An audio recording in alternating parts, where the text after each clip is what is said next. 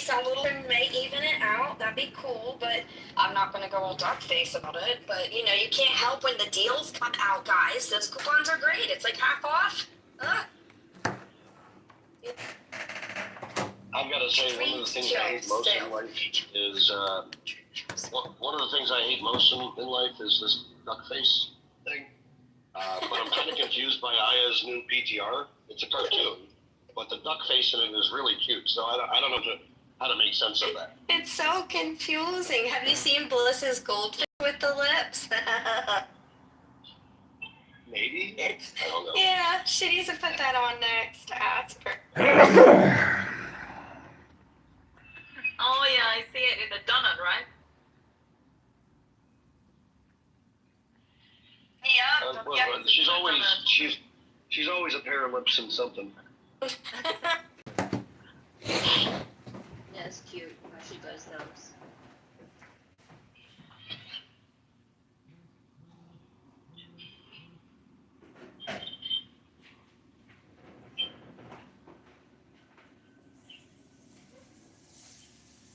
Hey, Cheever.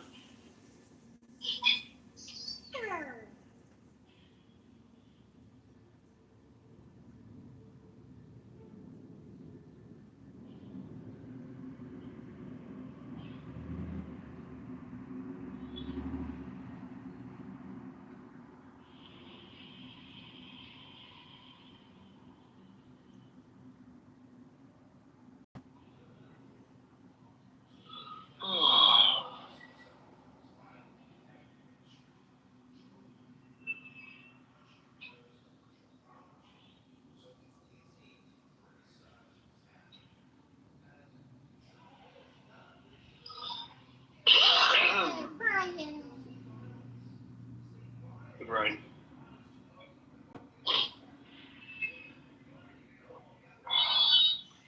Man, everyone must have had somewhere to go, evidently. Yeah, you came in and everybody left. Haha. I know, they just aren't used to the presence of greatness and they just gotta leave. It's understandable. Very shy about it. I think it's because they're anti-farm. That's okay. I won't bend any beef to them. It's that anti-ag bias. Now, some of them hold beef with them, so Oh, good pun. thank you.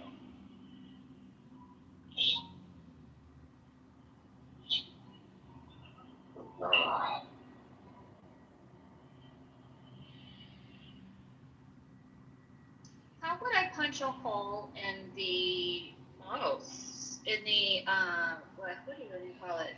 In my lip gloss that's at the bottom of the lip gloss. You're asking the wrong guy. Hmm? Is it like a liquid lip gloss? What? Is it a liquid lip gloss? Yeah, like it's that, it has like it's where the plastic tube has been sealed. People, they make a hole in it and then they put it as a keychain. And they put it on their keys, which I think is brilliant. Digging around this stickers. Maybe with a hammer and yeah. Hammer and a sickle. I don't want Russian lip gloss.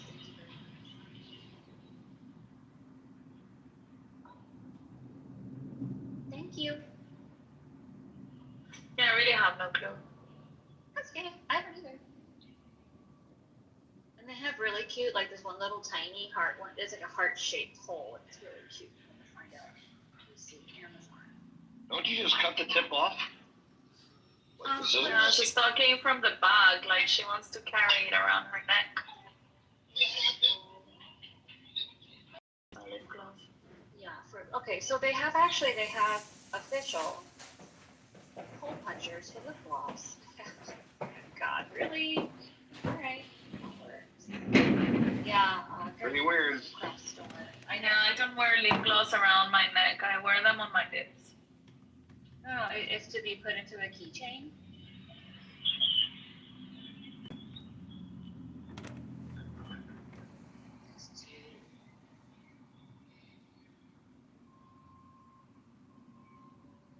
you, Brian? Oh yeah, sure. Happy to. Happy to. Are you mixed too? Like you remind me of some other. No, he's not mixed. I'm not mixed Ed. I'm not mixed Ed. They're both annoying. I'm just It's kidding. so funny. They're both annoying. Thank you. Thank you. No, what I'm curious. They both. Are Yeah. you an attorney too? Are you a lawyer? I'm not an attorney, no. You not. just remind He's a rabbi. He's a progressive rabbi. He's very liberal, but he doesn't. He stops short of anti-Zionist. He believes in occupation. No, I don't. Okay, not occupation, but he believes in like a modified version of Why Zionism. do you remind me of Mexed?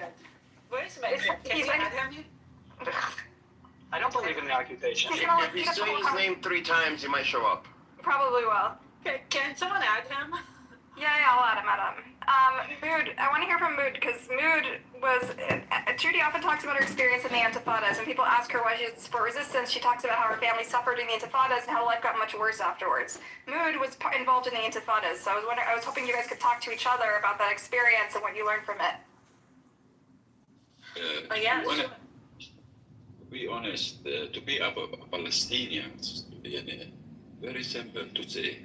We born with a shout, we cry when we born, and we keep on crying all our life, suffering. You get what I mean? Yes, it's This a is lot how of we suffering live. being a Palestinian. That's like correct. even when I moved to the U.S., sometimes, and I know that you guys deal with anti-Semitism too, but Yeah. I deal with a lot of hate towards Palestinians. So it's not. Yeah, that's correct. I hide myself Talk about it, sometimes. Trudy. Talk about what you experienced as a Palestinian in the U.S. Yeah. I mean, discrimination in workplaces. Yeah. People who They're afraid. That's the problem with me. stereotype you in certain categories. People who think that you're a terrorist. People who don't treat you with respect. Yeah, thank you. Yeah. We feel sometimes we feel different. It's different sometimes we feel it. Sometimes we have to have. And I don't like to victimize myself. I'm not a victim. I don't Yeah, that's consider correct. myself. I don't consider myself a victim. I consider myself a winner. Yeah. So Even though we are victims, but our suffering melt us. We have a very good experience in our life. We became strong people. We get used for suffering. We take things now more patient than others do. I think so. Yeah. And I'm trying to convince. So my friend Mark in the audience, we always talk about this. He says, well, the polls don't lie. Just because every single Palestinian you've ever met, dozens of them, happen to all hate, present Hamas and support nonviolence and want to see coexistence, that just because all of them happen to be that way doesn't mean that's the majority. Is your sense that the majority of Palestinians in the West Bank, do they want violence or do they want coexistence? Couldn't they coexist in one state with the Israelis? Do you think that they would be comfortable merging with the government and working together to fight violence of all kinds, extremism and terrorism from both sides? To be honest, we have a big problem with settlers, the West Bank. I don't know, believe me, Buttercup, I have an experience with those people. They look like, fucking, even when they throw stones, they don't know how to throw fucking stones. They want to kill. When we throw stones, we try to scare. We just want to scare the others. Don't come from this way. We got the way. But those people, they need to kill. They catch big stones and throw it, seem like stupids. And, we get, they injured, they kill many people. Yeah, and sometimes, I feel safe with IDF, even though they are very ugly, than settlers. Okay, so tell me, but tell me, the most Palestinians in your experience, talk about the Palestinians you know in your community, in your family, do they sympathize with the resistance or do they want to see a solution that involves ending the cycle of violence? What are they looking for? a lot of them want to find solutions. A lot of them want to have better lives. They don't want to leave the land because it's very hard to leave, to uproot your. Enough is enough. We believe enough is enough. That's it. Leave. Enough. And even if they support the resistance conceptually, right? That doesn't mean they want to they're like a danger to or threat to Israelis, right? Understand. I feel like if you see your cousins being destroyed, seeing what happened in Gaza, why wouldn't you have hatred? Why wouldn't you have resentment? Like, how could you not have resentment, right? But that doesn't mean that they're dangerous to live beside, right? That's kind of my. And It's even not dangerous. Even I believe now, if you ask people in Gaza whether if they accept to live in one-state solution or two-state solution, or to live in peace, with dignity, enough, enough is enough. They accept it. I would like to They accept it. They say we would like to live as normal, same like other nations. All right, go ahead. Daniel is saying that one is in the U.S. and the other is in Norway, and they don't want to leave the land. Yeah, a lot of Palestinians don't want to leave the land. I know Palestinians who are U.S. citizens and they choose to go back and live in the West Bank. So I'm not an example. I don't particularly want or like living in the West Bank, but I'm not an example. Do they ever ask themselves why those people live in the West and America and other places? They chose What to do you live in mean? the West Bank? What do you mean? Those people who claim that you are somewhere else other than the West Bank, do they ever ask themselves why we end up in those countries? Because we love to leave the West Bank, or what? Listen, people, we only see the Israelis through. We see the Israelis through one prism, and that is the barrel of their fucking guns. We don't see them through their Jewish values or through anything else. There's nothing else. We only see them through their barrels of their guns. We see them killing people. We see them taking over land. We see them destroying, properties. We see them chopping fucking trees. We see them torturing people. We see them raiding homes. We see them through the occupation, the brutal military occupation. Nothing else. There's nothing else to add or subtract from this. Everything else is secondary.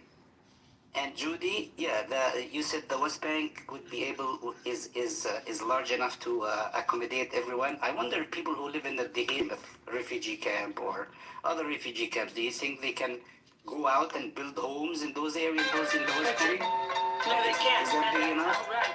No, it's not big enough. And these refugee camps should be de-escalated, and people should have a right to. We don't accept settlers. You find They a should be solution. able to. You can take them to other side, Take them to other side, and we can improve ourselves. And we have first. And Mood, it's not a settler. It's not like settlers come and buy property next to your house and they want to be your good neighbor. You can give them a cake and welcome them to your neighborhood. Settlers come in to rob you, kill you, torture you, take over your land. Sure. That's how we see them. They're not good neighbors. Wanted. I'm sure It's not like people who immigrate to a new country and they're just beginning a new life. They're just come here to rob you and tell you, I want to kill you. You don't belong here. Yes, I know. You believe it in and my son, both of my son, they serve military here, and I'm proud to say that. Both of my son, they serve military. Where in the West Here, Bank? in Norway. In Norway. Wallah, I swear God, yeah. I can send you pictures. Yeah. Nice. Yeah, don't do that.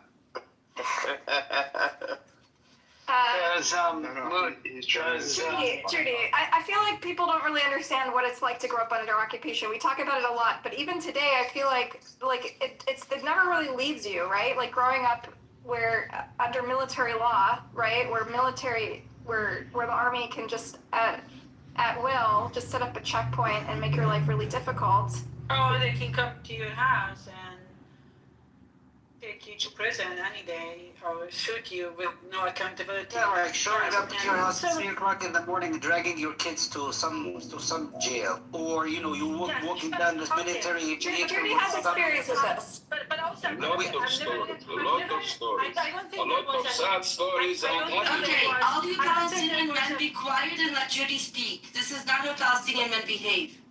But I also want to add that I don't think there were Palestinian leaders who really cared about Palestinians. You know what I mean? So we had it from all sides. Mood, you said move the settlers to the other side. Does that imply you're a two-state solution person? Listen to me, my friend.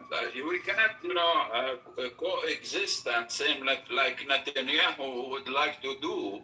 It is unacceptable, my friend. Caleb, Hold on. Everybody misunderstands me. I'm really asking a low-level informational question because I wanted to understand based on the phrase other side. We can talk about the other stuff too. I'm just curious. Again, this is really not, this isn't so deep. When you said to the other side, does that mean you think that there will be two sides, one country over there, one country over there, or do you think something different? Do you think something different? My friend, Caleb, bad name, Caleb. I know, right? I Yeah, never got It's it. from the Tanakh. Wait, he was a hero in the Tanakh. Okay, move on. Caleb, not good. That dog, you are a dog. I know. I understand. He was a hero in the He Tanakh. gets that a lot. I He understand. gets that a lot. Caleb I is call the my son. This is You why. know, I call my dog my son. He live in with me, same like my son. Even though my wife, she's a religious, she don't touch him, but she take care with him more than me. I understand. It's fine. He was a hero in the Tanakh, and it's fine. I don't care. With full respect to the Caleb. Okay, it's man's best friend. It's a good thing. Go ahead, Farouk. Are you pro states or what states? not dog. Brother, to be honest, we cannot say one state solution. No, it is not correct. We have to improve ourselves in our independent, fully independent Palestinian state, and then we agree. We the people. They broke in the war. The people, same like what happened in Germany. The people must broke in the walls. At the end. This is what I mean. I understand. Okay, thanks. You will come brother. Mehmet wanted to ask something. Do you want to ask something, Mehmet? Go ahead. He was waiting patiently. Yeah, I was gonna ask if Judy and Mood agree with the idea that people resist because they want violence. Dude, where you been for a year? I just got here. I've been off Clubhouse for a bit. Many I times. never met these characters. What, is this Jack? Yeah. Jack is I'm also trying to tell you Palestinian. yesterday. Jack is Palestinian. Yeah. So you got to meet Emrose. Emrose is our anti-Zionist Israeli now. She's kind of making waves on this app. Yeah, I actually heard about it on Twitter. Oh dear God. If you ask about the resistance, Mehmet, there is many kind of resistance. Even peaceful resistance is useful and painful for the other side. You got what I mean? Can I say something? No, sorry, Mood, explain. Sorry, I didn't really catch all that. You could repeat It's it. a very easy, simple. Let's say me and Buttercup and Emrose and Caleb and Jindib, let's say 10 person. I will name now I give you a name. Male Prime. You know Male Prime? No. No, he's a Palestinian American. Okay, relax. Don't go. Just one. We can isolate this one. We can isolate Gaza. Only 10 person.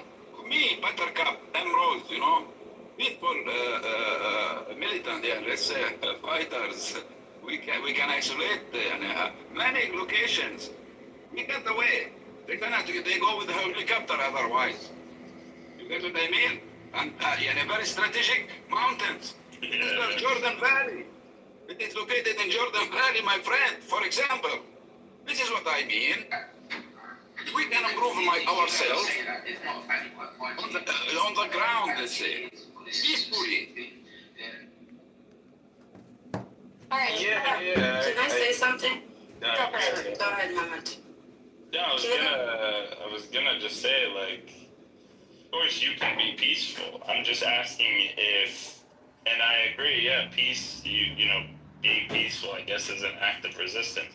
I'm just asking if you think that the people who, I guess, go through armed resistance with weapons and that kind of thing, do you see it as the reason they do it is because they want violence? Not accepting. Get out. Any militant, get out. That's it. Any militant, get out.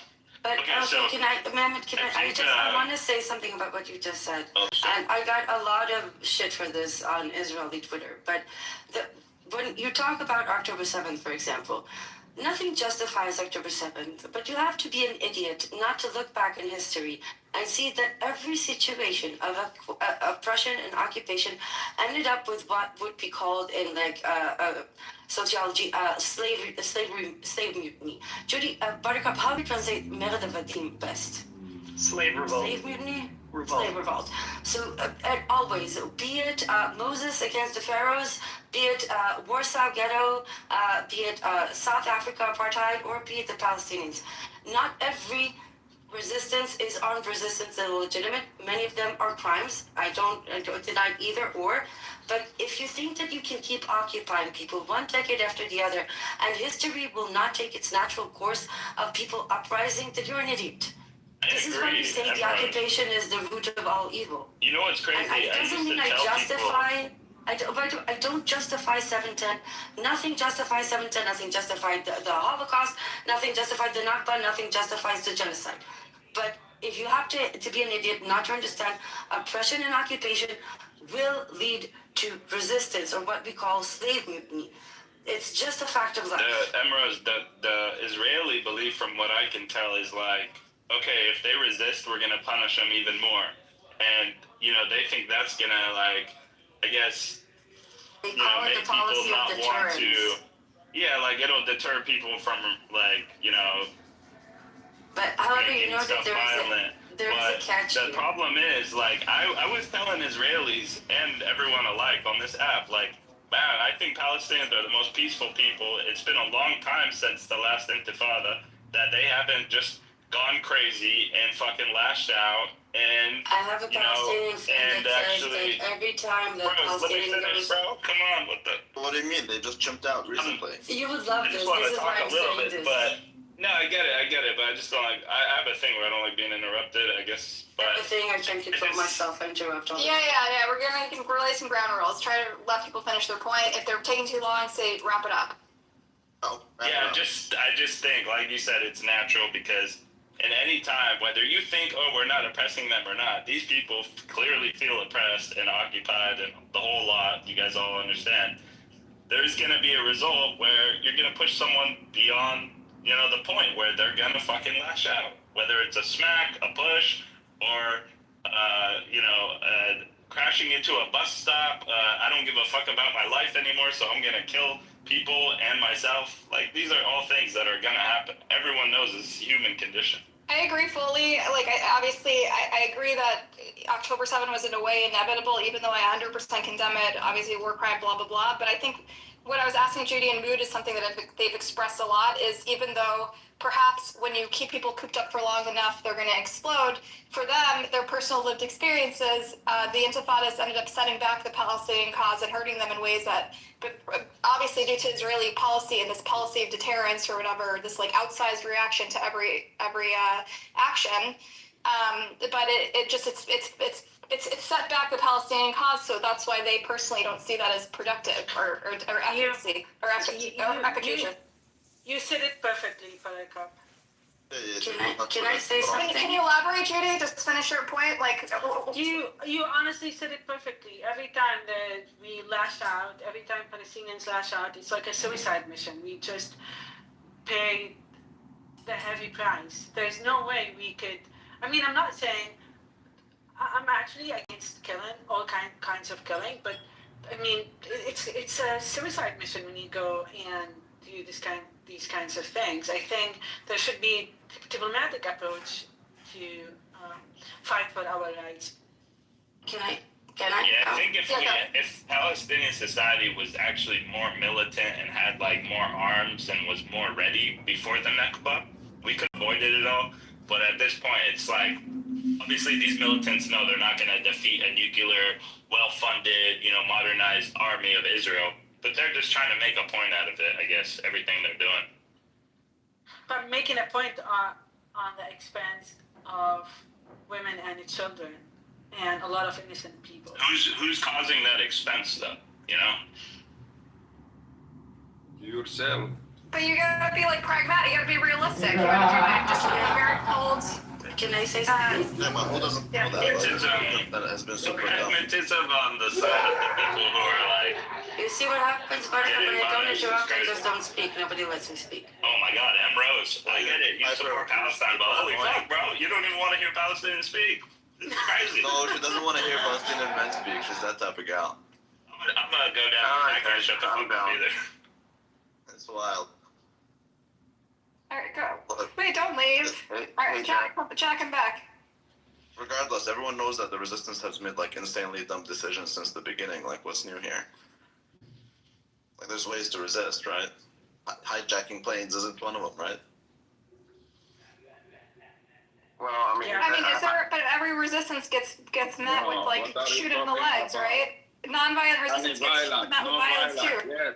No, I think there are ways to be violent also. I mean, there is time for violence. It's just that you need to be more targeted in your approach, that's all. well, when you're in the middle of it, then you can decide and critique others. But I don't think you have the right to say that people have to resist in a certain way, and hindsight is always 20/20. Okay, but I think in if you fairness, just want to let's advance talk to their Mood. cause, then there's a way for you to resist. Like, to her point, she was saying that like the Intifadas pushed the Palestinians back.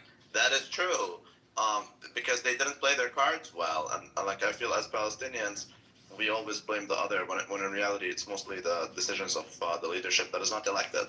Like, that's just what it is. I don't think the Intifada is a good example because the Intifadas are more of the people having enough and taking matters into their own hands, and then you end up with some sort of leadership or people in leadership positions taking control of it and trying to direct it in a way that would be most effective, and that doesn't always work out. But the Intifada itself is a symptom of the occupation. Rabbi, I agree with you. I mean, we can always blame people. My idea is you can go kill a soldier, just don't kill a normal guy. You see what I mean? I agree with you.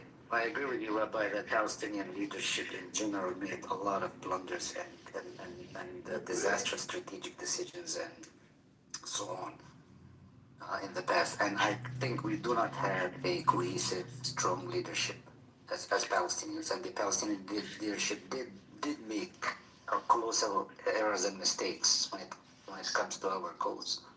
I agree with you, but in terms of resistance being, soft and not violent and so forth, it doesn't work. It never works. Yeah, I'm not saying it should be soft. I'm saying it should be violent, but it should be targeted violence. Well, it's hard to, I agree with you, but it's hard to tell someone that just, had their family member killed, their son killed, father killed, tortured, and they go off and do something that, we would consider, wrong against civilians. It's hard to blame them, and it's hard to blame also, even though I agree with Jindib when it comes to leadership. It's hard to blame the leadership, but I'll be quick, I'm almost there. It's hard to blame the leadership also to control all these different strands of violence when the IDF, the occupation itself, is not a linear occupation. We're not getting a stream of, torture and killings and demolitions from one area or one section. It's coming at us from all different directions. So people explode outwards in all different directions. Just like you can't really fully control the way a bomb explodes. An explosion is an explosion. Right in there. Rose? Go ahead, Judy. No, go ahead, Emma. Rose is a ticking time bomb. Oh, no, go ahead, Judy. It's fine. It's fine. I'm still trying to complete my thought in my head. Okay. And not that I'm justifying, by the way. I'm not We got it, justifying we got it. civilian. I'm sure you all know Rashid Khalidi. In one of his interviews, I think it was 2024 or 2023, he talks about the fact that one of the biggest unfortunate tragedies for the Palestinians is this is not like your standard occupation. This is not like the Algerian occupation. This is not like Vietnam. This is very, very different. Here you have a situation where the occupier ain't going anywhere. You can't send them back to France. And at the same time, and this is where he quoted actually a Pakistani historian, is that mentioned that this is another example of how unique this occupation is, because this is the one situation where probably armed resistance, legitimate as it may be and natural as it may be, is actually the worst thing that you can do, because you're talking to traumatized people that validate their psychosis through existential fear, and by using armed resistance you're actually fueling that flame. So if Palestinians find themselves in between the rock and the hard place, an impossible situation. On the one hand, the only path of resistance, or maybe the most efficient path that most, because if you think about South Africa, whether you like it or not, it was an act of extreme violent resistance that finally broke the apartheid. I don't know if you remember the car, and it's a very famous photo. And that sort of natural course of action, like it was for the Algerian, is not there for the occupied Palestinians to take, because it's a unique situation. And what I wanted to say before Mehmet dropped, it's just another opinion to throw in the mix, is that I have always says, every time a Palestinian goes through a checkpoint and doesn't react, he chooses peace. Another point, have you ever heard of the people liberating themselves from a brutal occupation by just negotiating with their oppressors and asking No. them to be kind? This is why it's an impossible situation for the. I'm not saying I have the answer. But we've tried. Did you? We've tried in the past. We've been trying for 75 years, and Yeah, we've been trying negotiating. we've been losing more land. For 30 We've been something losing years. more rights. We've been losing more people. The problem is that the world works on geopolitical interest, and Palestinians don't have anything geopolitical to leverage. So this is why this cause talks to so many people, because it's a purely moral cause. It's purely the right thing to do. There is zero geopolitical leverage here for the average person. He doesn't. It's not like a very rich country or like, no. It's purely the moral thing to do, and that is both an advantage and a disadvantage. Cameron, don't mind. Don't get too personal, but I feel like Judy has always expressed curiosity about the Israeli experience, and I think as like a non-Zionist Israeli, I'm curious if you could just like share with us like what motivates you to do this work, why it's such an existential issue for you, even despite all this adversity that you probably encounter at home, like people just thinking you're a traitor or whatever. 2 reasons. Well, maybe more. One, if somebody did it for my family in the Holocaust, maybe they would have survived. It's the right thing to do. Second of all, because of my mother, I don't know. I feel it changes the way you see things. Like something inside you changes your ability to. How many kids do you have? 1. But it's enough to more than enough. And also because. To drive you crazy? If she drives me crazy, yes, she's a handful. She's a really, really handful. But I got called into the principal office because of her a few months ago, because apparently she had an argument with a friend in her class. Her father is in duty in Gaza, and they were fighting, and that friend told her, if you don't do this and this, that my father will come and he has a gun. And my daughter told her friend, well, people who shoot children go to jail.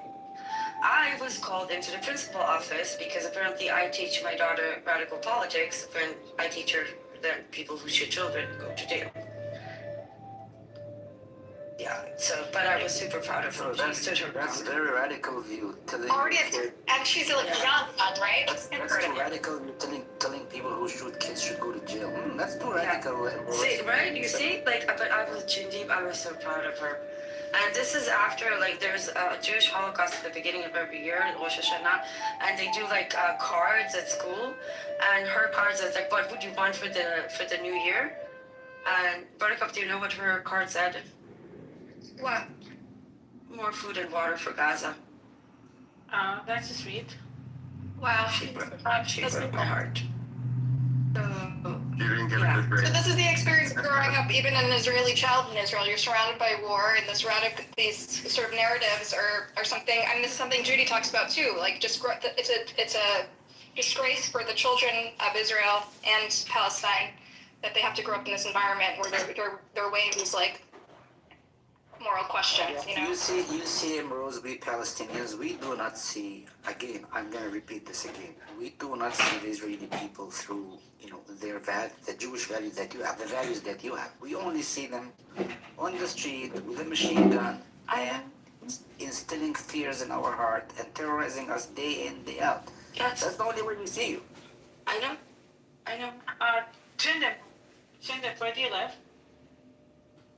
Who's asking? No, I'm going to leave right But you know what, Jindeep, the most special thing, at least for me, and every time I met a Palestinian, the moment that a Palestinian understood who I am and what I stand for, the embrace was so warm. Most of the times, the ability that Palestinians have to forgive is absolutely remarkable. I've never seen anything like it.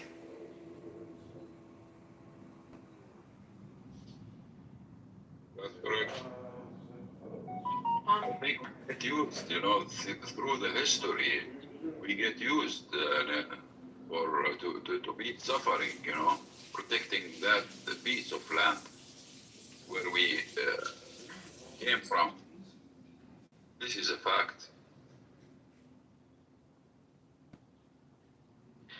Existence is resistance, right? That's correct. Thank you very much. Free Palestine. No. So Mehmet says you should use violence, or was it Mehmet or was it Rabbi who said use violence, just only target non-civilians? The thing of that, like, you're asking for like a militia to fight against like an army that's backed by the U.S. and the West with like basically a blank check for endless bombs. When does it become like you have an obligation to be accountable to the consequences of any military operation, right? You can't just because Yeah, you just can't make put accountability on the symbolic people revolt. that are... Buttercup, you do this all the time, Buttercup. You do this all the time. You put accountability... The natural course of things is what, Buttercup? Don't you think that people who are brutalized are just going to resist somehow? No, it's inevitable. I'm just saying, like, as a war strategy, as an effective strategy to liberate the Palestine, how's it worked? Well, But the thing is that would you do the same thing in the Holocaust? Would you not resist? Of course. they did. I'm not blaming the Palestinians for resisting. No, of course, I'm not blaming the Palestinians for resisting. Exactly. Just out of your mouth. You're blaming the You have the Palestinians. luxury of being in the West and saying, "Oh, I think the Palestinians have a just military." Yeah, they have a right to resist, of course. Wait, did you go by Rabbi? That crazy guy? Come on. What rabbi? Oh, rabbi. Oh, that rabbi. Yeah, rabbi. He says to only target military or whatever. I mean, is that an effective military strategy? That's still going to cause immense harm and stuff. You're basically provoking a genocidal regime. Well, how does that? How do you justify it? How do you do the math? There's no math. I know the math does not work. Nothing works.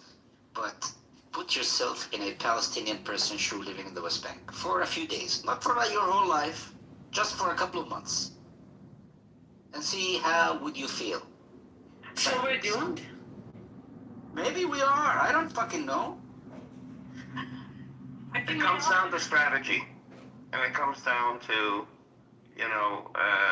exploiting. And might I add that It's either a short genocide or a long genocide. I do not view this whole Palestinian-Israeli thing as a zero-sum game. It's not a zero-sum game. And I know the intricacies of the whole thing is complicated and so on and so forth. But there are very basic elements. They're very basic things. We are people who are brutalized, occupied, destroyed, killed, genocided, every day for a very long time. there has to be a solution. A solution is not easy, I understand. But the natural course of things, you cannot tell somebody, oh, you can't resist. Because this, your tormentor is It's not that I say they can't resist. and genocidal. Jindip, they can resist. It's just, I think it's unfair to expect the solution to be that occupied people, from the way Judy described her upbringing and the way the experiences Mood have, to expect them to liberate themselves from a genocidal army that is so outsized and overpowering to them. I think it has to come from Israelis like Emrose, Americans like us in the West, people who are privileged enough, who are able to rise up and fight, and not suffer the consequences, and not have our families die. Right? It's on us to liberate Palestine. Has that actually worked? I think we need to build on alliances between Palestinians in the West and Gaza and allies in the West, like me and Emrose, because we actually have the privilege of doing it without dying. They're not going to kill her for speaking up, I think that route has been traveled. I think that route has been traveled plenty of times. But I don't think so, Jindem. A lot of Americans, they don't understand what's happening in the Middle East. So I think there should be strategic. Why would they need to understand? An American living in somewhere in America. Why would they do? Because Americans vote and decide. It's not the Americans. No, it's not Americans. It's the American government and a few people in the Americans. If you're an American living somewhere, I don't know, in Nebraska or something, what the fuck do you care about Palestinian and Israeli having a Palestine? Because their government controls all. Okay, so it doesn't have to do with Americans. It has to do with the American government. And the electorate has power over the American government, or it should, right? Can I do a commercial break for 2 seconds? Yeah, what are you selling? Are you giving a discount? No, I'm selling a humanitarian corridor. I put a link in the comments below. It's 3 petitions, Arabic, Hebrew, English. You can sign whichever you feel comfortable. It's a campaign by Physicians for Human Rights and Zazim NGO advocating to open a humanitarian corridor for 18,000 critical patients that need evacuation from Gaza to the West Bank, from one Palestinian territory to the other. The more sign signatures that we have, the better. If you advocate, if you support, please sign, share, whatever, spread it around. Thank you. Thank you, Emrose. I'll look at the link, but I apologize, everyone. I have to go. I have so much to do. Okay. Love you, Judy. Come back soon. Nice to meet you. Okay, Love you, everyone. goodbye. Have a nice day. Bye-bye. Masalam. Masalam. I'm curious, Jindip and Rose. Oh, wait, Edward, I have a question. Emrose, would that be a permanent corridor or just a temporary one? Well, it won't be just for these patients, but the reason that we're not asking for a third country evacuation is because we want them to stay within the Palestinian territories. We do not want to support any type of ethnical cleansing, and there are more than enough capable medical facilities to receive these people. And it's very basic, right? Salah, the drive from Gaza to the West Bank is 40 minutes tops. That's all we're asking for. But then would they let them come back to Gaza? That would probably not be the case. I don't think anybody's coming back there anytime soon, but they will remain in Palestine, within Palestinian territory, which is the most important thing. I would like to say something. Go ahead, Ego. I want to agree with Jindik that the solution should not be a zero-sum game. It should be win-win. The solution should be good for both sides. No, this is not symmetrical. It is, but the solution should be. The solution. Emrose, you have no solution if you think that the solution will be one-sided. It won't happen. One-sided solution won't happen. It should be solutions that both sides can live with it. And in my opinion, one-state solution is not non-starter for 99.9 Israelis, Jews. It's non-starter. It won't happen. I don't think so. I am against the occupation. I am for contrast, for peace. Really? Who are you voting for? Please let me talk. For recognizing the national rights of Palestinians I'm for all this, but I'm at the same time I do not accept your idea. You said before that it's very intriguing. You said that the Palestinians are ethnicity and Jews are ethnicity, but Jews have no right have no national rights, are not nation, are no nation, and the Palestinians are nation. I do not understand you said your mindset. Why Jews are different from Palestinians? Why Palestinians have a right for self-determination and Jews have no such a right? First of all, Why? if you want me to answer you, first of all, Yes, please. Palestinians, being a Palestinian is an ethno-nationality. Being Jewish is an ethno-religion. Jewish and Palestinian are not the same term. Okay? Palestinian can be a nationality and an ethnicity. Judaism can be a religion and an ethnicity. It's not the same. Second, hold on. Igal, ביקשת שאני לא אפריע. It's nationality. Your nationality is Israel. That's your nationality. No, my nationality is Jewish, not Israeli. I am not the same. I am not the same nationality like Israeli Arab, Palestinian Arab. My nationality is Israeli. Israel is Jewish national state. Exactly, and the problem, that is exactly, this is exactly the problem, because it's a Jewish national state, and Judaism is an ethnic religion. You cannot become Jewish very easily, can you? And we both know that. So you're effectively creating a state that upholds one fairly closed-off group above all others. That's supremacy. And I want to keep answering. Please don't interrupt. I want to answer all the other points. Okay, not that I remember all of them right now. But when it comes to two state versus one state, nobody thinks that right now Palestinians and Israelis can live side by side. For fuck's sake, leave the Palestinians alone. We need to give them their time to heal. But second of all, true coexistence, real coexistence, will never come before justice is done. And justice requires compensation, and above all, justice requires acknowledgements of what was done. Acknowledgements of the Nakba, acknowledgements of the genocide, of everything. Before we reach that point, and in Rwanda, after the genocide, they called it the Truth and Reconciliation Committees. Maybe then, God willing, we can start, a one state will be born. But this is not a symmetrical case. There's an occupier and an occupyee. So there is an occupier and an occupyee. And a true solution will require acknowledgement of what was done and justice. Only then can true coexistence and peace come. Not before. But you do not acknowledge the right of Jewish people for a state. I acknowledge the right, no. You do not acknowledge because... No, because Jews are not a nationality. That does not... That does not mean for Palestinians and for... I recognize... the right only for Palestinians. Igal, I recognize that I do not understand why Jews have no right for national self-determination. If you say they are ethnicity, so why they don't have a right for national self-determination? I don't...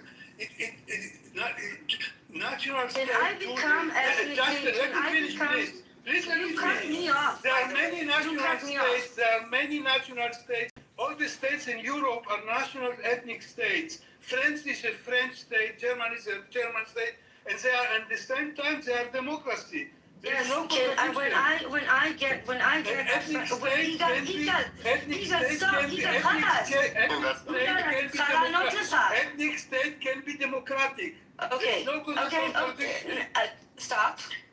Thank you. Now, you can become French. I can get a French citizenship. That's true that I will never be ethnically French, right? I don't have generations of history. I cannot change my ethnicity to something because that requires history and heritage, and that is fine. However, if I become a French citizen, from the moment I have my citizenship, legally, I am just as good as any other ethnical French person. That is not the state in Israel. That is the problem. That is why it will always remain a supremacist state. that doesn't mean that Jews don't have a connection to the land. It doesn't mean that the Jews that are here need to be kicked out. No. But it does mean that Israeli we need to... minorities, Arabs in Israel have exactly the same rights Oh, for like fuck's the sake. Jews. There is no difference Can't do between this the argument again. personal rights of the Israeli Okay. Arabs and the Israeli Jews. They have Okay, the sure, same, whatever you They say. have exactly the same rights. Okay, so Yes, and the moon is purple. wait a minute, they're passing a law now, Eagle, that you can execute. I live in Israel. I know the facts. I Other Muslims have, like, different. Jaffa, in the same apartment there are Arabs and Jews. You cannot lie to me about what's happening in Israel. Eagle, would you like There to are many see the... doctors. Eagle, would you like to see the... Eagle, would you like to see the list? Eagle, I have two answers for you. First of all, there is a full list of 68 by now discriminatory laws against, specifically against put it in the chat, Palestinians, put it in the chat. I will, or specifically that gives extra privileges to Jews. Either way, they are against anything that is not Jewish. Now, Give me an second of all, Eagle, I will give you 68 examples. I will. For a law which discriminates Okay, Arabs. family unification. Yes. Eagle, I'm trying. You know, Eagle, you can be a Palestinian and a Jewish person at the same time too, you know that? Stop. That's Where did he true. go? Eagle, where is he? Okay. He'll come back, probably. That's how he is. Okay.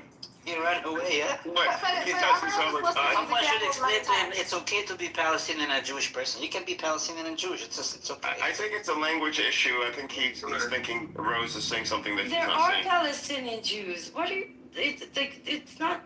It's nothing new. For fuck's sake. Rabbi, what's up? Did you say something?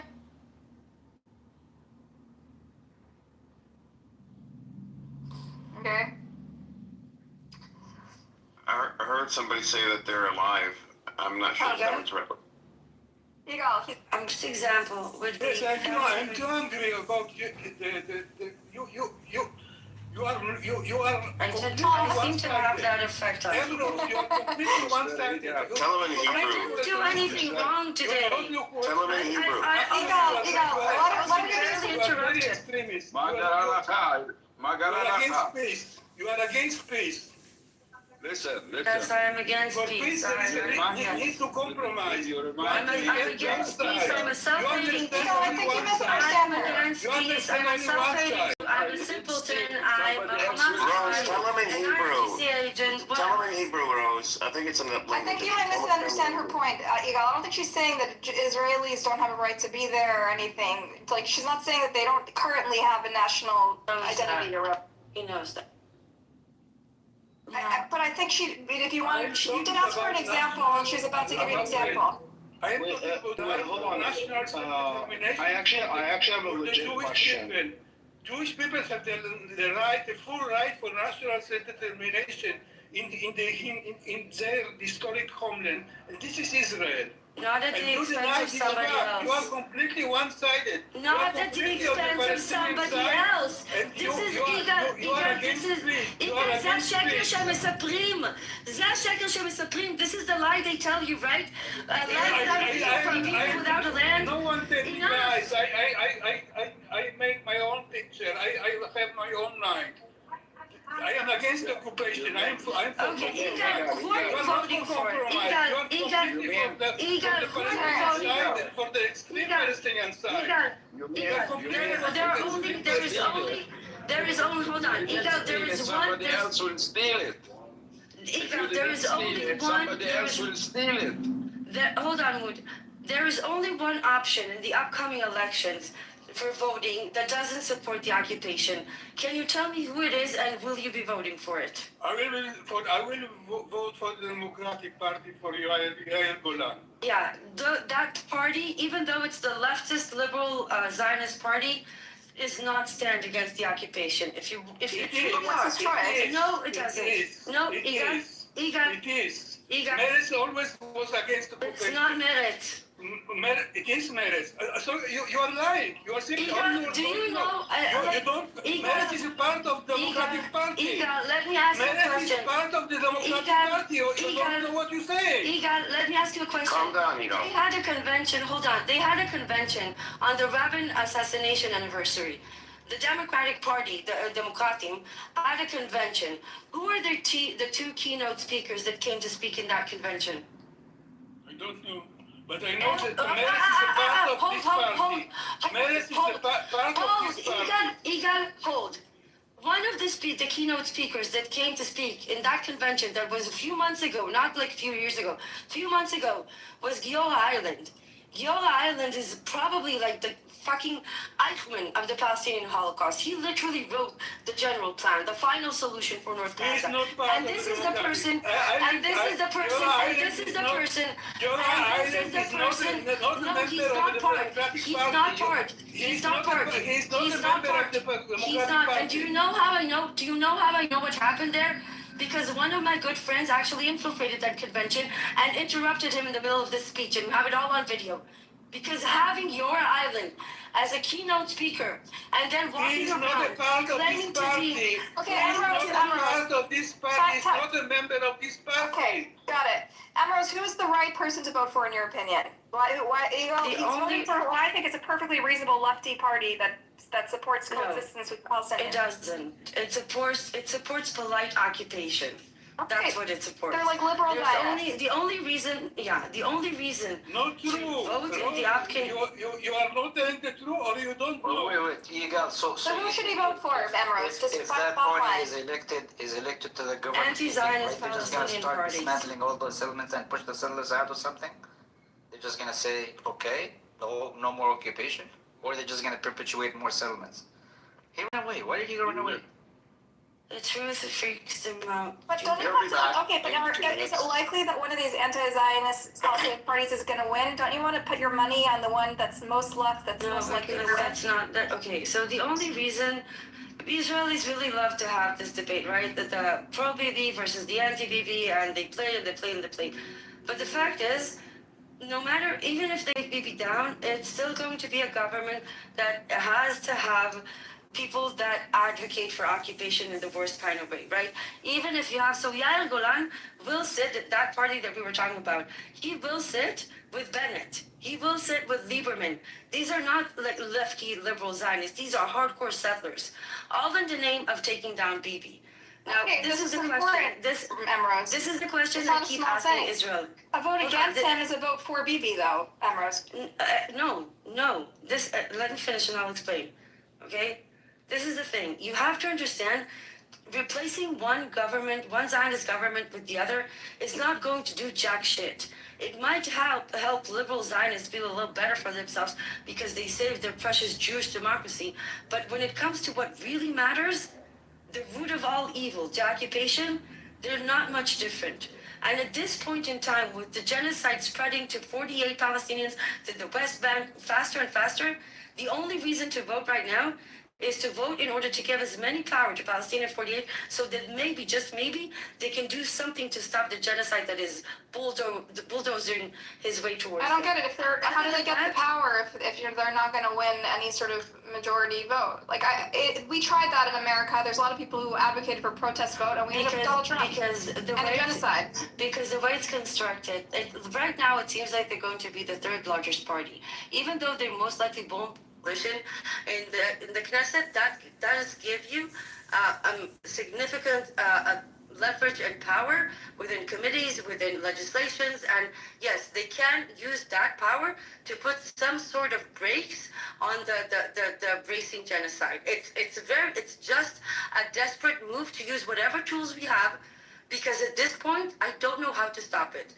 So, from my perspective, that is the only reason to participate in the upcoming elections, because at this point it doesn't matter if it's Bibi or it's Bennett. They both support the genocide, they both support the ethnic cleansing, they both support the occupation. And as long as you support the occupation and you don't understand, that is the root of all fucking evil. Wait, isn't Yair Golan, isn't he going to put in his coalition the Arab parties? Like, isn't that a way to give them the most power? He has been very evasive and, ambiguous about it. And If he said explicitly that he brings them into the coalition, that would be a much more effective way to give them power, right? We have been saying this for a very, very long time. Like the people that, when we talk to each other that represent the anti-Zionist party, said, this time you have to take a step towards us. You need our help, not the other way around. When you start saying that you will only sit in a coalition that doesn't have what we call, I don't know how to say, we call them machirei kibush. It's like the people who call the occupation kosher, for lack of a better term. But say publicly that you will not sit with people like Bennett and Lieberman. Say publicly that you will only sit in a coalition that includes Palestine 48. But they never say it. They dance around it. And so, no, I don't believe that. The last time this happened, when the joint party, the Palestinian party, got 15 mandates, Gantz promised them to sign. They were ready to sign with him, and he stabbed them in the back at the very last minute. I think very few people on this app understand the issue like Ambrose. If you guys need to learn more about the issue, I think Ambrose has a serious grip on the issue. She knows exactly what's going on. Ambrose is a Palestinian princessa, same like Buttercup. Both are Palestinian princessa. Jindeep, it's a privilege to be able to tell the truth, and a privilege I have an obligation to use. I mean, I don't know how much despised you are or where you are, and I feel bad for you, but... You don't want to know. Are you shielded a little bit living in Tel Aviv, where there's a little more of like liberal politics? Don't talk about where I live. Oh, I'm sorry. No, I grew up in Tel Aviv, but I'm not there anymore. I love Tel Aviv. I grew up in Tel Aviv. Really? You're from Jaffa, or? No. Actually, I always work in Tel Aviv. You know, in Benuda, Dezingo. Oh, I grew. Yeah. Shit. No. You're making me dox. Really? אני אספר לך, אני אכתוב לך אחר כך, I will tell you later. Oh, yeah.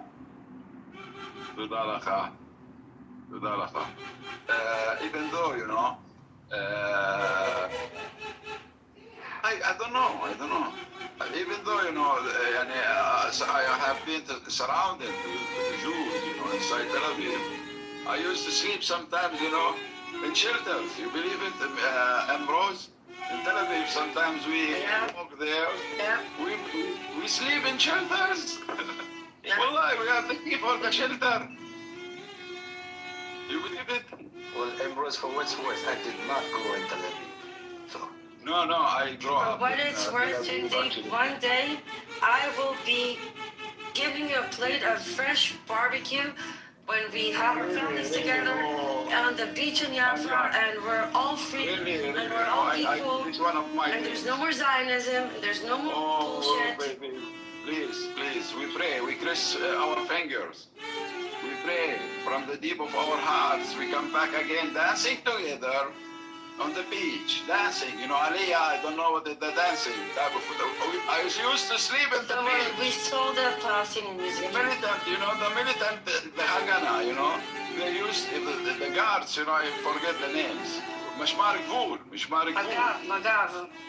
Nagav, you know, we are celebrating, drinking beer, I don't want to celebrate with Magav even after there's one state. No, just pass away from that area. Hello, shalom, ma shalom chaya, akol b'shalom, akol b'seder.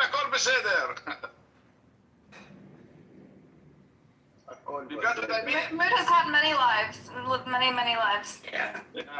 We used to, when it is raining on the beach, we used to sleep inside, you know, this draining pipes, you know, we used to stay there. You were working there, right? You were from the West Bank, you came there for work, Yeah. You know, at what time I used to wake up? 3 o'clock in the morning, we wait the bus take us from Nablus, for example, and then we go to Jaffa. In Jaffa, sometimes, you know, I go walk, wallahi, we go walk. We still have time, you know. I work in a place, two old guys. They used to open the factory 9 o'clock. I have to sleep there, you know, go to get to the sea, wash and swim, and come back to work. This is the life, beautiful life. It was very beautiful. But you don't have the sea in That's Nablus. the life. That's the life. No, I mean in Tel Aviv. Right, I know. It must be nice when, I don't know, it's one of the most, it kind of sucks that you don't have access to the sea. Yeah. I wish, you know, when the Emeralds, Buttercup, Jindab, everybody, Prince, everybody. We're just a lover. Welcome. I still own a house, you know, in all Jerusalem. My wife, her sister, they own a big house in the old, inside, you know, the walls, you know, just the old city. On the whole city inside, you know, very close to the Masjid Al-Aqsa. They still have the house? They still own it, you know. They give them over 10 million. Wow. Wallah, I swear God. They should take. Don't won't take the money. That's amazing. No, never do. No. What money? What? No. Can you tell us? So, do you want to tell us about?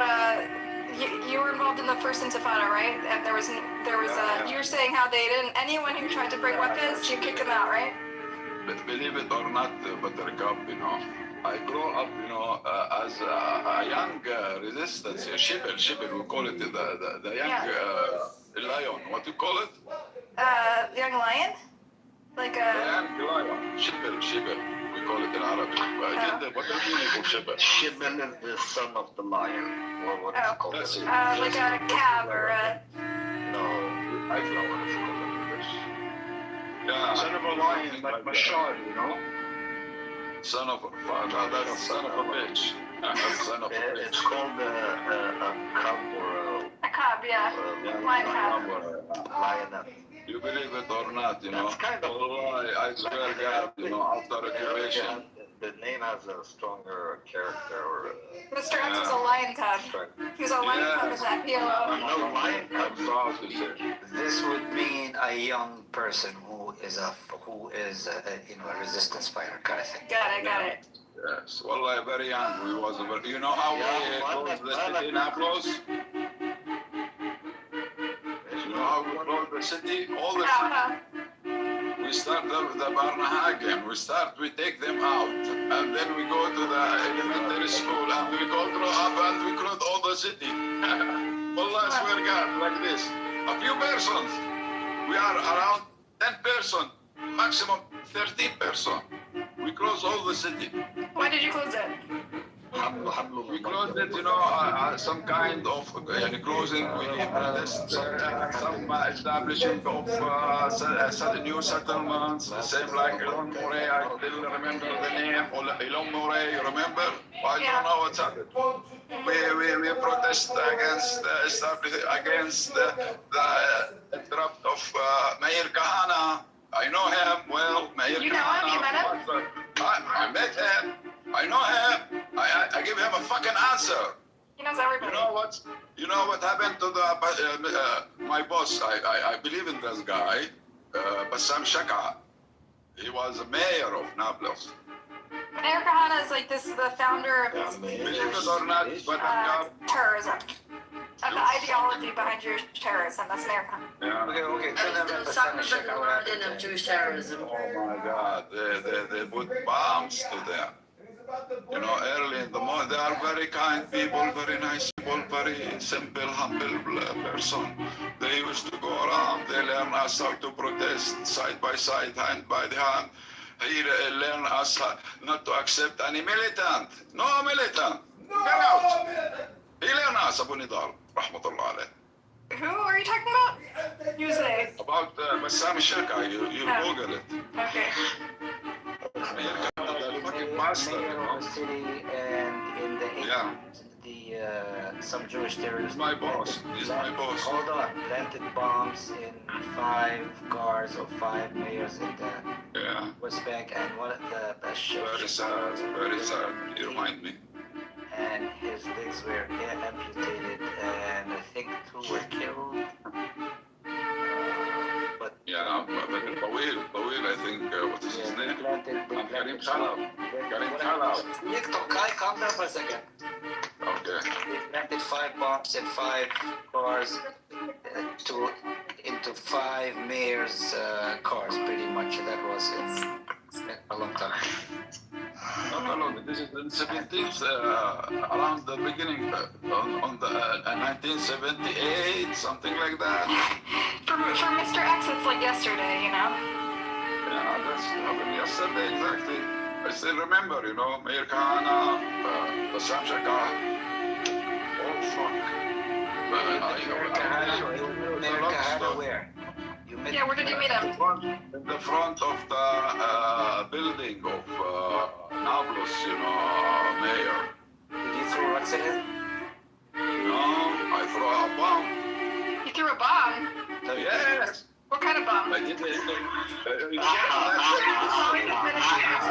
He must have been too He's too much, man. اسمع ولا سجل fucking بوزك, سجل فمك ولا سجل فمك. Shut the fuck up. Listen to me carefully.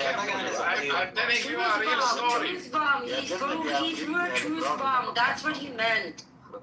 Listen. No, Ambrose, I mean it.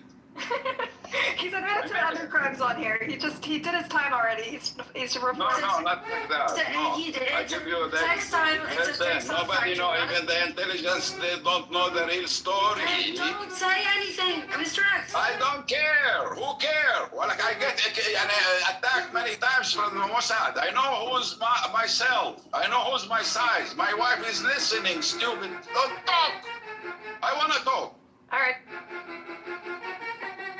I make a bomb at that time.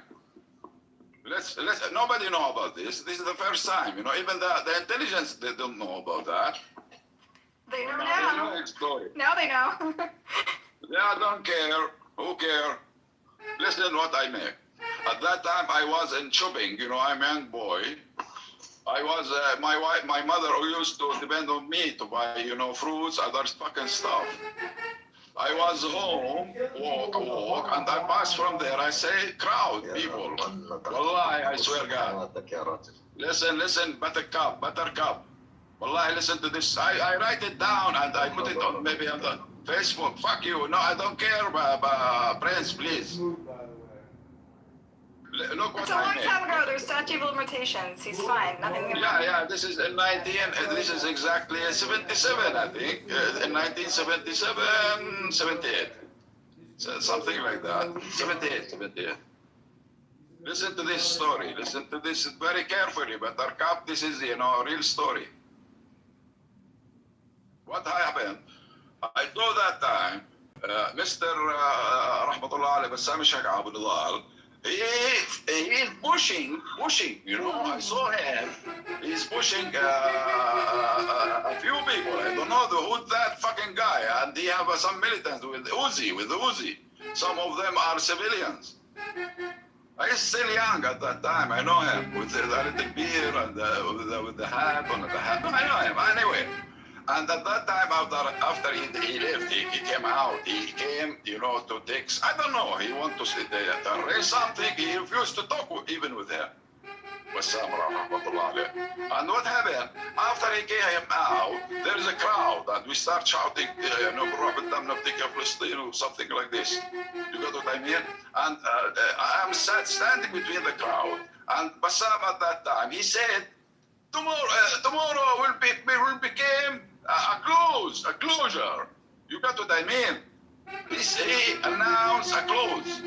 غدا إضراب عام احتجاجا على تدخل هذا اللعين في أمور البلدية في شؤون البلدية. والله I still remember. We know what is my reaction. I ran away. I start running because I know what is the mentality of Nablus people. I know. Sometimes you have to scare them to make them to obey to our leaders. You got what I mean? This is my connection with Bassam. Without he know me, but I got his message. You know what I did? Buttercup. What did you do? fuck, at that time I don't have money, directly, I have explosions, always I have explosions, and I still have explosions, to be honest. I run away very fast. I have, the place where I hide them. And not only that, I hide those things. I have also some clothes, a jacket. I still have them until now. I hide them in a small cave in my neighborhood. You got what I mean? In the mountain. Run away there. I have everything, but I need a cable. I need a cable to make. I don't have. I don't want to throw a bomb. I have, hand sparkles. The hand Sparklers. Yes, but You told us that. this is only the sparkle without the TNT. Yeah. We have it. We have a lot, much. Yeah, you told me about this. And, yes, and we have also the normal sparkles of fucking beautiful colors at that time. Beautiful, amazing colors. I love them. Wallahi, many I have. I have over 400, 500 at that time. Wallahi, I swear God. Anyway, You might be a pyromaniac, Mr. X. Do you love fire in general? You like explosions? You just... No. Actually, not maniac. What you talking about? No. Okay. Listen. Okay. Listen careful. You know what I make? I don't have money at that time. Well, I borrow a money, a shilling at that time from a friend of me, and I pay him back, Yeah. later. To buy a cable, I need a cable. At that time, I remember exactly, I buy 17 meter. Only because I have, maybe I think, I don't know exactly what it made at that time. I buy 17 meter. When I make the bomb, I have already, how to connect it, from far away. Okay, Mood, I think there's a lot of Zionists in here who think that Palestinians are violent and make bombs, and I don't want to give them the impression that you're this type of person. No, don't be afraid. Listen to this story. Reject violence. Listen, I just made in the middle of the city explosion, a very big explosion. I put over 1 kilo. Did you want to hurt someone? Who did you want to explode? No, only I closed the both, a very big explosion. You got from the explosion, I afraid, and the cable is not enough. I make myself a little bit close. And when happened the explosion, it's a very fucking big explosion. I don't expect it is going to be like this. You got what I mean?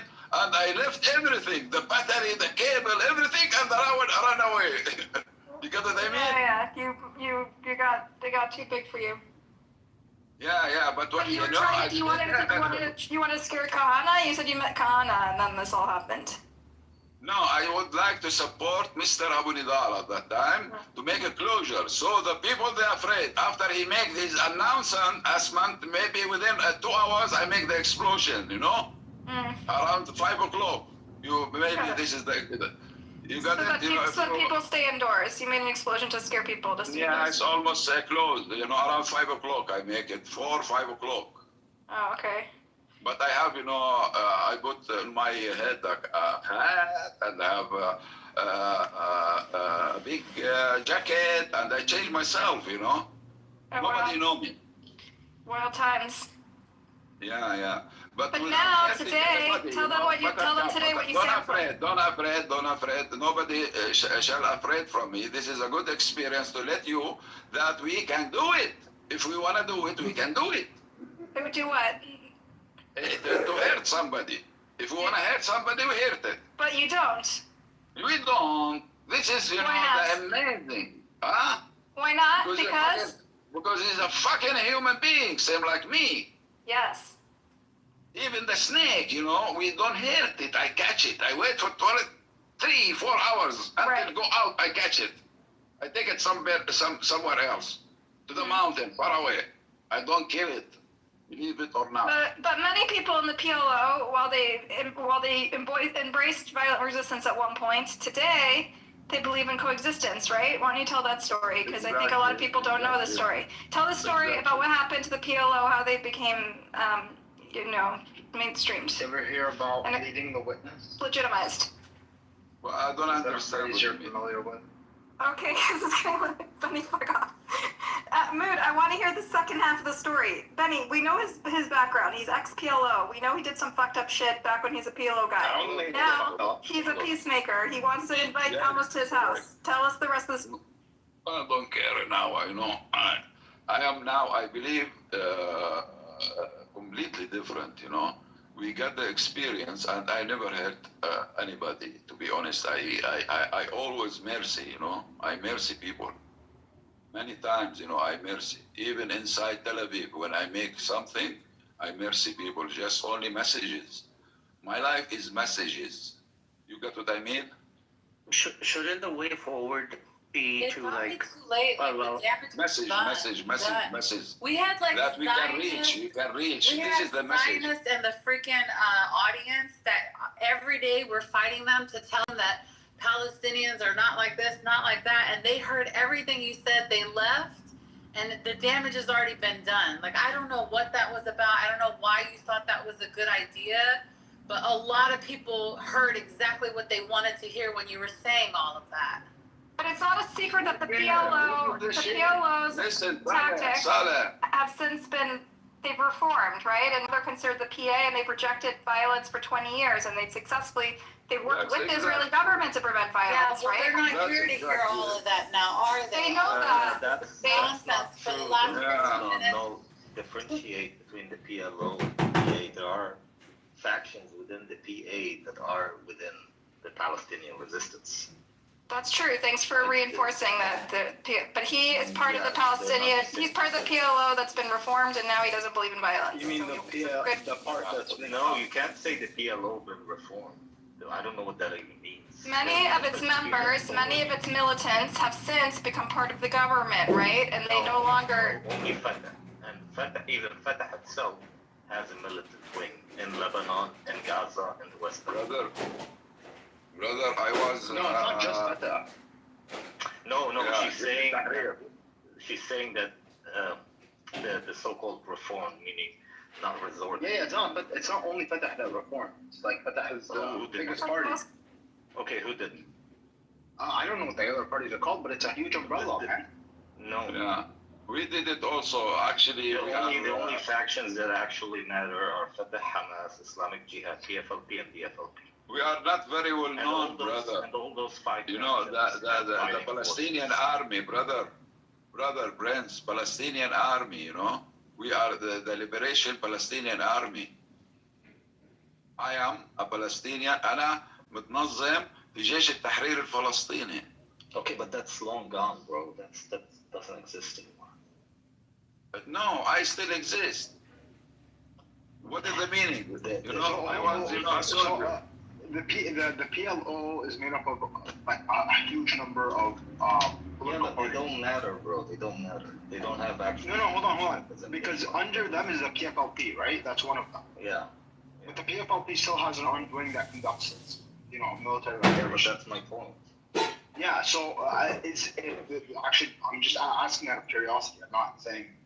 So the PFLP that's in Gaza that's fighting, is that the same PFLP that's also in the PLO in the West Bank? Yes. And they're in coordination. When Hamas signed the ceasefire agreement, they requested the presence of the Islamic Jihad and the PFLP in Egypt. And they arrived last minute to co-sign.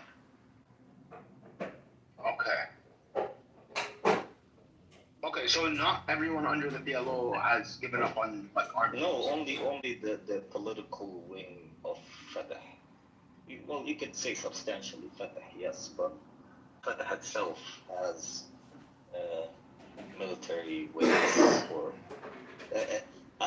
sort of isolated military wings in Gaza, West Bank, and Lebanon. They're not officially represented by. They don't adhere. They're like Did Emerald just start? A what? What did you say? Nothing. My bad. So You get it? the only part of the PLO that the only significant part of the PLO that gave up on armed resistance is Fatah. Fatah. And not even all of Fatah. Meaning. أبو جهاد أبو جهاد رحمة الله عليه. يا عمي وينك وين أبو جهاد؟ إن شاء الله اسكت شوي. Meaning that the leadership of Fatah, the political leadership of Fatah, does not condone the act of resistance, right? But there are Fatah members who are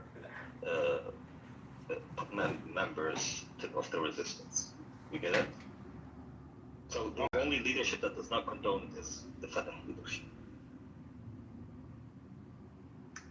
And even their opinion is not even on all of because they are part and parcel of the PA. You get it? So that's what I'm making the distinction between the PA and the PLO. It's also kind of a weird structure that we have. Wait, hold on. So So not all the parties in the PLO are part of the PA? The PLO formally recognized Israel and renounced terrorism in 1993 as part of the Oslo process. In a letter dated September. The PLO, not PA. No, the PA also accepts Israel and rejects the. No. The PA was formed later. The PLO, the Palestinian Liberation Organization, the one that was a militant at one point, formally recognized Israel and renounced terrorism in 1993 as part of the Oslo process. Yes, that's correct. Yes, because Yasser Arafat was the leader of the PLO. Right. So that's why this is the historical record, okay? And Mood is one example. He's one member of the PLO who has since rejected any sort of violence and has always he never killed anyone. He never hurt anybody in his life, That's right? correct. I am proud to say that.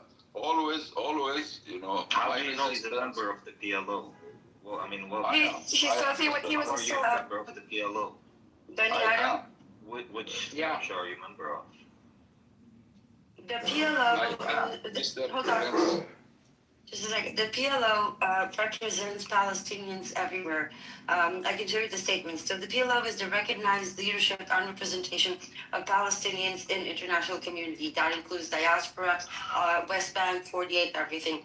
The PA is the sovereign civil body that is supposed to be governing Palestinian territories. PLO is recognized internationally and is funded by international communities and has guidelines. And sometimes people get confused because currently the president of the PLO and the president of the PA and the president of the Fatah is the same person, but it doesn't necessarily have to be that way.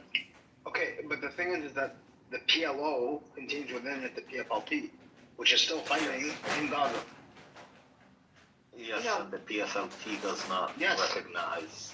The PFLP does not recognize. The PFLP and PFLP do not among other factions, do not recognize the Oslo Accords or the continuation of negotiations. Rose, but they're part of the PLO and part of the PA as well, right? Just for please correct me, Jindeep, if I said something wrong. I tried to do my best. Well, the PLO was designated as the sole representative of the Palestinian people when they held the Rabat conference and so on and so forth. But does the PLO in general speak for every Palestinian? Did the PLO come to, or members of the PLO, did they come to power? Of course not. I was just talking about the dry definition. Right, okay. So I just wanted to make that clarification. It's an important, I was just talking about the dry clarification, but you're right. I'm sorry. Right. Okay. But generally, Jindeep, overall, the PLO has renounced terrorism, right? Well, they remember Arafat said, I'm going to strip dance for the Americans to the PLO is funded by international community. In order to keep getting that funds coming in, the PLO has certain guidelines dictated by the international community. Some fractions like Hamas do not meet those guidelines, hence they are not considered under the umbrella of the PLO, because if they were considered, and we can talk about the China Unity Agreement later, but if they were to be under the PLO umbrella, then the PLO will not be funded by international communities. Did I?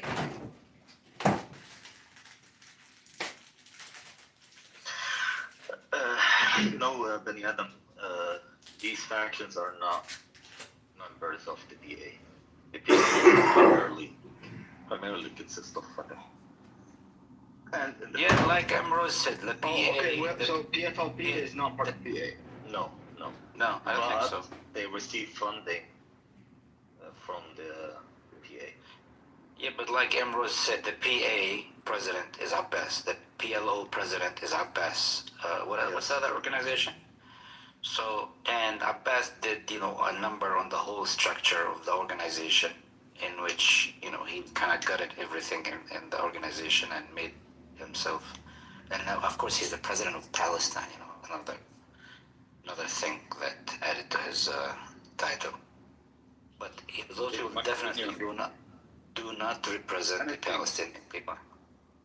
Anything united us, represented us. Well, even the structure is outdated because two major factions are not. And they have to improve themselves on the ground, They don't. They are doing shit.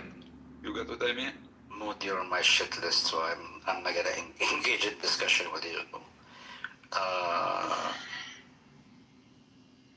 But it definitely, the PLO does not represent the entirety of the Palestinian people, especially the Palestinians in the diaspora and the local Palestinians, and Palestinians and us. But two things can be true, though. Yes, Palestinian leadership is very fragmented, and many of these organizations don't represent all Palestinians. But still, Mood's experience is in line with many other people who once served in the PLO, army, and now they've taken a more pacifist approach, right? It is simple as, who improve himself on the ground as a patriot Palestinian. He is doing good. You get what I mean? Everybody will follow him. Believe me. Substantial character. Yeah, sorry. Substantial character. Palestinian leaders who. We need leaders who had a lot of influence within the PLO and leadership are usually, and they do not toe the line of the Israeli, general policies. Usually are assassinated. Abu Jihad was a substantial character. He was killed, and of course other leaders who are, they usually Israel does not allow them to. Baruch is in jail. Those are characters who are, substantial, and they have sway and so on and so forth. So those are marginalized, and usually Israel assassinates them or jails them. Okay, so for example, Barghouti, right? The guy who's going to be this unifying political character. He was once PLO. He was involved in whatever, the Intifadas, and now he is seen as someone who can. Right, but remember this guy. But remember, this guy is a local. He's a local person. He's not from. He didn't come from Beirut or Tunis or from other Tunisia or other places. He is born and raised here in the West Bank. Can I ask you a question? Yeah, go ahead. Also, did you hear about the latest controversy with the Constitution that's being changed? Yeah, I mean they're drafting some kind of. Can you explain it to me? I think those are the pressures on the PA to reform themselves. So they. There was a specific article, right, that everybody was talking about, and I couldn't really keep up. I didn't really read it. I don't know anything about it. I mean, I haven't read anything about it. I'd like to read it, but apparently it went into. Yeah, me too. But I was too lazy, so I asked you. Yeah, I haven't read it. So I don't think you posted it in English yet. No, I know. This is why I'm so I can sift through posts in Arabic and get the gist of it, but I'm too lazy, so I thought I would just. What was the part that was confusing, or what was it? Because there was some specific article that somehow was specifically targeting Hamas, but wasn't specifically targeting Hamas, and the translation comes out. I don't think that's in the Constitution, but that was a law. There's like a change to the Constitution now. I think. I think you might be talking about some local ordinances that Abbas put into kind of a law saying that anyone who wants to run for elections, local elections, municipal elections, any kind of elections, have to. Not sure. I think I saw a lot of guys respond to it too. That thing he has to sign on the PLO. Yeah, the problem with that is the majority of factions within the PLO itself, as it stands today, without Hamas, do not recognize the Oslo Accords. So essentially, this is a problem for Abbas himself because that means only Fatah can run in elections. The PLO does not recognize Oslo. DFLP does not. The DFLP, upper leadership does So not what recognize Abbas is telling everyone who wants to stand for elections, local elections, has to sign on the agree basically to the terms of Oslo and so forth, that kind of stuff. Here, maybe ChatGPT is lying, but I said, do most PLO factions today recognize Oslo? Yes, the dominant factions inside PLO today formally accept the Oslo framework, but not all factions fully endorse it, and some are critical. Fatah and then other PLO factions are critical, and they mentioned other ones. Yeah, there's the two others, PF. Yeah, that also does. But the big one is Fatah. That's the main faction. Fatah is basically the dictator. Like they're not really representative of the people. In the past, they used to be very democratic, and even Arafat. Yeah, we're talking about now. In his way. No, it's definitely dictatorship. Yeah, exactly. So like they like what they actually do or recognize or don't. It's not representative of the people. But they say it says the leftist factions PFLP and DSLT are critical but remain inside the framework. Correct. The only one that rejects Oslo is Hamas. No. These two reject Oslo as well. No, they said they're highly critical of it, but they don't reject it. They haven't withdrawn. They haven't withdrawn. I don't think they ever signed, but they haven't co-signed the Oslo Accords. They can't support the PLO unless they. They actually rejected the Oslo Accords from the beginning, and they formed an alliance called the Rejection Front. Right, the Rejection Front, rejecting the Oslo Accord. So they are still part of the PLO, but they didn't sign to the. He has a hot mic. Yes, I did. I think one of them. Did you bring them? Secrets. So Mood, he's just one guy, but he was once one soldier, PLO soldier. What do you think about that? We thought it was I don't know no, he wasn't the PLO soldier. What does that mean? He says he had a uniform. He's bullshit. He was a young lion cub. What is a PLO soldier? What does that even mean?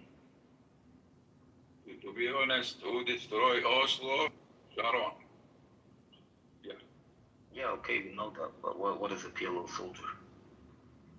PLO soldier belong to the military of Palestinian liberation. Tahrir Palestinian. Not the PLO, that's the PA. PLO, yeah.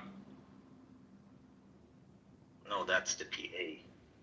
Yeah, PA, something else. This is before the PA. Yes. Yeah, but before the PA, no. The PA created by Oslo or with the PLO, it's the army. To be honest, I am not satisfied with the way they are dealing, with our case, the PA, Mahmoud Abbas and other stuff. I'm not agree with them. I don't like the way how they deal. They left the peaceful way empty. They just busy themselves to run after the militant, the resistance. They just only, this is what their duty became, They left the resistance, the peaceful resistance, empty. So that too much settlers we have.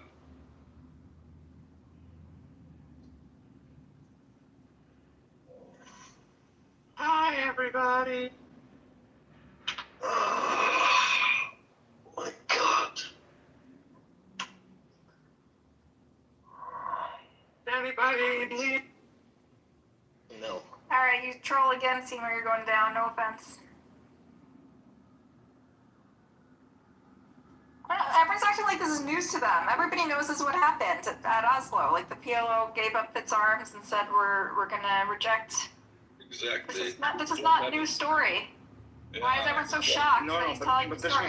This was seen as like a structure shot by a lot of politics, especially now.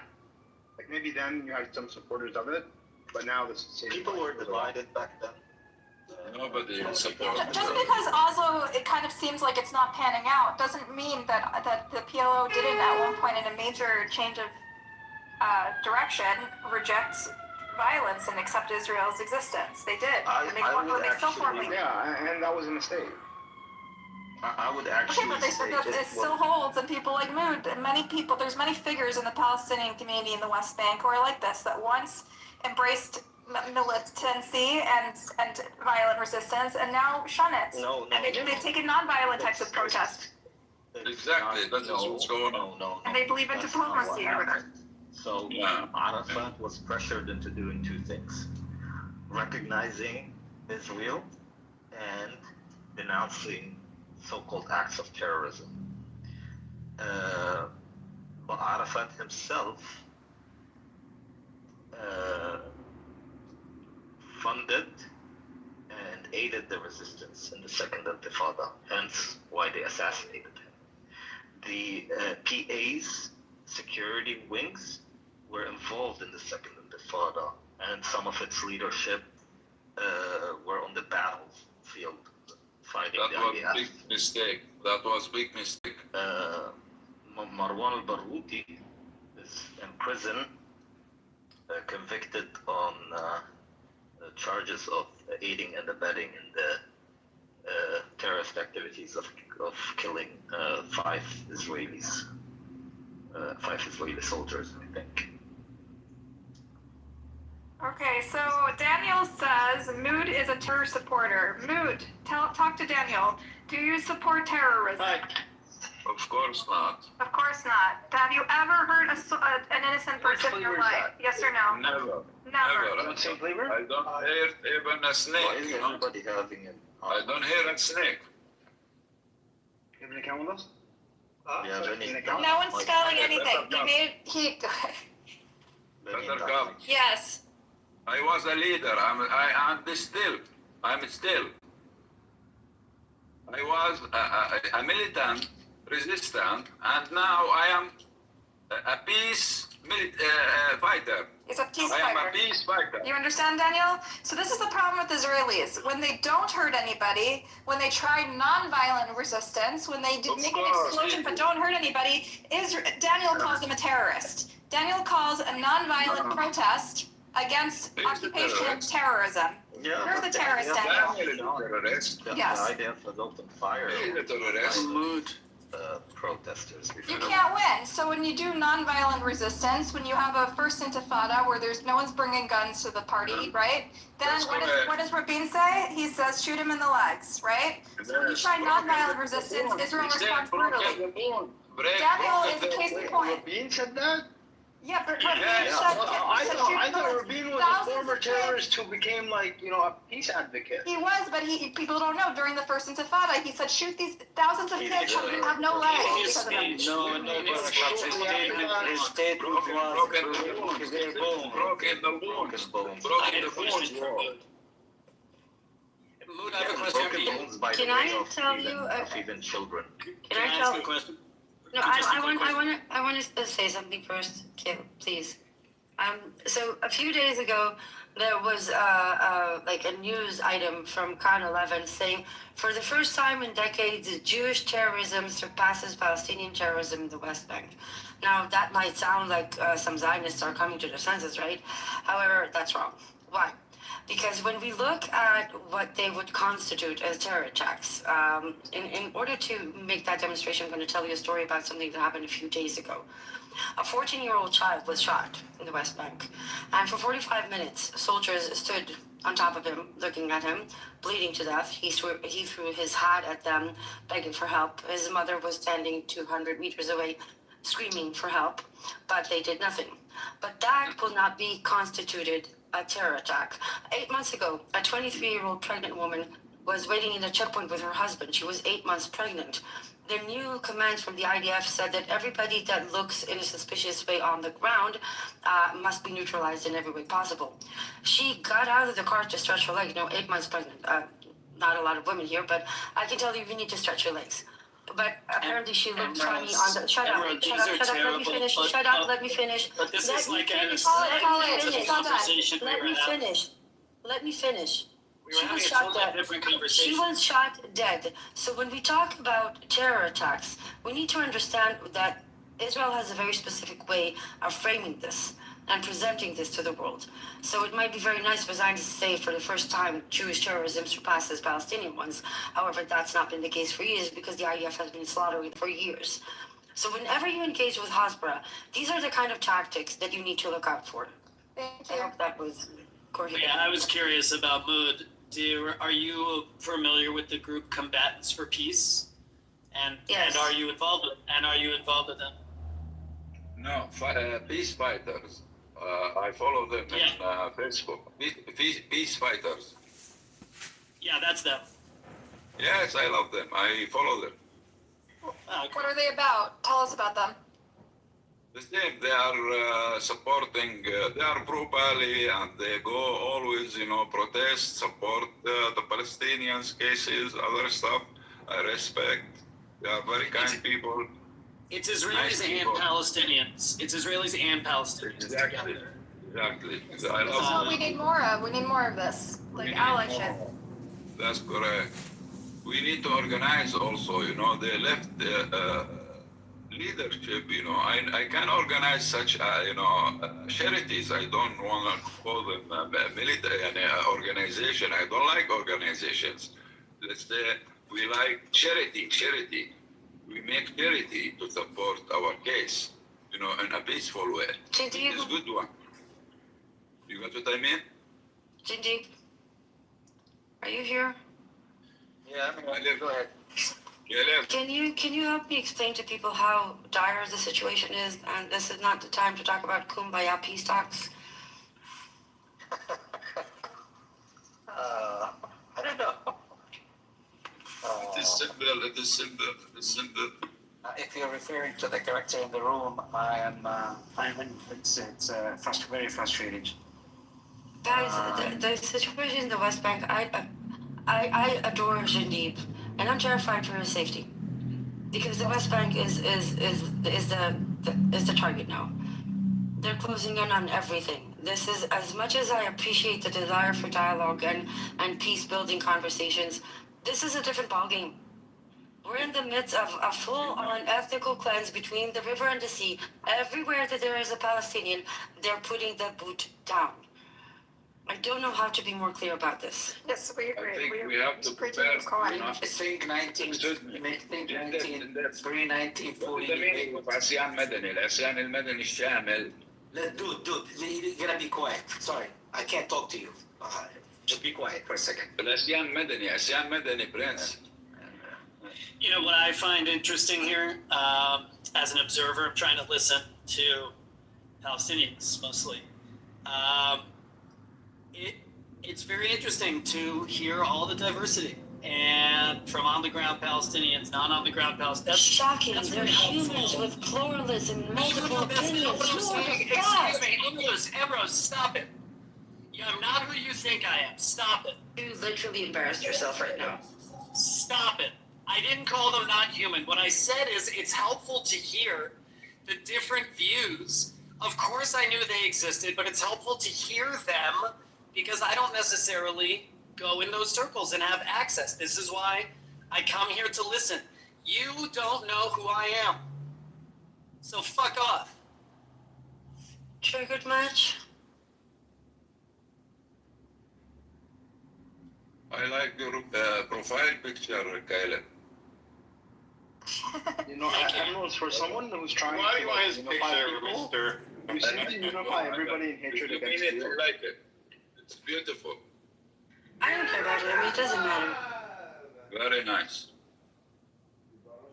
You mean it? And neither do you, Benny Adam. Moon matters, Jindeep matters, Prince matters. Oh, I don't matter. Why don't I matter? Because I'm not Palestinian? Yes. Okay, but I'm Syrian, and my land's being I occupied don't as well. care. Does that You're matter? not part that of doesn't my matter. future one state. Oh, really? Yes, really. But you're part of my future one state, though. Are you planning an invasion operation? I think I think the issue is not everyone is aware of what Israel is currently engaged in the West Bank. What do they do? I'm sorry, if you're gonna limit the boundaries of the state to the river to the sea, then you are part of colonialism. The state is I am part of Palestinian colonialism. It includes Lebanon and Syria and Jordan. It goes beyond your river to the sea. Yes, I am the Jewish master. We're not going back to Ottoman times. I am not. We actually literally are going back to Ottoman Jewish times. Arabism. How is that? For fuck's sake, Ben. We were talking about something that happens right now. No, hold on. Yes, Pan-Arabism can include Jews. Right now, we are talking about something that is happening right now, literally to a friend sitting on the panel with us. Like in a few months, you might not be able to talk to him. Do you understand this? Or this is just a video game to you? Oh no, it's not a video game to me to have my land occupied. It's not a video game to me to see my people. Which, by the way, I see the Palestinians as my people. I don't look at someone from Palestine and say, oh, you're a stranger or you're different. No, he's absolutely no different than me. In no way, shape, or form. Actually, if anything, some parts of Palestine are closer to me as a Damascene than someone from Aleppo or Raqqa or Deir ez-Zor or Hasaka. And how does that change the fact that a military that is after genocide is slowly closing on our friend Jindib here and on 2.8 other million Palestinians in the West Bank? Yes, and that military is like 20 kilometers away from Damascus too. My homeland, where my family is. What does that matter to you? No, because it's not part of the river and the sea? Doesn't matter? Yes, right now there are no tanks and bulldozers heading towards There are literally tanks right outside of Damascus. Okay, sure. Then I discriminate and I prioritize Palestinians. Sue me. If you were in one state, I would. Good luck. I will sue you under Sharia law. Like a citizenship. I thought there was a pathway to citizenship. You can only take to Sharia law, and Sharia courts in Israel only applies to Muslims. You can try to take them to rabbinical court, but I'm Jewish, so I have supremacy there. You're fucked. Free Palestine. And my homeland, in which thousands and hundreds and thousands of people are being killed, and no one talks about it. My homeland. How about that? Actually, there's a group of Jews on here talking about it for 40 days now. Or however long it's been going on. You remember me? You know how Oh my God, baby. How are you doing, good? Oh, baby, good. How are you doing, bro? See you again. Nice. I'm happy. I know he's my favorite person too. Butter, is he still flirting with you? Every day. Now he's flirting with Amrose too. Oh, fuck. It's not flirting. We're joking. We're being tongue in cheek.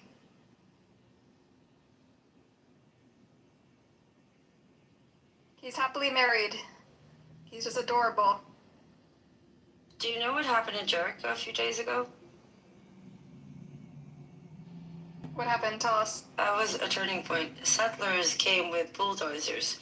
Usually when they come to bulldoze Palestinian houses, the military is involved. There's some sort of an official or pseudo-official representative there. But this time it was just 15 settlers with huge bulldozers that simply tore through an entire block in Jericho because they could. Nobody did shit. That's what we're facing everywhere. And Jindib is literally in the heart of that fucking hurricane. Also, Judy's family, she went back to visit them. They have it hard. They live in like a refugee camp, so really things are really difficult. They've never really had good freedom of movement. They've always been like laden with checkpoints. There's literally like a settlement literally facing her home, and there's like soldiers pointing guns at her home. You know what I mean? Like, this is her life. It happens on a regular basis. But since she went back, she says now you really can't travel even between the village and the city. No, you have to, can't. like a 10-minute trip is now like a 2-hour trip, you know? A 2 hour is a good scenario. Whereas like the settlers I have think these nice we're roads. almost at 1,000 checkpoints at this point. Yeah. Yeah. A lot of them, by the way, are improvised checkpoints, right? It's just settlers that decided that they want to badger and harass Palestinians, so they do. And sometimes those checkpoints result in a 23-year-old woman, 8 months pregnant, shot dead because she looked funny at the ground. Yeah. You want to put the link in the chat so people can keep up? Now in the West Bank is The link's in the basically chat, they can Google it. they unleashed a whole bunch of settlers in the West Bank, and they are not being questioned or asked, and they're pretty much, and they're protected by the system, by the army, by the security forces, and they come in, they bulldoze wherever they want, they take over any piece of land they desire, and they're not questioned. Nobody's gonna ask them anything, and nobody's gonna say anything to them. And that is being done in a very they will ask them, how systematic. can I help you? Yep. And This just broke out a few days ago, that settlers complained to the army about Palestinians coming to plow their agricultural properties, and Israel uses an Ottoman Empire decree from 1859 that states that if a landowner doesn't tend or live on his land for 3 years, the king or the ruler can take that land. And settlers were complaining that Palestinians were coming to plow their land. So the army prevented those Palestinians from coming. And if they can prevent them from doing so for 3 years, boom, there goes your land. And that has been done for decades and decades. But it's the first time that we have proof that the army actually fulfills settler requests to such actions. Yeah, try to explain that to anyone who is engaged with the Palestinian issue. I'm trying to explain so much things here, but people here are nuts. Why? I think everyone's very open on this platform for the most part. Yes, this is why Article 3 and you know, that one, Yes. or the graph, or the surge to October 7th, like, I'm sorry, no, this Most people try to engage. Oh yeah, that was, I agree. Say that again. Most people are trying to engage in good faith. If they have a bad idea, I think the general consensus is to let them say their bad idea and then reply to it and counter it. And that's just generally, that's what sort of the decorum, you know? Decorum and people dissect more on Clubhouse, if you guys observe. We're all a little autistic on this app, so people get into minutia that doesn't really matter. Respectfully, the level of enabling that you people give to gaslighters and manipulators is almost as high as X, but you have It's to very read it. necessary, Ambrosia. It's very necessary for them to speak truth. Last night, the person I kept inviting up, so that he speaks, is to expose. This too exists along with Ambrose. Yes, but This too exists in the it's world. not about existing with me. It's about acknowledging reality. You can't subjectively decide what is real and what is not. You can't erase things that you said. Right? I know, but this is what we're allowing them to perpetuate. If not let them. Will eventually prevail. No, but letting them is enabling it. You can't allow them to keep living. It's not about shutting them down. It's about not participating in their personal delusion. You can't allow people to say 2 + 2 equals 5. It just doesn't. So they could say it and then you respond why it's wrong. Again, that's what I'm saying. Don't be an enabler. But once you make it as a valid opinion, no, it's not. Reality is not subjective. But I think your goal here is to connect with people in the West so that we can build a momentum and actually change something, right? And it's hard to do that if we don't engage in conversation in good faith and at least trust that people are coming from a place of ignorance and not bad intent. But good faith also includes integrity. And once people lie and refuse to call out reality for what it is, literally, the proof is in front of you, and you still continue to say that up is down. That is not good faith. That is not integrity. Then I'm sorry. There's no open for dialogue. By the way, there's a reason that Israelis and Palestinians between the river and the sea find it easiest to communicate, because we don't have to explain every little detail. So the conversation can get deep and productive and interesting far faster. So we don't mind explaining everything you need to know. but you need to accept the fact that you don't know. But I think you wanted to expand the conversation, which is why you came on this app. This is a global audience with people of different prisms that they view the conflict through. So we have to be a little bit listen. Prisms are one thing, alternative facts are another. Alternative facts are a problem. 2 + 2 does not equal 5. You don't get to say fuck international law and say it as if that's a legitimate argument. I don't know anyone that said that. I didn't hear anyone say that. No, I just gave an example. I'm saying, I think even if they say something that's wrong, like, I don't know, in America we have very liberal free speech laws, and you can even say, they allowed the Nazis, ACLU, liberal civil rights organizations allowed the Nazis. I know the Alan Dershowitz Milwaukee story. That's not the point. No, it's not it's nothing Alan Dershowitz Milwaukee. This is ACLU, the American Civil Liberties Union, defended the neo-Nazis' right to march through Skokie, Illinois, which is a Jewish neighborhood in Chicago, right? And this is sort of the basis for free speech in America and much of the West. Why did I No, in Chicago. Chicago. What did you, Chicago, you said, Chicago what? Skokie, Illinois. Okay, that's why I got it confused. I thought it's a suburb of Chicago, yeah. Oh, this is embarrassing. I've been saying Milwaukee for like a year. Okay. But you get the idea. It's just that we have very liberal. Yeah, but we believe that if you have a bad idea, you counter it with a better with. But it's not about ideas. It's about facts. Separate your personal interpretation of reality to what reality is. Yes, people can have different interpretations of reality, but we need to agree that up is up and down is down. Like that's the problem. You put actual reality in people's faces and they flat out ignore the fact that it's there. So that's not good faith.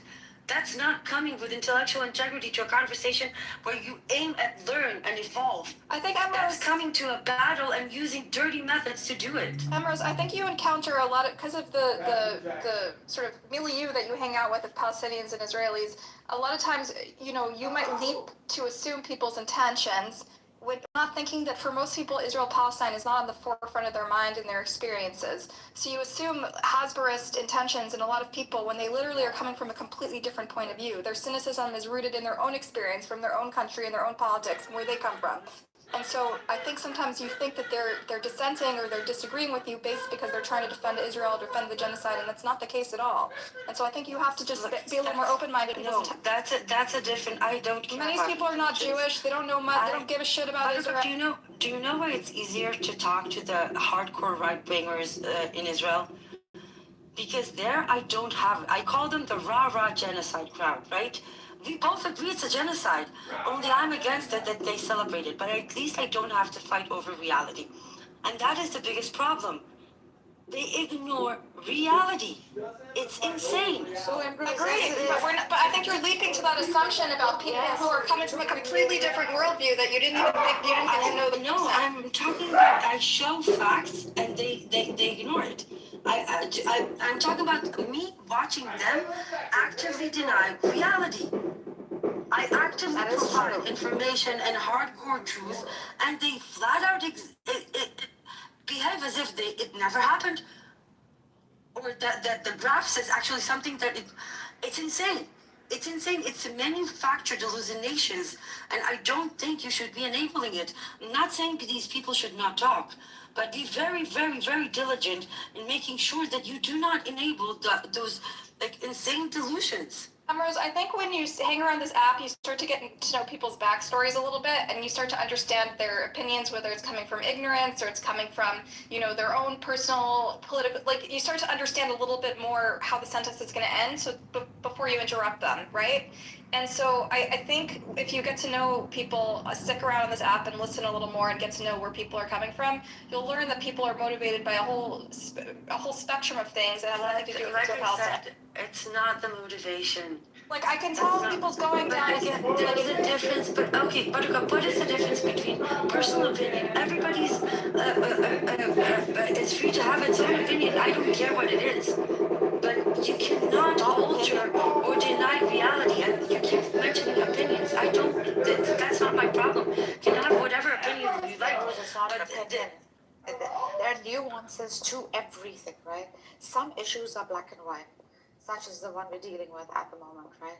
But even within those come nuances on very negligible levels. even those we attend to because we allow for that freedom. Now, you can surely refute it if you have a good argument, if you're a rational person, such as yourself. But then one must be heard, is what Buttercup and I are saying. Allow for that hearing so as to refute it. And you never know, and half the time I think you sometimes leap to the way they're going to end their point. Is when you only hear the first half, you often can't tell what their point is going to be, and it's easy to jump to conclusions based on your previous conversations. But I think if you get to know people a little bit, you'll realize that their intentions are not. So someone lays out an argument for you, and let's say 2 paragraphs into the argument, he states a fact that is inherently wrong. Yeah, and I do interrupt. I don't have self-control when it comes to that. I'm fully acknowledge that. That's like a flaw in me that no matter how much I tried, I cannot control. But it is what it is. Take it or leave it. The point is that you cannot keep bringing info about alternative facts. There has to be a way out of this. I've been talking about this for a year. It's impossible to have these conversations when people keep denying reality. We need to establish what a valid source is. You can't call everything anti-Semitic and Hamas. It doesn't work that way.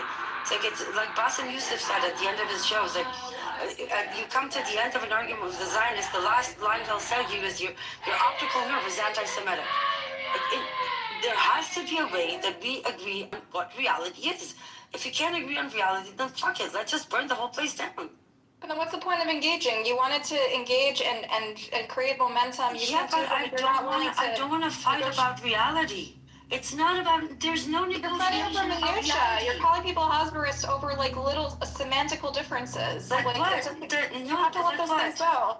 Like what? Like whether they use the word Palestinian Arab or they use the word Palestinian 48. I didn't call them a Zionist over that, but I made sure that everybody knows that Israeli Arab is a derogatory term with a very specific intent behind it, and it's extremely important to avoid using it. If a Palestinian 48 wishes to refer to himself as a Palestinian Arab, but he can do whatever the fuck he wants. But I know what the intention behind that term means. And it's the same as you telling me, well, it's okay to use the N-word occasionally. It's not. You can use that. Hence the frustration, Ambrose. I understand. You're not gonna like I understand the feeling. I absolutely do understand. You understand in ways that I will never understand. It's like you said, if you tell someone 2 + 2 is 4, and they'll come back and argue, yes, it's 4, but or it's not 4, it's 5. Basic facts, basic things our numbers are not accepted at their value. I understand. It's very frustrating. And the use of the term Israeli Arab is a little too much. Now you can see right through the thing. People just don't see it right through. They don't understand. This is why I always point it out, because it's so evil and so little people are aware of it. You just can't control people. It's good to make people aware, but you can't say you may not speak that way because it is a very good indicator for people's intentions.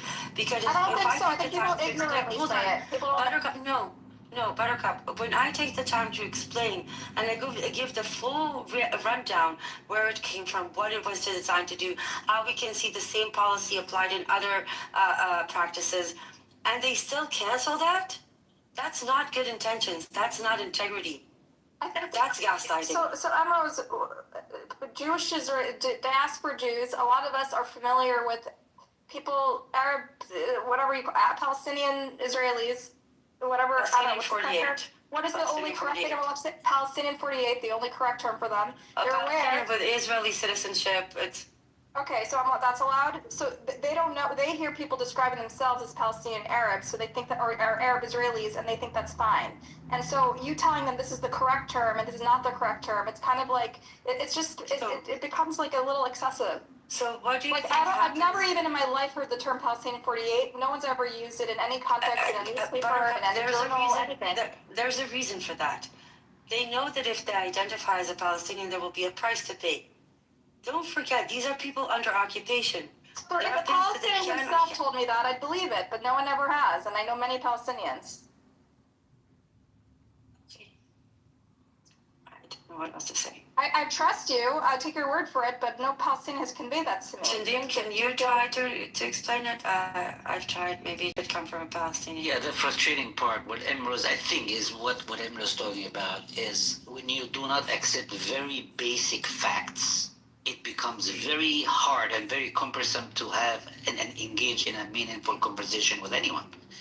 Like Can a you very explain why basic. Palestinian? No, but she's obsessed with the terminology. She says Can you explain to her what Arab Israel Yeah, is? the term has been, well, listen, Bruce, I don't know, you're not old enough to remember the terms they used to describe us, people living in the West Bank. I remember the term they used to use, the inhabitants of the administered territories. I remember that term.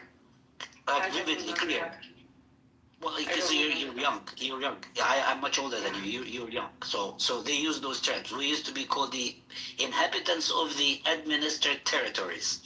That's what. So when they use the term Israeli Arab is to strip away, to deny the existence of the Palestinian people. Okay, so that's fine. So that's a better way to frame it. Yeah. Acknowledge Palestinianism. But Why can't you say Palestinian Israeli? And some of my arguments with people, I used to tell people, like, would you get a diarrhea if you call those people Palestinians? What would happen to you? Why did you just call them Palestinians? Why do you use I don't think for most people it's intentional, though. So if we get stuck on it every conversation. Butter, this is the thing, right? Buttercup, we can never assess true intention. Okay, so I get the whole idea of like someone's intent or someone's prior, whatever belief systems or opinions. I get that. But when, and I wrote this in the chats too, the moment you remove identity or the way a particular people want to call themselves, you have made them non-existent. This is the fucking problem. And that's actually one of the biggest displays. I want to expand on that for a second. There's an entire report, if you want to condemn it to you, that B'Tselem made. It's called the Divide and Conquer policy. Part of that policy entails fragmenting the Palestinian society by not allowing Palestinians 48 to identify as Palestinians, to have Palestinian insignia, to learn Palestinian history. You're erasing them from their, and stripping them from the Palestinian identity, fragmenting and tearing them away from their people.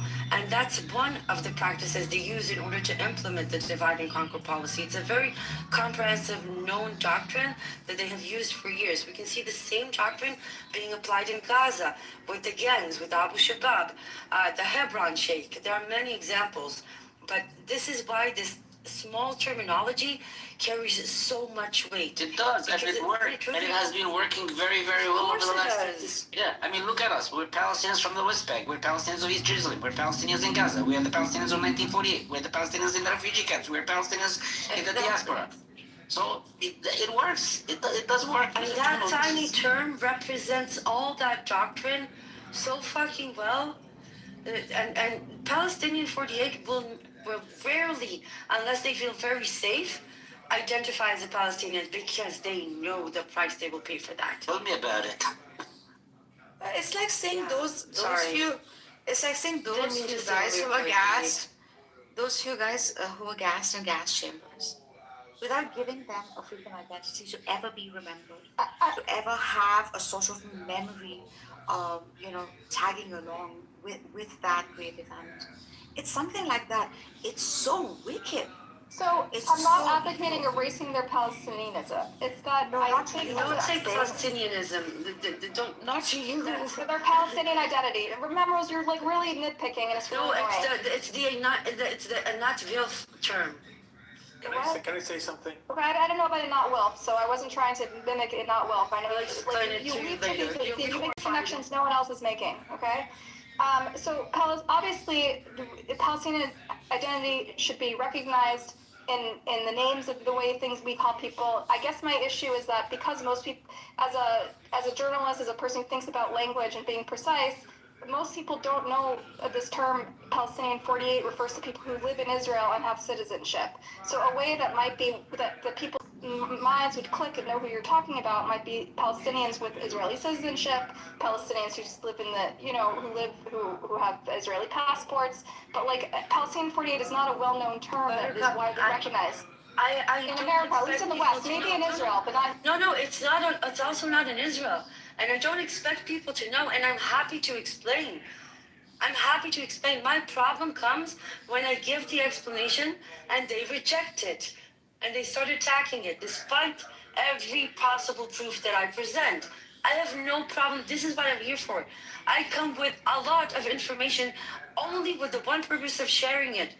But if I share it, and no matter what I have as concrete evidence to back my claim, they shit all over it. That's not good faith conversation. Okay, that's not hard to detect, Emerald. Well, Emerald is facing a double-edged sword. On one side, she has the Zionists who know about this and reject her opinion, and on the other hand, she lives it day by day, and she knows the insides and outs of what's going on, and it's very difficult. I do understand. And when I came to Clubhouse, it's only been not too long for me to be amongst everybody else. I'm Greek originally, and and I speak Arabic. So I grew up in a culture where, Palestine and the Israeli conflict has always been in conversations growing up, because I grew up amongst Palestinians so I understand that. And Emerald speaks it from living it.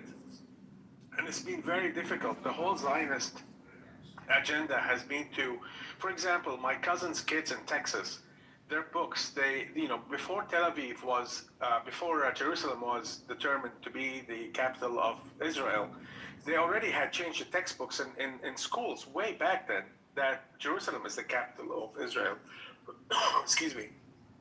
There's so much, it's like a fish, it's like a salmon swimming upstream against all of this stuff. It's so difficult for you. But I would say, don't change your story. Your story is good. And from people like me, who I see you as a beacon of light for the Palestinian cause, I wish more people are like you, regardless of what the narrative or how you approach the issue. You're approaching it from the heart, basically. And I think that's a great thing. I second that. I think you're speaking from the heart, and you're a treasure, and I hope you don't leave Clubhouse, and your perspective is deeply valued. And I think this conversation, helped us understand each other's perspectives coming from, even though politically we're aligned, I think sometimes we have differing views about how to communicate it. And I think that's why it's important to have these conversations, because I think it creates. If we were completely aligned, I would be worried. That would indicate that there's a problem. If we didn't have, pluralism between the two of us. Yeah. People should not be always completely aligned. I think on the basics, on getting rid of the occupation, on what the outcome should be, and justice for Palestinians, I think there's no daylight between us. Obviously, there's always going to be nuances. I have a privilege that I have an obligation to exploit. I am Jewish and I am Israeli, which gives me an ability to shed a light on the truth that other people cannot, right? Most of the Hasbara counterpoints I am immune to. They can't call me Nazi, they can't call me Hamas, even though they do, but they just look stupid when they do, so it doesn't matter. And I have obligation to do that, whether it's small like this, or my 800 people spaces, or what I do in my job that I can't talk about. But the point is, it comes down to actual acknowledging reality. And this is what we talk about at work all the time. We are living in an age of fluent information, which is a blessing and a curse at the same time. But if there are voices, and it is Jewish privilege, it is Jewish supremacy. I acknowledge it. I use my privilege and supremacy in order to fight against it from within. And I have an obligation to do that, because I will be privileged whether I like it or not. So I might as well use it to fight the wrong. And information is super important. Facts are super important, because if you look at the basis of this, how many times have you had conversations about this when you ended up arguing about some minuscule detail from 1954 about who said what to whom for 2.5 fucking hours, right? This is why there is the Witness project by Lee Mordechai. We realized very early that one of the best things that we can do, because we can't stop the genocide, no matter how much we try, but we can damn well make sure that nobody can deny it. And nobody can say, I didn't know, and I this is why I didn't do anything. We will make sure every fine, every legal detail is cataloged, registered in real time. And then when time comes for justice, Palestinians will have everything they need to get their justice. And this will finally be fucking over. But if you bring facts to the table and people look at it as if it's a unicorn or a flying monkey, then these people do not come in good faith.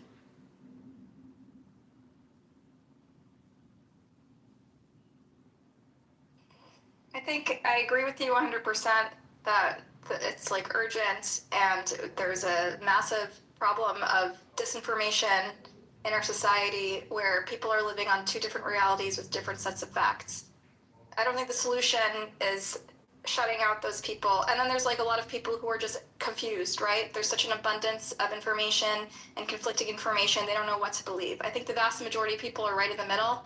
And if they say something that is using the wrong terminology, or they omit a detail, or they accidentally, or they're focused on minutia that you think is irrelevant, I think in my experience on this app, in 90% of the time, it's not coming from a place of malice. It's not coming from a place of a negative intentions. And I think that to be effective, we don't. I think we need to engage those people, not shut them down. Yeah, but how many times can you give the same?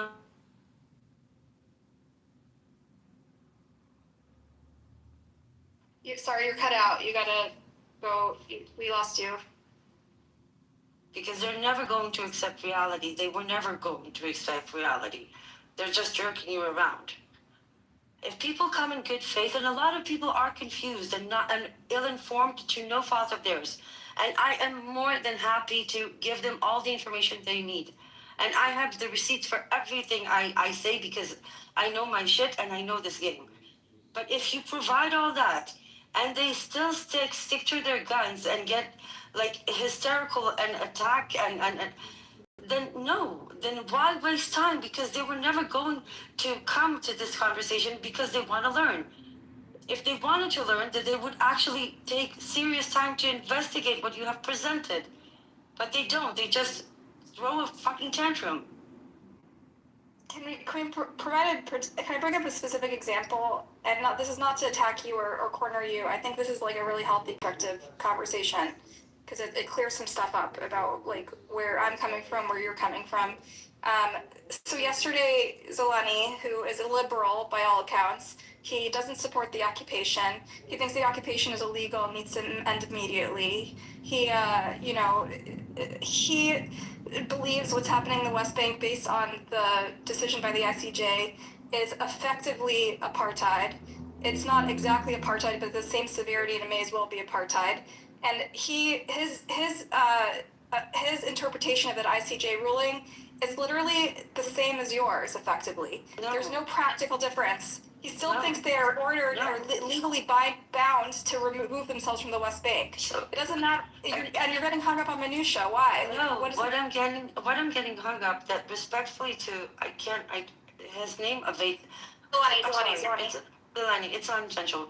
What I find frustrating, I have my own interpretation. Zeleny has his own interpretation, but respectfully, none of us matter, because every fucking person who works in this, does this for a living, has the same interpretation. The ICJ ruled apartheid and racial segregation. We went over the details. We can go over the details again. But even if we have a disagreement, if you don't have the intellectual integrity to say, well, respectfully, with how much I revere myself and how much of whatever, I might have an IQ of 240. Don't think that's not even an IQ, but you get my point. But you still ignore the fact that every interpretation by a professional actually says the opposite. Then you're not being honest. Then that's a superiority complex. I'm sorry. As smart as you might be. Go ahead. It's not about me or Zeleny or anyone. It's about understanding that there is reality, there are facts, and sure, we can have our own opinions, but even if you interpret it differently, if you can't see that you might be wrong on this because everybody else that are actually qualified to do this don't agree with you, then you don't have the capability to self-reflect and course correct. But it's all subjective determinations of who's qualified.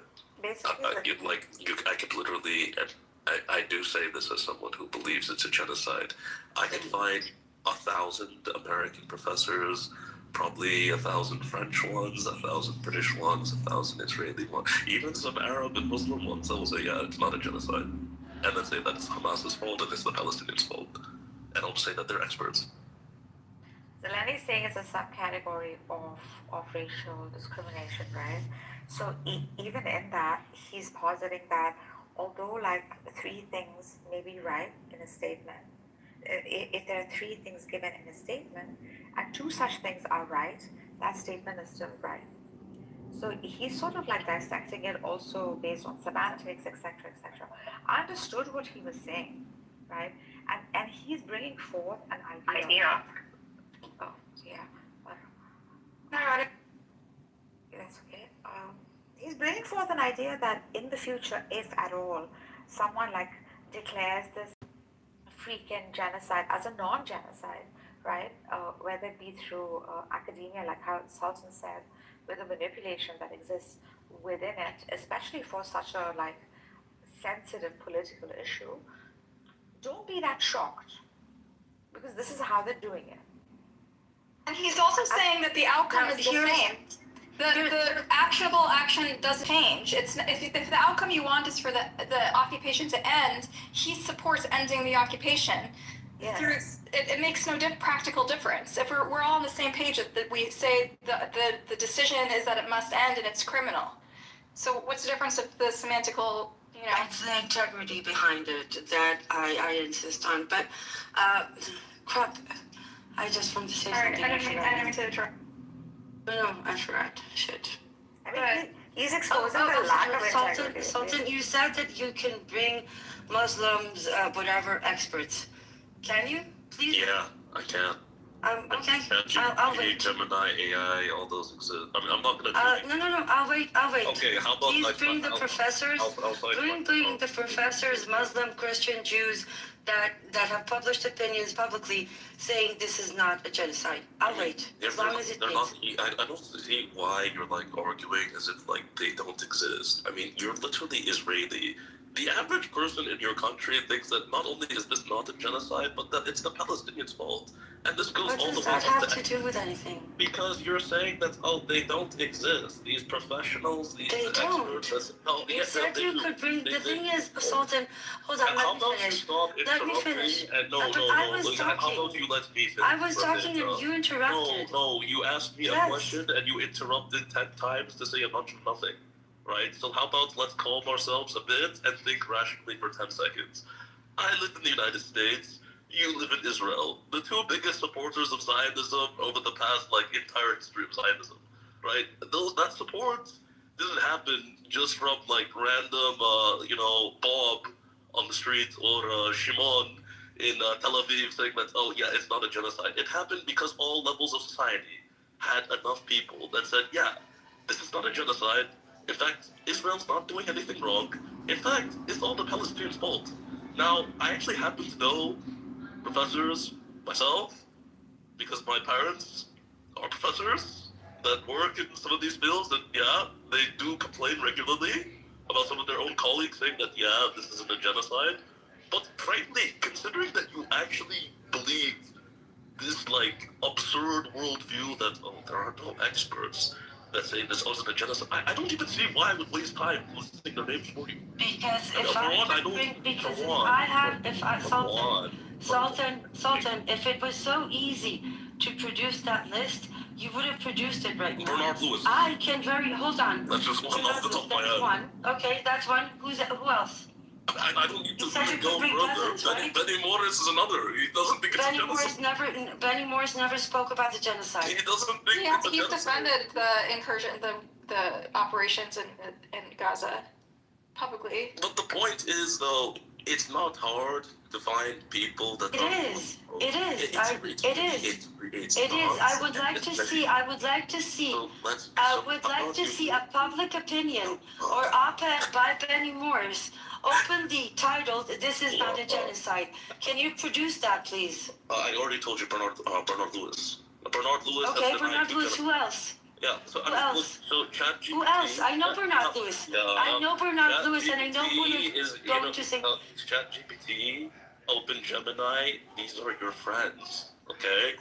You said you can produce. You said I can produce. Yes, ChatGPT. Right, then please produce them. All these I'm not going. No. You said you because could I'm produce. not. Because The thing is, Sultan.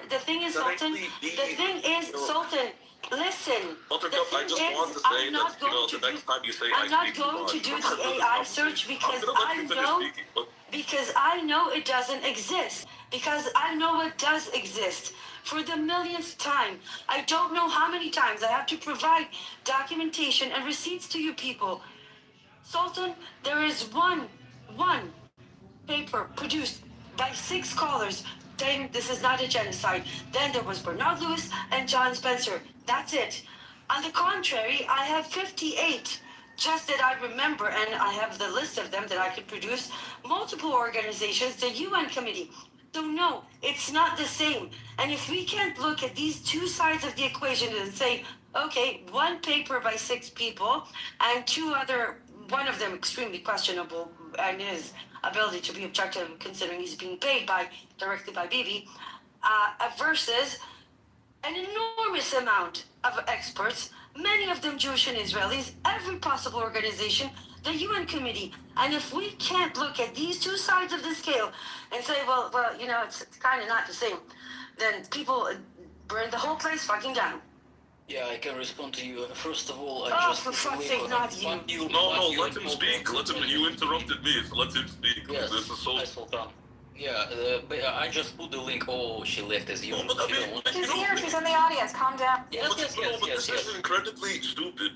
I believe it's a genocide. I don't think Sergio does. But it doesn't change the fact that, it's not going to be hard to find any accredited professional, right? Any accredited historian, genocide scholar who supports Israel and says that, this isn't a genocide, right? Now, I think those people are dumb. I think they're, biased, all sorts of things under the sun, but to just categorically say, wait, one second, Prince, but to just categorically say that, these people don't exist, and anyone who thinks they exist is insane. I mean, bro, there are accredited historians. Okay, well, you made your point in multiple ways. I made my point multiple ways. I mean, I don't think I made that point to this idiot in the audience, though. You have already. She interrupted 20 times. She gets it. No, you made your point, and you made your point. We heard it. Can I continue? Prince, okay, but be brief, Sergio. Okay. First of all, Prince, hold on. You will speak to Fatih, okay? Next. In Arabic, it will be better for you. Mute your microphone because it's noisy outside. It's impossible to speak. Yeah, now I will speak. Now I will speak the language you love, okay? Habibi, please, mute microphone. I will speak to you. Thank you. Buttercup, moderator room, okay? Do something with noise. Thank you so much. First of all, I put the link on the chat on the Substack of Benny Morris, and he clearly made a statement about that this is no genocide, okay? First of all, that's what Sultan has talked about. We'll just try to do some framing, okay? To hold the narrative inside.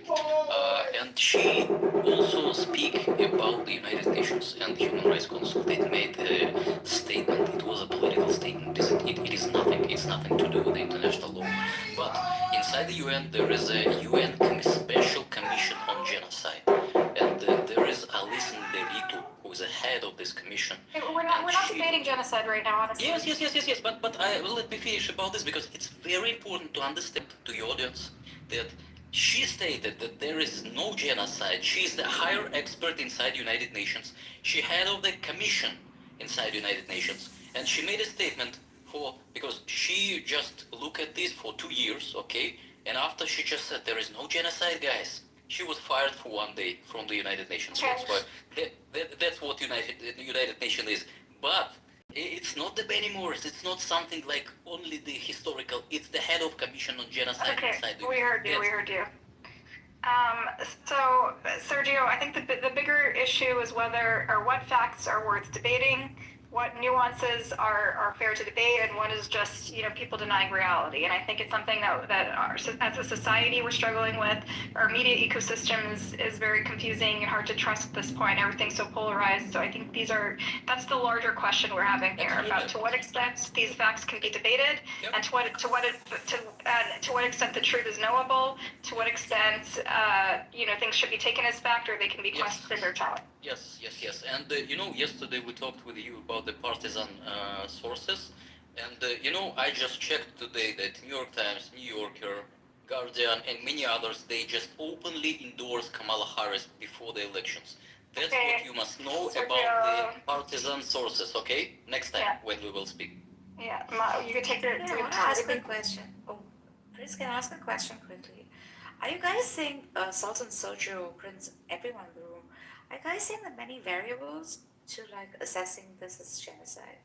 I didn't see anything. No, I'm saying is this how it's done? Because all of these variables are not being met. Yeah, the thing is, just genocide is a very subjective determination. That's why if you look at the definition of genocide and look at the definition of ethnic cleansing, it's not really clear where one begins and the other ends. I see. So it's really up to each person to say, okay, I'll give you a personal example. So my people in the 60s, 3 million of us were starved to death.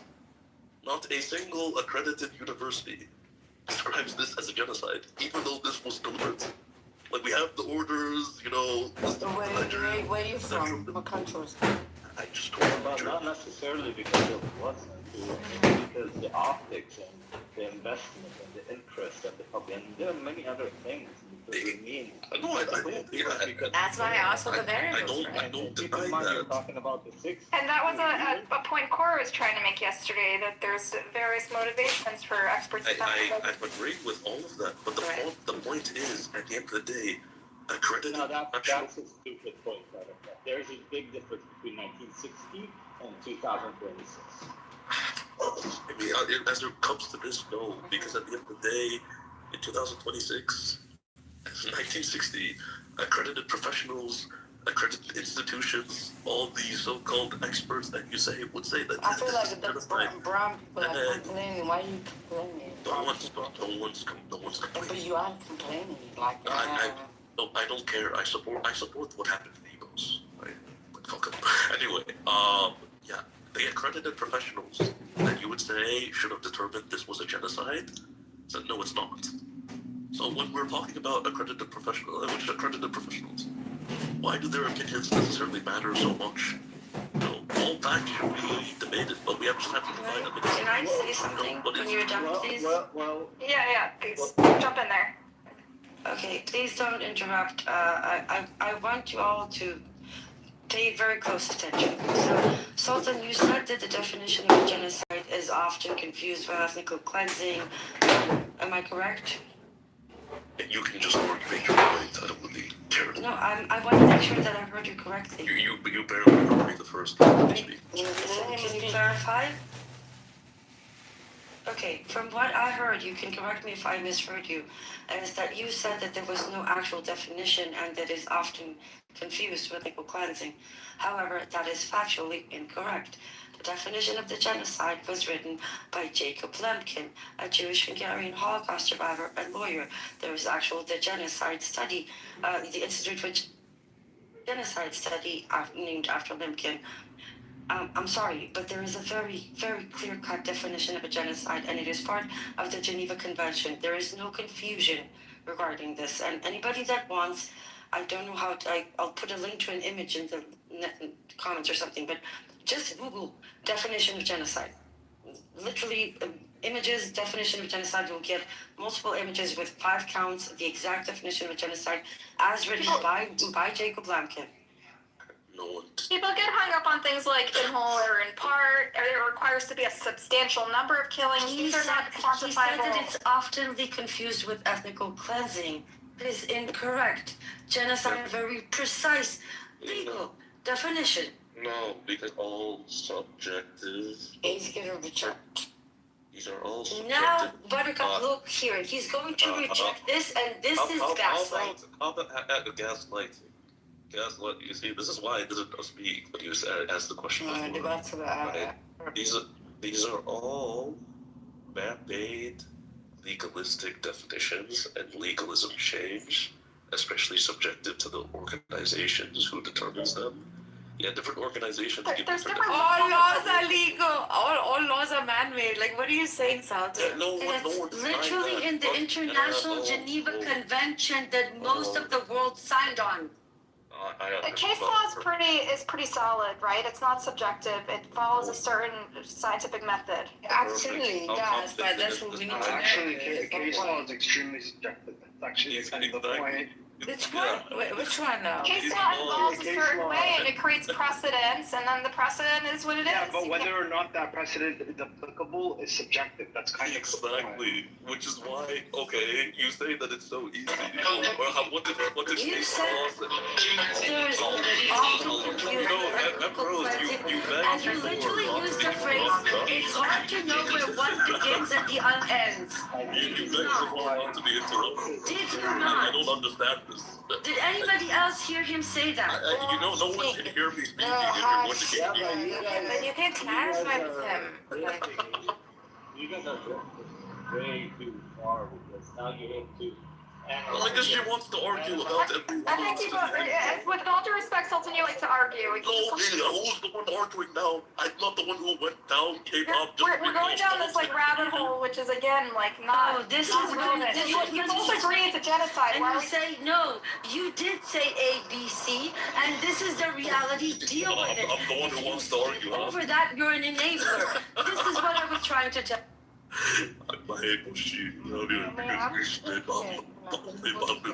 Anyway, look, we can move on from this because frankly, this show about Zazu really gonna understand sense. And I already said it's a genocide to begin with. So why you're all arguing with me? Where's the genocide? Where is the genocide? Where's Riri? Riri, what's your deal? No, I'm just asking where the genocide happened because you keep saying genocide. So I really like. You don't know. You don't know. I think you're going to have to go down because you're not coherent right now. Yeah, but Ambrose, you just asked a guy, a sultan, to provide you a Benny Morris article directly, a headline that Okay, we got it. You made your point. Why are you talking about it again? I want to ask Ambrose. Ambrose, are you accept this?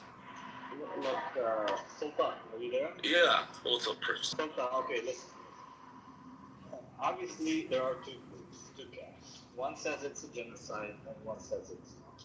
Now, who the people tend to tune into the experts. There are experts on both sides.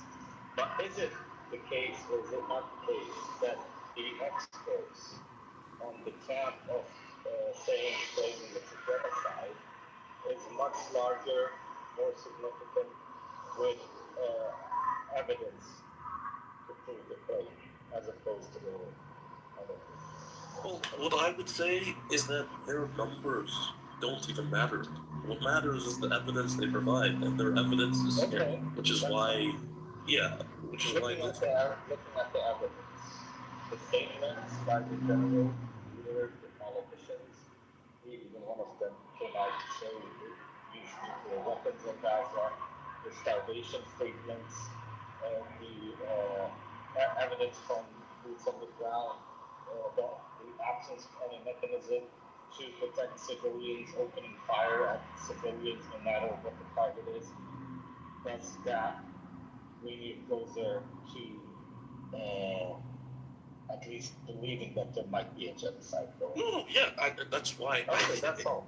Yeah, exactly. Yeah, that's why faith's in genocide. I don't know why you guys are making such a fuss out of this. Because she keeps saying that, oh, experts this, experts that, and experts said that Israel should exist. Experts say that Israel is not committing any crime. Like, you know, it's a very... She's saying to put our faith in the experts at all costs and not question and not even have discussions about what the experts... She says we can't even discuss the arguments the experts are making. Yeah, we have to discuss them. The experts make arguments and we should engage with those arguments, or what's the point of making the argument? No, that's fine. I don't think she's wrong for saying that, because at the end of the day, this is not a political matter. But Omar Bartok made it very... It's a fallacy. It's a fallacy for appeal to authority. Hold on. I love how people say that it's a fallacy. When they get sick, they go to the authority, which is the doctor. When they get arrested, they go to the authority. Hold on. Many recommended. Just because someone is telling me I'm fucking... We always resort to experts. What the fuck is wrong with you? Just because I disagree with you? No, because you guys always do this fucking clubhouse pseudo-intelligent shit. Intellectual shit. It's not intellectual, it's not... It's analysis, it's critical thinking and dissecting, that's all it is. It's not. What is wrong with you, Prince? Hold on. You can have your opinion on whether the earth... It's not an opinion! It's not an opinion, that's what we're trying to tell you. If it's not an opinion... We are trying to come to facts and to some kind of truth value through critical thinking. Why do you think these are opinions? You think some of us just come here to like just... You shut the fuck up, man. Let him finish. You guys love doing this shit when you don't have the knowledge. Land your point. When that shut the fuck up, I didn't make my point to land. Idiot. When that white kid shot the two guys in the BLM riots, everyone became a legal expert. Your fucking opinion doesn't matter because it's a matter of law. You have to study the law. You have to study the cases prior in order to come to some form of conclusive analysis. None of you have that. Okay, Prince, I think... So it is a matter of opinion. Prince, I agree with you that the bottom line is when in doubt, you rely on experts, right? I think what we were discussing yesterday is that in the absence of a final judgment from the ICJ, which is the ultimate authority, what we have is different levels of authority. So we have a UN Commission of Inquiry, right? And that is a very high level of authority. Under that, we have academic opinions, and that's a lower level of authority, right? And under that, we have... Commission on genocide also. On the same level, yeah, that's what we're talking about. It's a higher. So we're ranking, we're giving different weight to different authorities. And Emrose was arguing that academic takes is the same level of any court decision. That's just simply not the case. Of course not. It is the case that academics are involved in this scholarly work. It is the case that academics were involved in the drafting of the Geneva Convention. It is the case that the people on the court are not just... Hold on, Buttercup, that is not what I said. Is it clarify? Hold on, can I want to say something? Please, nobody interrupt. And can you please, did you look at Sergio's name? Can you please look at it and then drop him? Sergio, is your name Rose to imitate Emrose? Is that why you changed your name to Emrose? Can you please drop him? So what, it's my name? I can't drop him because then you can't... If I drop him, Emrose, I can't bring you back up. So I can either drop everyone, but I can't keep taking down the hand raising and then turning it back on because then I can't drop people. Do you understand? I can't bring you back up because you moved yourself down too many times. So if I drop him, then you can't move yourself down again. This I sucks. it's a glitch, okay? Just don't go down again. Okay, so please don't interrupt. Look, I'm going to clarify. I did not say that academia is the equivalent of a court ruling, ever. Never in my life have I said it. What I had a problem with is Sultan claiming that he can produce multiple names. Should you? No, But you interrupted 20 times before, but you know, the first time. Okay, he's muted. Go. What I was bothered is by Sultan, and please let me finish this so you'll understand. He said that he can produce dozens of names. Now, I know for a fact that is true. However, I can produce, and I have to you, Buttercup, yesterday, a full list of organizations, a full list of 58 scholars. most of them Jewish and Israelis, because it's very easy to find. The scholars that you are talking about, if they exist, have barely published anything public, let alone have conducted multiple interviews and conversations on the matter publicly and intentionally. And if we can't see that those things do not have the same weight, if you put them on a balancing scale, right, they will not balance. One will be significantly heavier than the other. That is my problem. Academia is not a court ruling, but when you have dozens of academics and organizations and institutes that say one thing, and yes, a few on the other side, but definitely not a match, and we keep claiming, well, this is it's a draw. That is a lack of integrity. The issue, those same institutes also say 48 Israel, for instance, is not occupied territory. That the Israeli government, including the current Israeli government, is the correct legal sovereign jurisdiction over that territory. If those same institutes. Specifically. What did they say? Name one. Yeah, they say 48 Israel is not. Can you name what could be Yeah, the organization? UN. Yes, I agree with you. Okay, perfect. But you disagree with that? I disagree with that morally, yes, but I don't disagree that that is the legal ruling. Perfect. Well, so what you want to say, that's what we should defer to experts. Okay, I ask which experts? Because those same experts say that, yeah, Ben Gavir, but this is the parameter. No, they didn't. No, hold on. Hold on. You know, you asked me not to interrupt. You're doing a very good job. Well, let me finish and then Emerald's go. We'll give you the mic. This is amazing. Anyway, those same experts, right, and those same institutions, I mean, you like their conclusions when they agree with stuff that you say, right? And like I said, I think it's a genocide. But then you don't like them when they disagree with stuff that you say. So did I reject them or not respect them? This is about the 20-minute interruption. Like, at this point, I have to assume it's because I'm black. Or the racist because I'm black people. Perhaps it's because all you're trying to do. Yeah, it's because you're black. It's because I'm black. Why are you so racist to black people? Absolutely. When the black people are just saying something. Are black really again? I think you're racist against black people. I think MLK died for How the hell do you want to have an intellectual conversation? How can we have a discussion when you interrupt every 2 seconds? It's the We can't even have a dumb discussion. Again, much less an intellectual. for the millionth. For the millionth and one time, you interrupted me.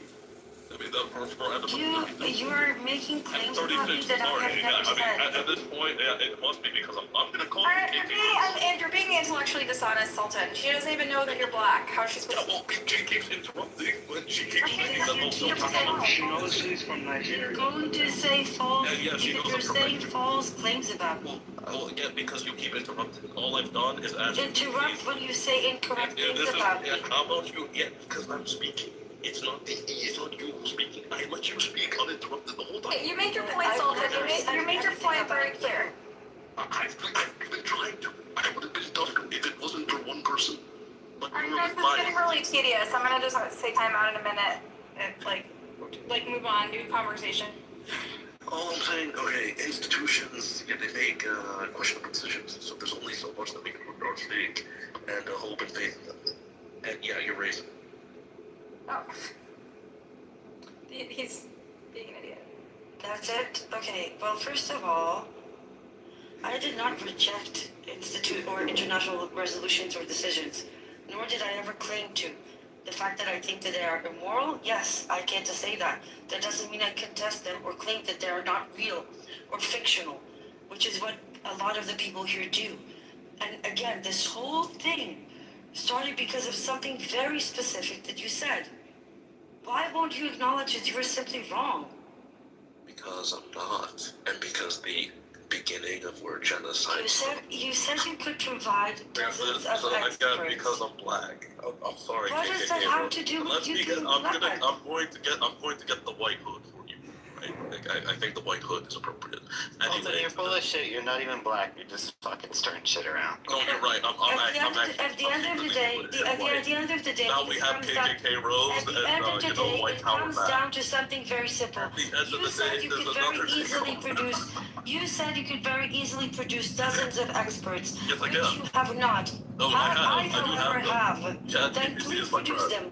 Please produce them now. Is not trolling. No. I did not refer you to ChatGPT. I will provide you everything.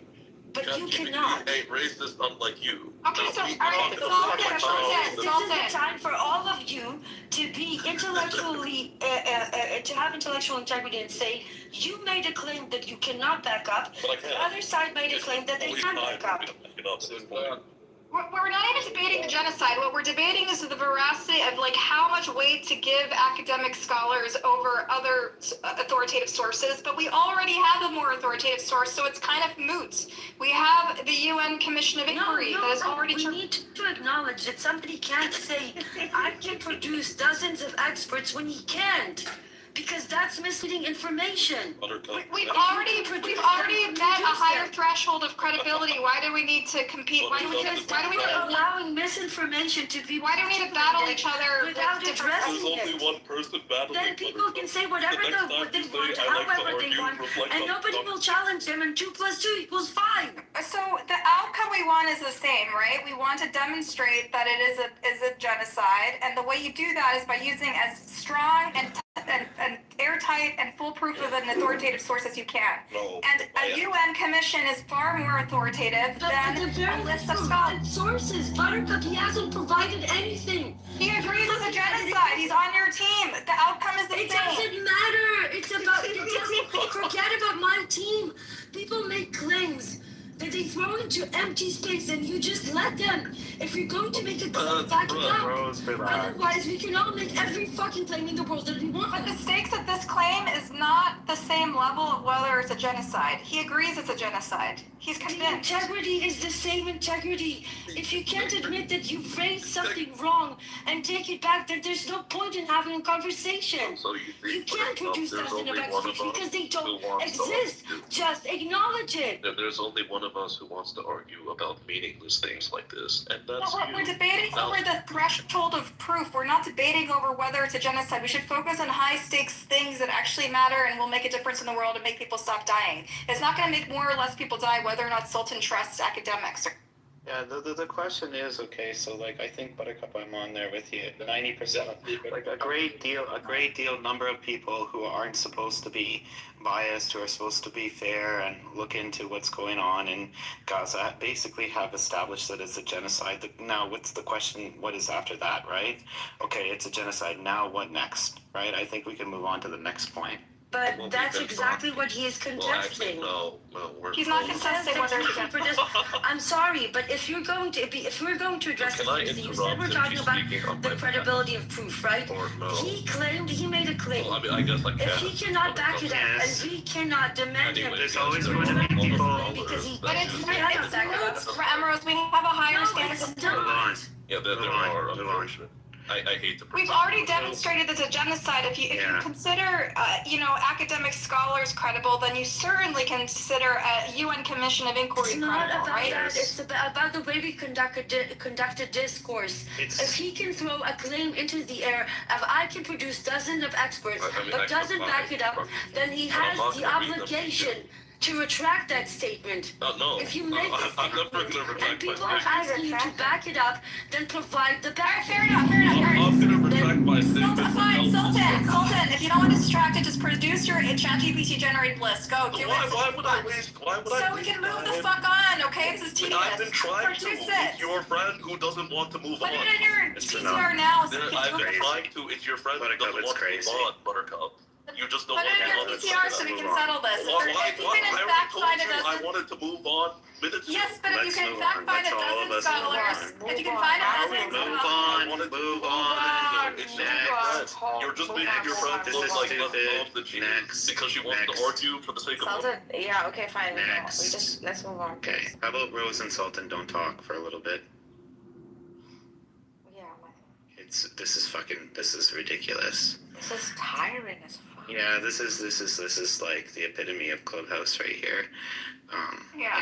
And it distracts from the larger point, which I think is making connections and helping bring people to your side, or maybe being open to learning new information. I mean, that's the purpose of these conversations. Okay, but we can't move on until Sultan retracts his statement.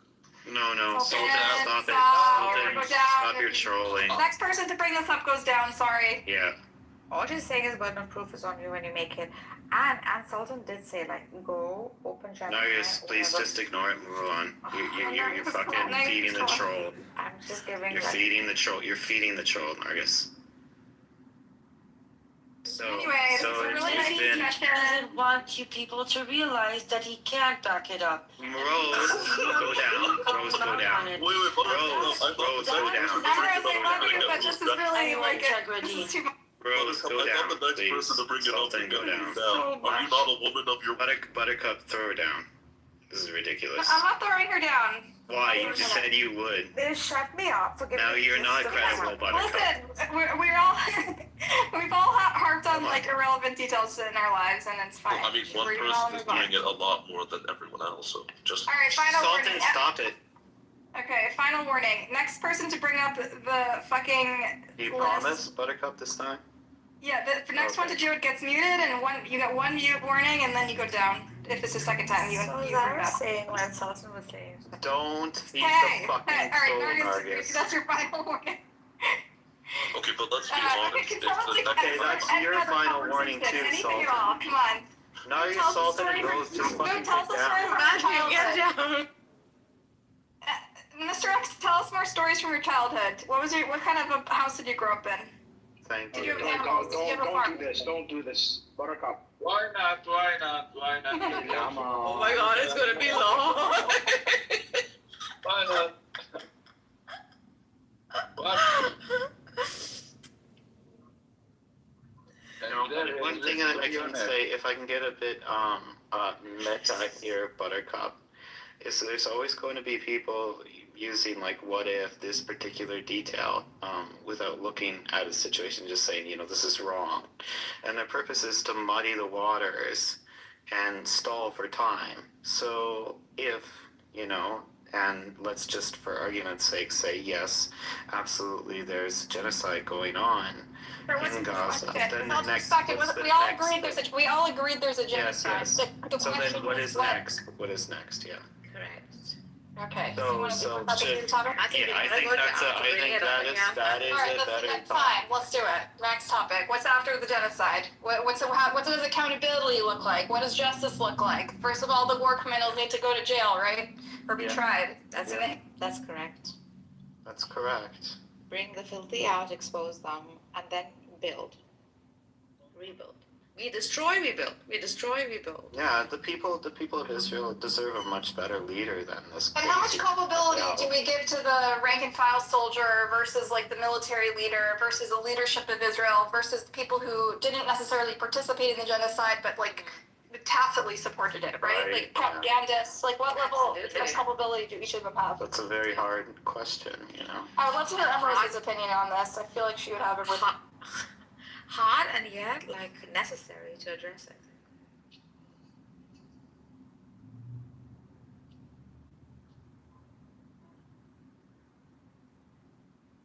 Matthew, do you I want mean, to this was Yeah, after well, the house. I think the most, you know, practical thing is to look at how other nations that committed similar crimes were treated, and it's the same thing, you know. There's got to be a methodology for dealing with things like this. How did the Hutsis and Tutsis or whatever? How did you know, any other nation that's committed crimes? How were they? How was the situation You know what, Matt? rectified? You know what's sad, Matt? Like some of these nations went unrecognized. Yeah, 100% they did. Yeah, so we're trying to avoid that, I think, on a greater scale.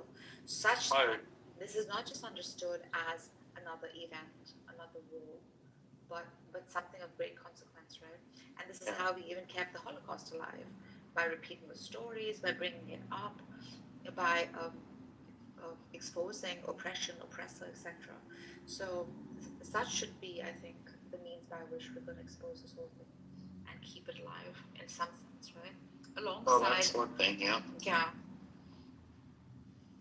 Yeah, and then other nations, like, you know, the Turks did horrific things to a lot of people, but Yeah, like the Armenians. as far as I understand, they didn't, they weren't punished all that much for it. And the 100-something countries don't even recognize it as a genocide. Yeah. Just saying, so... No, but Sultan is right. This is why I said, like, much of it gets buried in the freaking crumbles of history, whilst some others are glorified, and this should not be the case if we are truly a human family. Well, look what's going on there, and again between Russia and Ukraine. I mean, the Russians killed 7 million Ukrainians, and then they're going through a similar thing now. Oh, you mean the Holodomor? I mean, that's also not recognized as a genocide by really much of It's any. absolutely a genocide. Well, I mean, according to like Starving to experts. death. Okay, but according to which experts, though? Well, I don't have it on me now, but I know that it was documented quite thoroughly and approximately 7 And million most academics in Russia, the U.S., and everywhere else say that, yeah, it's not a genocide. Well, I'm sure there's a lot of people that say it is. So let's say it is. Let's you know, if a whole lot of people are killed, then let's suggest it was. I think actually, I don't think the consensus, the academic consensus, is that it was a genocide. Exactly. But you see why they act things like expert opinion. It's better to just go on evidence. Yet 7 million people die in a famine organized by the Central Politburo of the Soviet Union, where they were confiscating grain from people. Yeah, that's a fucking genocide. Yeah. I don't need Harvard, Brown, Cambridge, or the UN itself to tell me that, yeah, that's a genocide for it to be. Yeah, personally, I don't need to either, you know. Personally, I don't need that, you know, either. I mean, it was, there's so many hundreds of thousands of photos of what happened and so many millions of documents. It helps to have someone, in Amrose's defense, it helps to have someone who's deeply knowledgeable about international law and all the technicalities and all the minutiae and how it compares to previous genocides to help you curate an opinion. But these people, they put their, Omer Bartov, in his New York Times article, he's one of the first people to lay out clearly with evidence. We didn't just take his word for it. He presented evidence, explained why it met the definition of a genocide, so that we could be convinced. And so, like, it helps to have these experts who are deeply knowledgeable about it. Of course. What I'm saying is that it's not what I'm saying. Yeah, some people are so very biased that they tighten the definition for genocide. They make it almost nearly impossible. Like, you know, no genocide has ever been committed, except for, you know, one that fits my particular narrative or something like that. Some people tighten it up, and virtually every genocide has been disputed anyway by someone, right? Yeah, exactly, and that's not really the greater point. The greater point is that even the people that are on this quote-unquote whatever in-group or side that's committing the genocide, they're suffering too because they're losing their humanity, and it's just not good for anybody, you know? I don't think Need to be made right. word increases solidarity very much. I think it just creates polarization and confusion. It does. Let's focus on solidarity between our peoples and third parties. It's so funny that all the third party nations, they like to watch the fight. There's probably some people that, you know, are thoroughly anti-Semitic and thoroughly anti-Muslim that would like to see the Jews and Arabs kill each other, you know? I'm sure there's people like that. Yeah, a lot of countries are anti-Islamic and anti. But anyway, let's focus on solidarity. We like kebabs. We like falafel. We like taking care of nature. There's a lot of cool things. It's a matter of trust, isn't it? It's a matter of people trying to trust one another. Actually, I support climate change. And I would say it's a matter of, like, even... I also hate falafel. It's also a matter of tolerance, you know? Yeah. Let's discuss things that bring us together. Well, no. Because, again, that doesn't That's a solve... good idea. No, but that doesn't solve anything, right? Like, we're all humans. Yes, it does. Oh, I think it very much does. I was in graduate school for peace studies. Find commonality. That's lovely. It's necessary. There are 1,000,001 commonalities you can find with someone who's trying to stab you. or someone who's like, literally like eradicating half of humanity or anything like that. Yeah, you both like knives. Yeah, exactly. Yeah. Well, I mean, I don't like knives, but the point is though. Anyways, the order of business today is love and solidarity. Why derail that? Because okay, piss titles like that, where'd he go? I don't know where he went. But anyway, the whole blind love and solidarity thing is like kind of misleading given the topic. Not because love and solidarity are bad, but because, okay, you're trying to address an issue of justice. So love and solidarity without justice is meaningless. That's true too. That's true too. I mean, if some folks in the West Bank, if their intention is just to take land and to get some land, and they're not going to compromise, you do have to lay down a greater law and say, hey, you can't do that. But what you can do is you can make a house next to an Arab and then bring love and solidarity and say, hey, look, you guys aren't so different. Please don't kill each other. Okay? And I think it's also a matter of self-awareness where, again, because I have PTSD, or still do, I suppose I never really get over it, but it's kind of this sort of self-awareness where you realize that the brain tricks you into seeing evil things and bad things where they don't always exist. Distrust is a very viral sort of thing. Hatred is a very viral sort of thing. And again, it probably goes back to Austin's peace studies. Okay, but again, did the Arab who lost his house get his house back? Did the Arab that was arbitrarily detained by the Israeli military, did he get his, what's the word, compensation? Justice, yeah, he needs it. For that matter, I'll even be fair, just to throw a bone to the other side. Did the Jew who lost his family in some, bus attack, get justice? No, they both sides have to get justice in a fair way, and it has to be divvied out in a very careful way, because if justice is divvied out to one side and not the other, then you have bad feelings all around, right? Exactly. I was thinking about this, like if I was in Kyiv and I was Ukrainian, I would hate, probably, honest to God, I'm just human just like everybody else, I would hate every fucking Russian that I ever saw. I would hate them to my guts. I just would. You're Zelensky, yeah. Well, I'm Slovak, and the Russians do bad things to us too. Yeah. But I'm just saying, it's an example, because I'm human, I shouldn't generalize like that. Probably there's millions and millions of Russians that absolutely hate Zelensky, but my mind would want to generalize. My mind would want to go to the default position of every Russian is evil. I hate these people. There's nothing they can do to ever make me change my mind. So that has to be dealt with as well.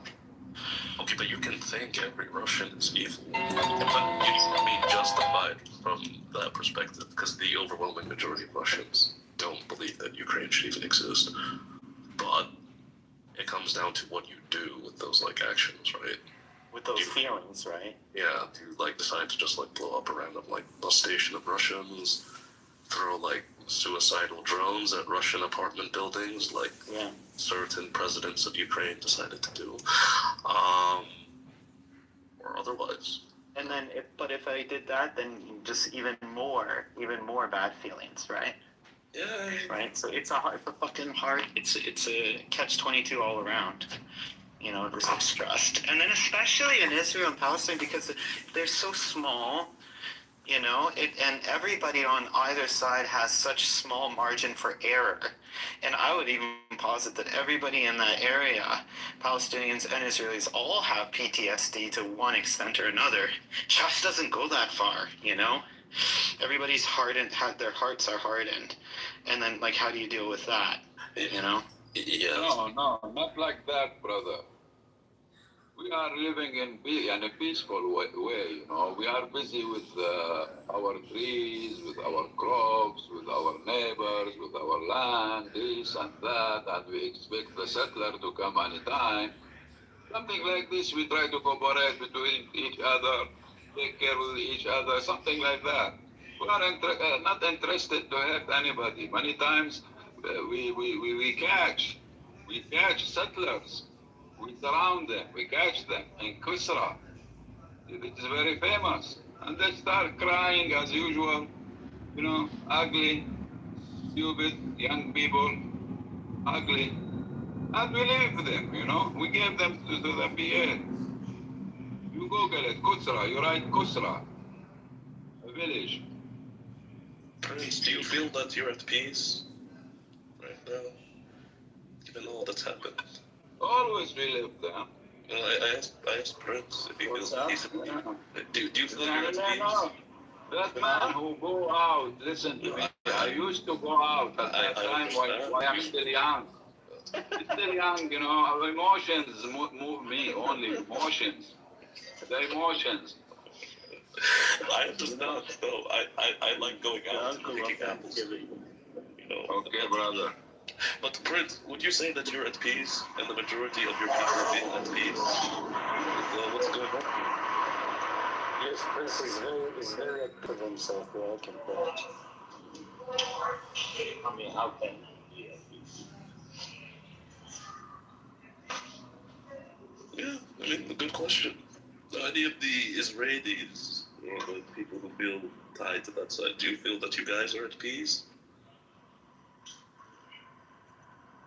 Mood seems to suggest that How everyone's can you just be like... at peace when justice is not served? Well, I mean, Mood says that everyone is just going around picking olives, you know, and frolicking and singing Kumbaya. We are a fucking poor villagers, and we get used for foreigners. You imagine if somebody, for example, listen, please, this is very important. Through the history, we get used for foreigners. We like foreigners. Wallahi, we like foreigners. We get used to them. But those fucking bastards, at the beginning, wallahi, my father told me that we get benefit from the immigrant at the beginning, you know? Oh, yes, the pastors made you fight each other. Listen, brother, wallahi, I swear God, you know, the beginning of the immigrant for the Jewish, the same for Armenian and the Greeks and other, you know, Greeks happened in Europe. We welcome them. We get no problem. Not only the fucking mandate, the British mandate, we as a people, you know, we welcome them. They come and live neighbors. They rent places. How does that work out? No, but it was the pastors who made them fight each other. It was the pastors who made them fight each other. They were throwing Bibles at each side and said, "Oh, go fight." Yeah, at the beginning, you know, we don't imagine that they are going to make militants and they are going, you know, to make war against us, as we are not ready for a fight or any other stuff. You get what I mean? We don't have any weapons. Usually we don't have much weapons. Listen, we man, have sometimes being a doormat, you know, is being polite and kind, but sometimes it doesn't work out. No, brother, something happened like this, you know. We was, you know, simple people there was, you know, they are happy, some people, villagers, they are happy to kiss girls from the back of the glass, and they pay money. He put her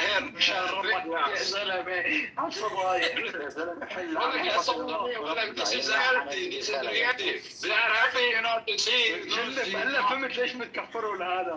What time period was this? You know, it's a funny thing. So Amos actually used to talk like this at the beginning. Yeah, I don't know if you guys knew him from. Yeah, but he learned. Oh, but he learned. Yeah, after October 7th, he went like this. Exactly. You believe it, brother? They used to make the Palestinian announcement and the flags and other fucking stuff, and they sell it to the Arab. Anything they make money. Coexistence was not good for his existence. Listen, baby, please, sister. Baby, yeah, baby. Oh, always you're my baby. Baby, forever. This is real, you know. Our people was, even though, you know, our Palestine is rich. I have its to give crops. a disclaimer to Benny Goy. Disclaimer. What Benny Goy? أنا بني جوي. I'm just giving a disclaimer, okay? You mentioned doormat, and I mentioned lack of, I don't know, absence of intelligence. This character does not represent Palestinians in any way, shape, or form. No. I am telling you, simple. But he was a fighter from the PLO. I am a fucking fighter. Yes, I am proud to say that. I am a soldier. Wait, hold on. Which group did you fight for? I was with the militant Palestinian Liberation Army. الجبهة الشعبية يعني؟ لا حبيبي جيش التحرير الفلسطيني. جيش التحرير. Oh, how old are you, man? I'm an old man. I'm 65. جيش التحرير؟ جيش التحرير حبيبي. انا مع اليرموك، مع لواء اليرموك في الاردن. Okay.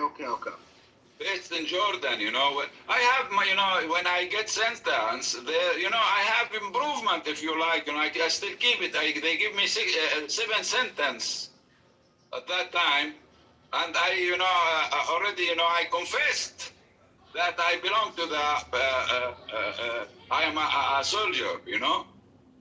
They caught us. They caught me, my friend. I don't care, Buttercup. Don't afraid from me. Nergis, nobody afraid from me. Caleb. Wait, hold on. How old are you? Nobody afraid. مو جيش التحرير كان بسوريا. اسمع hold on. How old are you?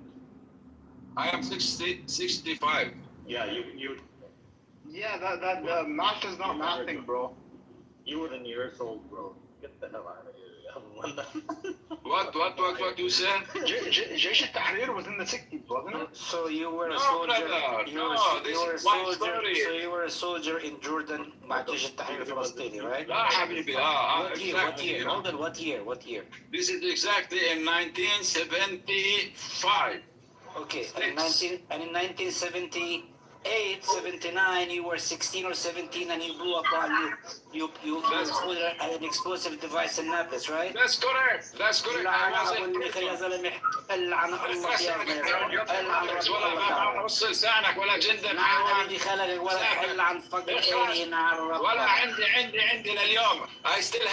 still have. This is what you call it, when the sentences, Yes. The sentences when they sent us to the court. I know you were arrested by the Israelis. I know you were. And I know إنك كنت عامل في إسرائيل. غير هيك, just leave us alone. Jindeb. I know somebody, his name is Jindeb, from there in Khatab. What is his name? Let me remind. He was jailed in the same period with me. I was the youngest boy, the youngest prisoner. I was the youngest prisoner in 1976. I was a youngest prisoner on all. Sorry. Fucking dancing prison. You got what I mean? I have evidence. You can get it. When I go back, to visit, I will take pictures and send it to you. Put a picture in your PTR. We want to see. What PTR? In your profile, we want to see the picture of you as the soldier. Not now. We're gonna have I also want of you and Amos both in your uniforms. I don't want to see. I'm not interested. We are young and we are old. Listen, Buttercup, anyway, to be honest, what happened, our story is a fucking sad story, in my village, we get warned because we have already business with some companies at that time and some famous people, from Sasson, this is very famous family, big family from Iraq. If you ask Sasson and Yacobi, Abraham, Abraham, Sasson, Abraham Sasson, Jacob Yakufi. Those names, you know, big names, big families, you know. Sasson is We get from my people. Sasson is a Persian one. Sasson. Are you Persian? Not Persian, Sasson. Their family name, Sasson. How do you pronounce it wrong? Abraham Sasson. Yes. What about him? What do we say about them? That they were. You know them? In Blackpest, you know, he's a joint venture. He was a joint venture with my father, you know, a long time ago. Before, you know, He's this his is Jewish friend. talking. His father's Jewish friend. Not friend, no adventure, you know. They are They're investors. Wait, he's friends with the Sasson family. Mossad and Yes. Oh my god. No, don't take it easy. Before it is different, you know. The situation is different. The situation is different. The Sassons are literally known as the Rothschilds. My teacher, my friend, my teacher is a Jewish. Wait, well, Mr. X is loaded. He has like 4 houses. He has a house in Jordan. He's in a house Yes, in Nablus also. in Nablus. This guy is like a. Jerusalem. In Jerusalem, wallah, I There's 4 swear to fucking God. houses. This guy is believable. He's in But business. it's not his wealth. It's the Sasson family. The Sasson family is connected with a lot of very interesting things at the end of the Ottoman Empire that like I don't know shit about them. Tell us. Tell us. No. He can address it. What is I this don't accused of? feel like mentioning it. It doesn't. We can discuss it later. But don't allude to there's a reason. it. Can I ask ChatGPT what they? Even if you try to go through the history of the assassins and so on and so forth, I don't think he would understand. He wouldn't understand anything of it. Anything about it. He wouldn't. I don't know. I don't know how this character is put together. Altogether. he's right. Yeah, he's, What are you? Well, like, listen, Jindib. We can coexist. We can live together. But you know, the problem with the mentality sometimes, you know, if they believe in it, they don't like to see you. You know, Buttercup. You believe it, Buttercup? Do I believe your dad was in business with Sasson? I don't know the Sassons. Listen to this. You know, I used to hide my name in Tel Aviv. Nobody know my exact name. You believe it? I'm still young. You know, I don't like anybody. My name in Tel Aviv, Sasson. Forget. Wait, your name is Sasson? No. You hide your name because you have a high-profile name. You have a famous name. No. That at that time, Are you in the I have another name. I used to use another name, you know, while I'm in Tel Aviv. This guy is like He's a gangster. You believe like half of the stories, right? But like you're He's still a gangster. I want to dedicate a song to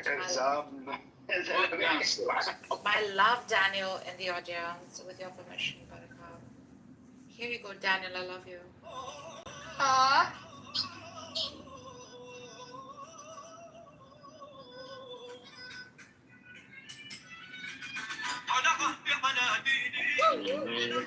Allah.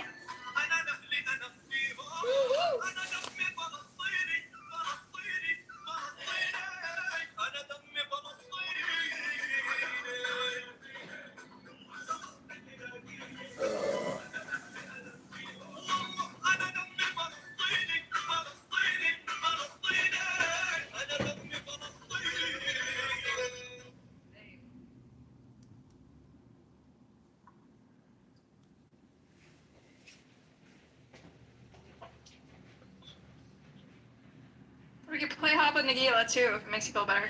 Absolutely. I love Hava Nagila. Hold on. Not exactly the parallel. I do love Hava Nagila. Shut up. Or Hatikva. We could play Hatikva. Hold on. Hatikva is a beautiful national anthem. It is a beautiful. What do you want me to play? You could look up Hatikva. Hatikva. Spell it. H-A? Hatikvah. You're really okay with that? Of course. Why not? Okay. Yeah, I give you credit. It's a gorgeous song. What is it? Objectively, it's the really Song of Hope. National anthem. Yeah. Okay. I bet Mood knows this. Mundo, said my heart. This is so inside to him.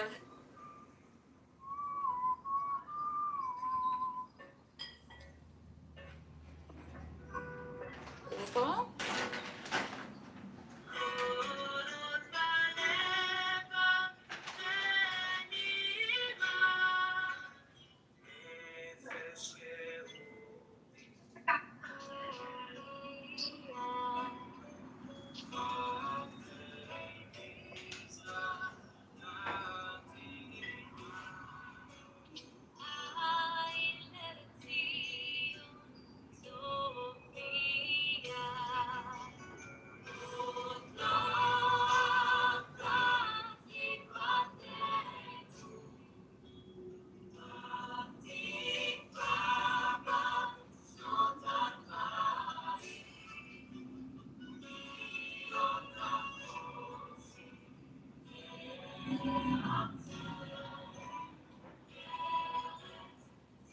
Buttercup. Pepper? Butterfly. Yes. קוראים לי ניסים. Oh, they call you Nisim? They give you a Hebrew name? Yeah. In your past life? I just know, I just remember. Nisim, Anasim. I used to call myself Nisim. It means you're miracles. They call you miracles. That's what it means. Really? Yeah. They said you're a miracle. That's what they named you. Really? Yes. I don't know. Yeah, you're a miracle, all right. This is not my turn to play music. They call him Nisim now. Yes. Yes, can I play something now? Yes, please. Of course. Let me play something first. You gotta turn on music mode for your music work on your phone. Okay. Let me know when. Change your sound mode to music. And Okay, let me know when. Or somebody wanted before me. Betty wants to go.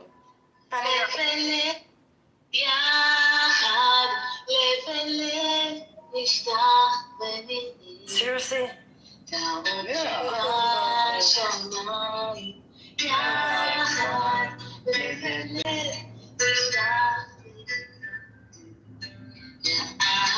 This is how you know that he is out of touch. This is how you know. So this is how you know what? It's how you know you're out of touch with the current zeitgeist of even the peace movement. You're just, you're wildly I like the out of song, man. What do you have against it? It's a lovely song, but you're just like, but it's like. Okay, do you want a song or something? Okay. yes, sing. No, it's on you. I'm trying to sing like a song. Okay, Buttercup, a song or something else? Whatever you want, your choice. Okay.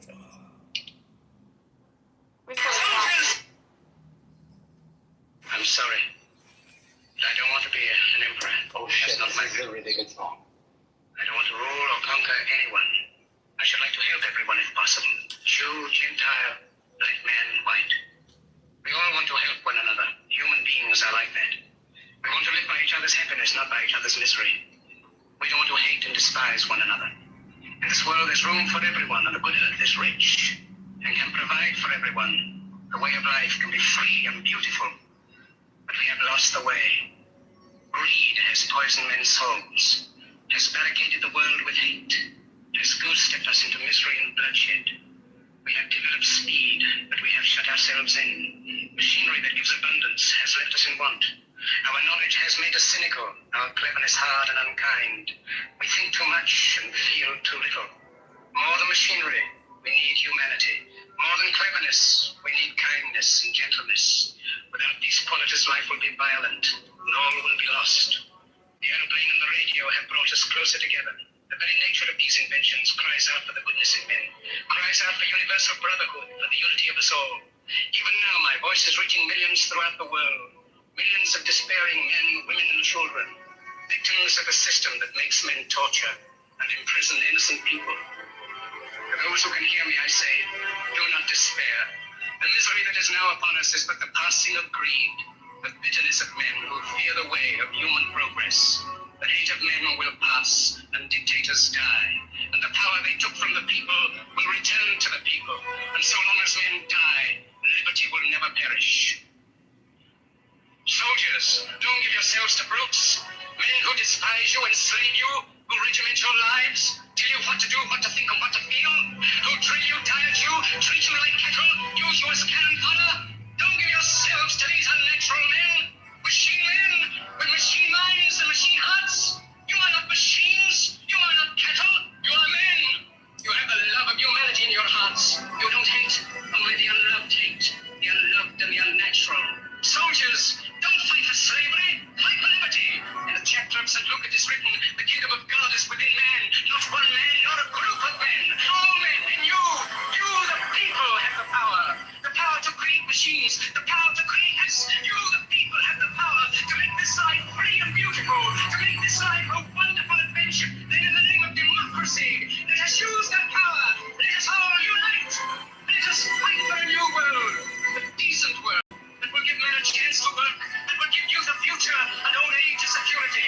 By the promise of these things, brutes have risen to power, but they lie. They do not fulfill that promise. They never will. Dictators free themselves, but they enslave the people.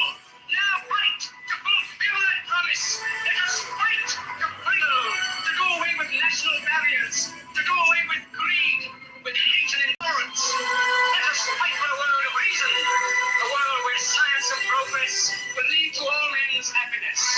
Soldiers, in the name of democracy, let us all unite! There was a remix to this one. Rest in peace, Charlie Chaplin. Amen. Amen. Amen. Like it. Love it. Love Love it. Yeah. Yeah, too. Big salute. Big salute. You know Charlie Chaplin. Now, do you want to go for something fun? Yeah. But it's possible mostly Palestinians will laugh. It's okay. Let's give it a try anyway. Charlie Chaplin was a Zionist too.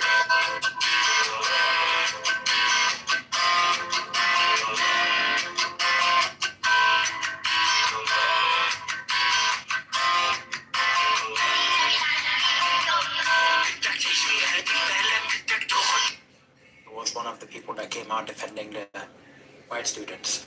Yeah. He used that basically to springboard himself and find a way to be part of Jeff Sessions' team. Interesting.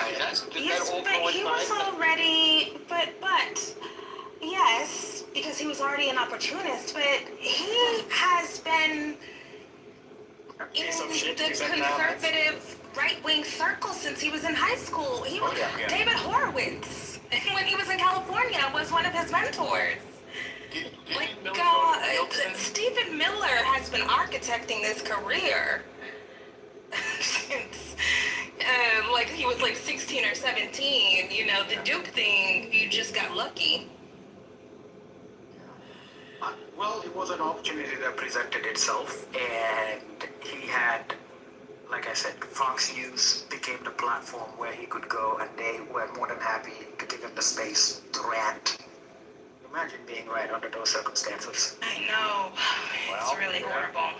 If you keep saying stuff, sooner or later, something you say is going to be right.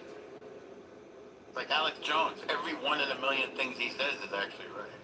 I mean, it's just one of the biggest stories of any of our lifetimes. I mean, You think of it as that?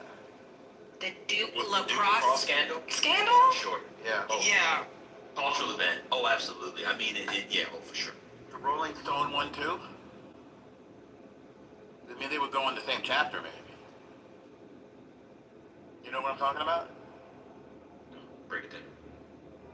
The woman, Rolling Stone reporter, said that there were all of these extremely misogynist, sexist hazing practices that were taking place. Oh, I remember that one. Yes. Yeah. I remember that one. No, this was bigger.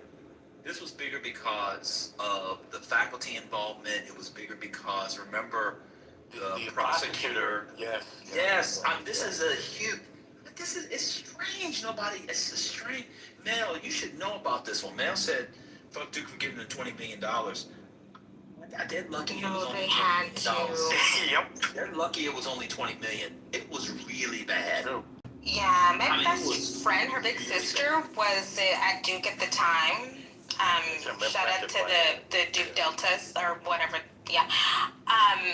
It was huge. It was huge. And I think a lot about, and I have thought a lot about, I'm so glad I didn't have a public platform at that time. Because I would have been out there. I would have been.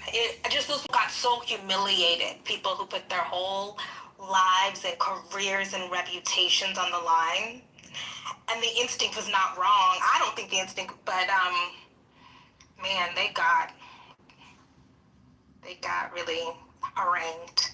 So I'm looking at his Wikipedia. He left. Oh, look at the pictures of the dude. What a beautiful campus. Wow, I'd like to see it one day. It's beautiful. I've never seen it. He went to Breitbart after. So he went to work in Congress. You said Sessions, correct, and then he was at Breitbart. I mean, he is. Remember, he met Richard Spencer. Y'all remember Richard Spencer? Yeah, of course. He was the name. As far as I'm concerned, he's still important. As a Ku Klux Klan or whatever, he's Nazi Aryan. What is he? I mean, when's the last time anybody really thought about? He's pretty low key these days. Okay, but sorry, keep going. He fell off. Yeah, he fell off. But like I said, that was Stephen Miller's career. I mean, that's pick the ideology, but he did get luck. I mean, he did happen to be at the right place when this came.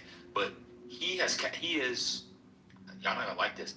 He's a model for many people who want to get to the highest levels of their field, who on their own dent, personality, and likability would otherwise not get to the highest levels. I was looking at Wikipedia. He used to call into the Larry Elder Show when he was in high school. To your point, Kim, that he's been architecting this forever. Yes. I mean, the thing that I recognize in Stephen Miller, I know a lot of people who've been ideologues since they were children. I might be a person who's been an ideologue since I was a kid. He had vision. 100%. Another example, Ben, is immediately after January 6th, you notice how Trump people were distancing themselves from Trump and everything. Stephen was the only person who stood by him through and through, and pretty much kept doing the same thing again as he did with the Duke lacrosse scandal. Constantly going on Fox, and in fact, it's my understanding that he was instrumental in getting Elon Musk to help him fund whatever lawsuits he was doing against the Biden administration, and then eventually connecting Elon with Donald Trump. Oh, that's so yeah, he's a believer. Yes, he's a believer. There is a podcast episode of the New York Times. This was done over. I remember listening to it about. It might have been about a year and a half ago, something like that, where his name came up again, and they did a really good profile of the man, how he managed to get himself all the way up to the powerful position he's in. It's obviously not OJ, but I would say post 9/11, I can't think of another cultural cause célèbre and anti-cause célèbre. I can't describe it the other way. That matches the Duke lacrosse scandal. And what's interesting about it, I think a lot of people forget about it. It was on the eve of Obama. So Obama coming in roughly 2 years later, people kind of forget about it. But there was still a lot of simmering, obviously in him and others, from the Duke lacrosse scandal. I mean, the woman is in prison now. I don't know. Yeah. Have you caught up with For something else, not for that. No. Yeah, she killed her boyfriend or something. Oy. Oh yeah, and then she admitted that it was a scandal. I mean, we all know that. But yeah, He did an interview last year. Is that the fuck up, guy? I got it. You think she created? You think this created an enormous anti-black backlash? I don't think so. So why is it so significant? Oh, I just think it was more like an anti-woke. Be like, when do people get woke? some of them write that rule, the history of what y'all conservatives call woke. This is there. This got a lot of people into that. Yeah. Believing all women thing, the backlash of Me Too. People don't know it, but it's in the background. It's there. It's also the way that the faculty of Duke got involved. I think that But that thing continued. That wokeness continued. I remember distinctly being like, oh, maybe I should put Duke on the list because there was a big letter from the faculty, right? It was. Yes. The 15 or the 6, there was a number that they had. And I just thought, oh, wow, I want to go somewhere where the faculty are so brave. Yeah. You know the irony of that? You could have gone there. It just wouldn't have been Duke. Many of them left. You may have ended up in a place where some of them were because they left. So this writer came from the Seattle Times. He was a new New York Times reporter from the Times, experienced there. They gave him what they call a double truck spread inside, which means 2 full pages facing each other, which they rarely do. And the whole thing was completely wrong. And he was, as I said a moment ago, he was my mentor. He done this is the thing about investigative reporters, are always looking for something, and they can be wrong. He did a report on judges in Seattle, and the day before the publication, you give people a heads up, this is coming out. The judge hung himself. Oh, shit. That's double. Well, in this instance, to be fair to your friend, I mean, people were just lying to him because we know that the DA, the prosecutor, was disbarred for lying. Of course. No, that's the other part. I don't know if you know.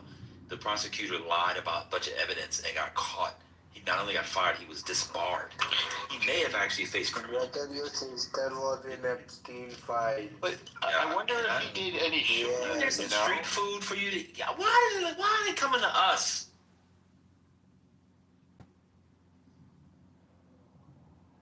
God damn. So I remember the 30 for 38. I knew that something had happened to Naifang, but I just looked this up.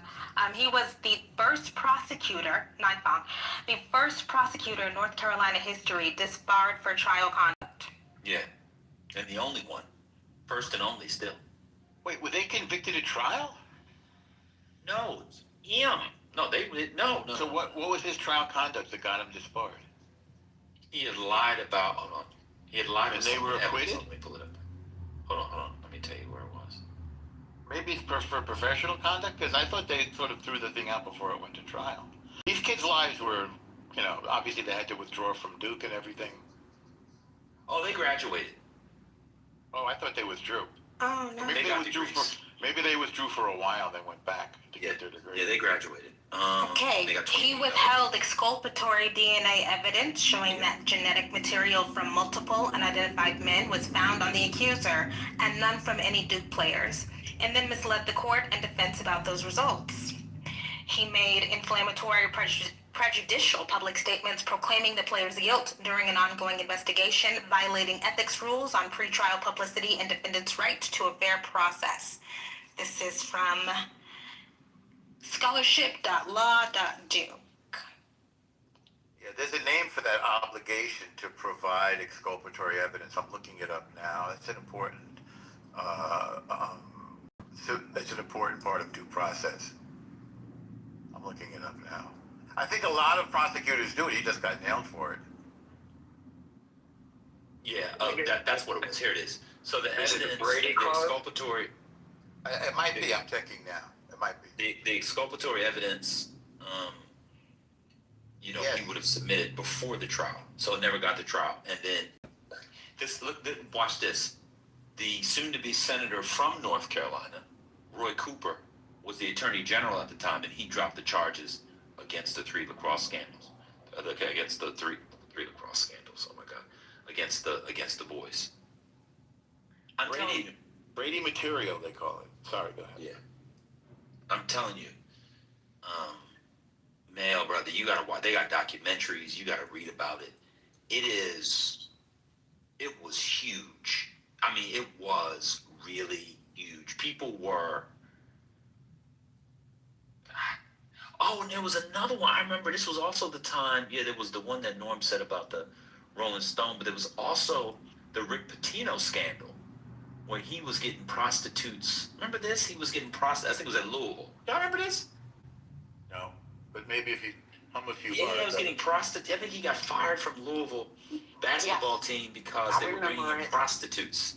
Yeah, I remember It that. was like this thing around college sports and recruiting, and He Got Game had come out maybe not too long before, and it kind of exposed. When did that come out? He Got Game. Yes, 2000. this is in my peak of wanting to go to college for sports journalism. This is Yeah, He Got Game was 1998, and then we saw how like they would bring in the girls, but Rick Pitino under him, they were bringing in basically similar to like the lacrosse thing, bringing women to strip or whatever, and then they would have sex with them. It was like a whole thing. So yeah, so when people about like woke culture war stuff, I don't know.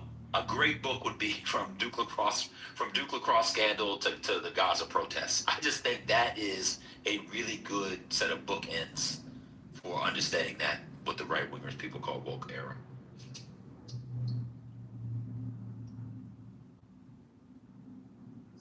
Yeah, Beaver said a woman tried to extort Pitino for an abortion. It was a real thing. It was so wild. It was. Yeah, I want to go back to those days. I want to get away from ICE agents shooting people and then lying in sworn testimony, and then the DHS have to come out today and say we have video of our agents lying, and they're now being investigated, and most likely to be charged. And the guys, we apologize, they have to let go, and the federal judge lets them go. I can't believe that's where we are. That's insane. Nappy-headed hose was around this time. Oh, Nappy-headed hose. Imus. Nappy-headed hose was which year? 2007. Oh, it was the same year. Yes. Wait, is that a rap group? No. Well, it was the Rutgers team. It's a joke. It's a joke. Why are you making that joke? It's because it's funny. It I just was answered it too. That was crazy. nobody laughed. I have a question. So I don't know my feeling on that. these things, no, we don't. We can't do gender wars again today. I think, it's two sides of, the same coin, right? Because I think that while the anti-woke stuff, that this stuff incites, the anti-woke fervor on one side, as somebody who was on the other side, all of that stuff did also rile up the wokies. Like, I do remember coming of age during this time, coming into, a feminist identity during this time, fighting for my life every single day in AP Gov. That was its ill effects. And in AP European history. Because of these conversations. It's like Hegelian, like we created each other. We exist. Because of these what, Conrad? Because of these what you said? It's like now I'm worried. Am I using Hegelian wrong now? No, I thought you were going to say conversations. But Oh, no. Well, because of these kinds of public conversations, yeah. Wait, you don't say conversations because of me. Like, I don't say conversations like that. Well, you know what, man? I would start that book earlier. Where would you start it? What would be the in the mid-90s? But then you have 9/11 in the middle. I understand that. I do. I get that. I mean, what would be the event you would start it with? Oh, God. What would be the event? Because I feel like it was the Duke lacrosse game. So for me, it would basically be like I feel like the Duke lacrosse scandal woke up in a sense of feeling aggrieved and victim among white men. They're like, oh, look what they're doing to our boys. We're under attack.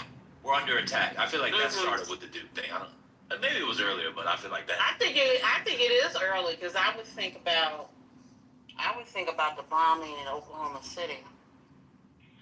But that's a different demographic, right? Like there's something. Yeah, that's a continuum. But there's when I think about Timothy McVeigh, he was 26 years old at the time. But he was Duke is it was a big thing where I was from because it was a certain kind of white boy. It was, the people who expected to become the masters of the universe. A lot of words. True.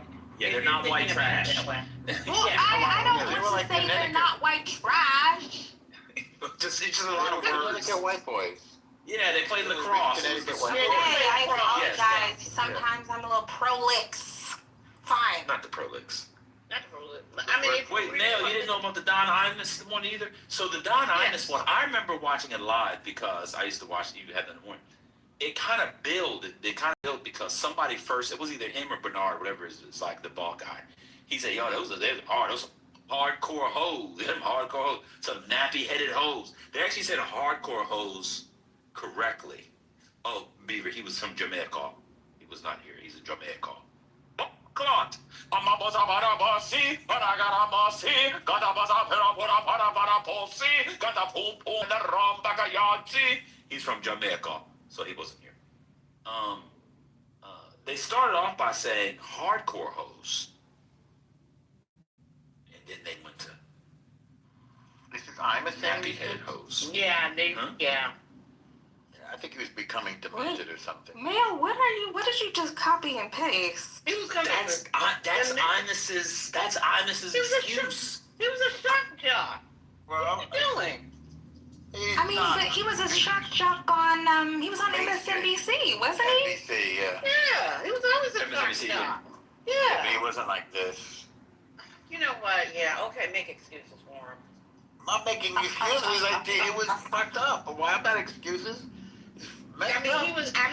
He always said things that were provocative. Now, they're not as provocative as his counterpart at the time. Epithets. Ooh, Stern? Yeah, Stern, yeah. Stern got away with everything. He got away with a lot.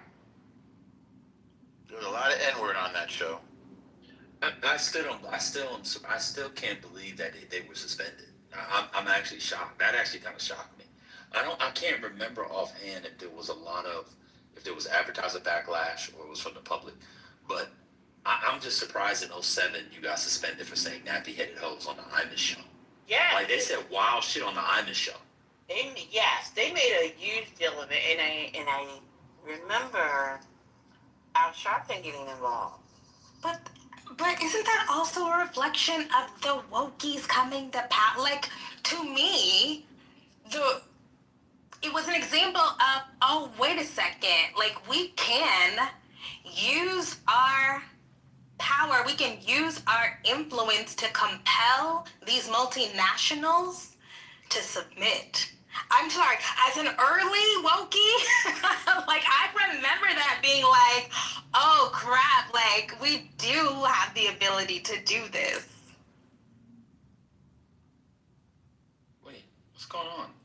The Imus thing, right? Like, I was an MSNBC watcher, so obviously, like, wokie. No, this is a new, sorry, Kimberly. There's a report in the Washington Post that just came out an hour ago. The Don Lemon indictment, video appears to contradict key claims. Video footage appears to contradict key aspects of a federal indictment's descriptions of former CNN Don Lemon's actions at a protest last month. Well, that makes Sorry, sense. it just They be lying. Lock them up. Lock them up. Not Don Lemon. Actually, never mind. I'm actually not going to say that. You know, I'll read it. The January 29th indictment calls the 9 defendants, quote, agitators, and says they, quote, entered the church in a coordinated takeover-style attack. In multiple instances, it describes the alleged conduct of the 2 journalists and protesters collectively. It does not characterize Lemon or Georgia Ford as journalists, though it notes that he was live streaming video to his online program, The Don Lemon Show, and that Ford acted separately conducting an interview at one point. Oh, so it's just the fact, they don't refer to them as journalists in the indictment. Okay, never mind. This is not new. I thought it was something. Oh, wait a minute. Here it is. Oh, I hadn't read this. Did I not read this in the indictment? Lemon allegedly, quote, oppressed, threatened, and intimidated parishioners. Oh, my God. The indictment alleges that Lemon, Ford, and the 7 of the defendants, quote, oppressed, threatened, and intimidated people in the church by physically occupying most of the main oh, no. And rows of chairs near the front of the church, engaging in menacing and threatening behavior. Oh, they just lied. Oh, yeah, that's a lie. And it's a collection of losses. That's a lie. I mean, why would Don Lemon do that? when he's filming it. And it's on video. He was never in the middle, actually. He was off to the side. Exactly. What are they doing? Just Pam Bondi and I guess her being prone to losing in court every single time. That's all it is. I'm kidding. I don't know, man. I feel like it's somebody inside the DOJ sabotaging these things.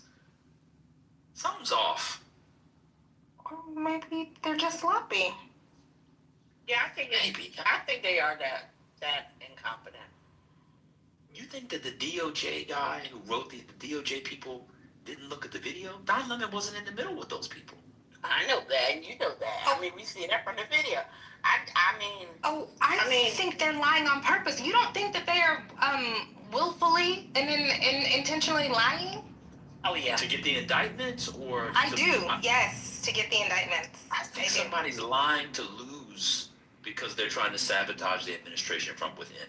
I think the DOJ has been so bad that the only justification I can have is that somebody's doing it on purpose. I swear to God. So you think they're doing it out of a form of resistance?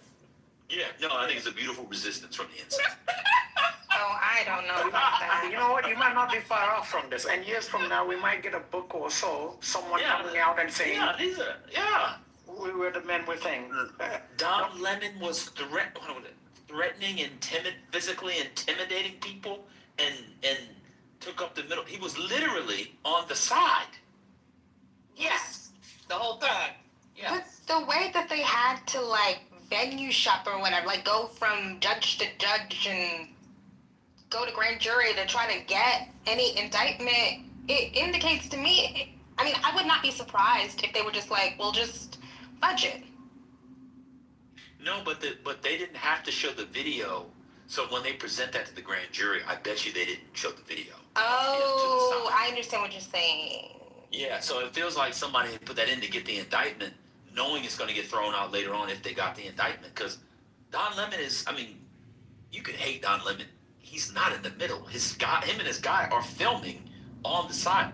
Physically intimidating. He interviews the pastor and 4 parishioners. Oh, I get it. Do what you need to do to get the indictment, and then you know you're going to lose. Yeah. Oh. Yeah, that's it is because something's off. They're losing cases and trying to indict people. The seditious 6th indictment was, but something's off. Somebody's doing something. It's the deep state back. You know what? The deep state. It is the deep state. That's the point. Mm-hmm. You know what? Someone said, we're just going to do just enough. We're going to write it this way so we can fail. and we can go home with the rest of our lives until this administration is out. It's giving. You know what it's giving? It's giving.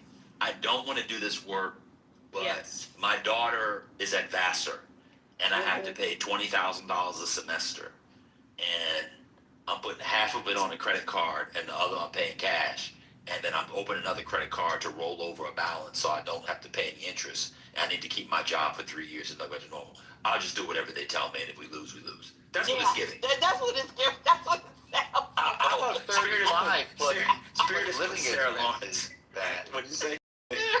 How about 35 plus living expenses? Never mind 20. No, they got the other 15 in living expenses. They got a scholarship, is what I'm saying. They're left over with 20. Oh, that's right. Yeah. They got to pay 20 a year. Believe me, if your kid goes to, by the way, if your kid goes to Vassar and you only have to pay $10,000 a semester, that's pretty good in this day and age. Oh, that's pretty good. Back paying for a state school, well, a little more. Yeah, a little more, but that's not bad. If you're paying about $20,000 for your kid to go to Vassar as a good student, it's very good. They kid go up to Yale Law School. Yo, so what do you guys think about the Epstein edits? Which parts, brother? Do you guys appreciate the Epstein edits that we have? Which edits, brother? The Epstein edits. What are the edits? I don't know what they are. I'm not following it like that. What are the edits? Break it down. Basically, Epstein dancing with AI. I'm sorry. Mail asked a good question, and I have been just thinking about this. What were the big things? Okay, so you have Duke Lacrosse in 2006. Do y'all remember the Gina 6? Yes, of course. That's the Lynch thing, right? The Lynch Yes. rope. Yes. That was a hoax too, right? Well, I'm not comfortable saying that was a hoax. Okay, so we don't know about that one. Okay. That was 2007. Yes, that's 2007. Don Heim is 2007. Sean Bell killed 2006 at the end of 2006. Horrible. And then we get Obama in 2008. We got Oscar Grant in 2009. The Beer Summit with Gates, 2009. I mean, there's just a lot of stuff. A lot of big racial national conversation moments between 2006 and 2010. It was how I got here. I mean, like, it was just a wild time. Wokeness, a prehistory. Oh no. That's the name of the book. We'll go right there. Wokeness, a prehistory. Oh my God. Oh, I have a question for you and Kimberly. Did you happen to watch the first episode of Clock Out with Simone Sanders? And, it's his name. What is his name? Eugene? Yeah. Did you listen to or watch the first episode? I haven't. How was it? I'm gonna be honest with you, Sherry. I don't even know what you're talking about. Okay. So MS Now has put out a new podcast with Simone Sanders Townsend and Eugene from Politico? Yeah, he's working for Politico now, right? He's no longer working for the Post. Washington Post. Eugene Daniels. They gave Eugene Daniels a TV show. Yeah. That's what he always was aiming for. He was always aiming for that. And so it's the show, it's very focused because they're talking about politics and culture. Well, culture and politics and how they collide and everything else. Breaking news. Sorry, Sherry. Mm-hmm. Reuters just released a report that Russell Voigt, Trump's budget chief. Did y'all read about this already? No, what happened? Oh, tell us. He diverted millions of dollars from USAID to pay for his personal security details. Stop it. Oh, wow. And how much is that? How much was that? They reviewed 3 documents. This is the reporters Jonathan Landay and Douglas Gillison wrote that they reviewed 3 documents showing, oh my God. Man, that's the deep state again. $15 million. Yeah, personal security is very expensive. USA. Yeah, I guess so. Diverting. Yeah. Wait, hold on. Let me read from the document. Sorry, Sherry, I didn't cut you off, but this comes. No. You know, go ahead. One of the documents reviewed by Reuters said OMB signed an agreement with the USAID last September 11th to, quote, cover the costs associated with then acting USAID Administrator Voight security detail through November. That amount, $1.6 million, came from what is left of USAID's operating budget, the document showed. OMB budgeted another $13.5 million in U.S. aid funds to underwrite the cost of Voight's security detail through the end of this year, quote, as they relate to his current role as senior advisor to USAID. Now, this is a fireable offense. Trump should fire him. Yeah, this is fireable. Yeah. This is bad. I'll invite some maggots up and tell us why we should be paying $15 million for Russell Voight's personal thing. Ben, I have a theory on this. Where would Reuters would have gotten this information from? Is it possible that Trump is actually trying to ask them and they decide I don't know about Trump. I don't know about Trump doing it, but yeah, but well, the deep state then. Back to your theory about people. One of the things, if you read what you did, remember in the Wall Street Journal or Unknown, it said, while leaks about Trump had been contained vis-a-vis the first term, leaks about the rest of the administration is like a dam had burst, Beaver Dam, open. It's like leaks. Everybody's telling on everybody. Susie Wiles has said it on the record. So clearly, this is somebody, former USA, that clearly gave this to Reuters. Clearly. Yeah, they're leaking everywhere. They're leaking everything. This is 10 times worse than the first term. Oh, yes. Yes. Who do you think would be? If you ask me, I'd say it's Marco Rubio. He oversees USAID, and he'd be the kind of person that wouldn't like a Russell Vogt or a Stephen Miller type of person. I don't think the principals are doing it. I think it's No, it's not the principal. Russell Voigt is an asshole. It was probably somebody in the office who he threw a Subway sandwich at and said, "See, you can't be convicted for throwing Subway sandwiches." Yeah. I mean, I would say it's probably a mid-level person that did it. I wouldn't, not the principals. Of course, Marco is going to keep a distance from it. Clock it. I don't think I don't go to the principals on this stuff. I mean, I think Marco, if he wanted him fired, could just go to Trump and that. I don't think the principals. Why would Marco Rubio even know about that? Yeah. Why would he? Yeah. Why would he know about it? He's the one running USAID.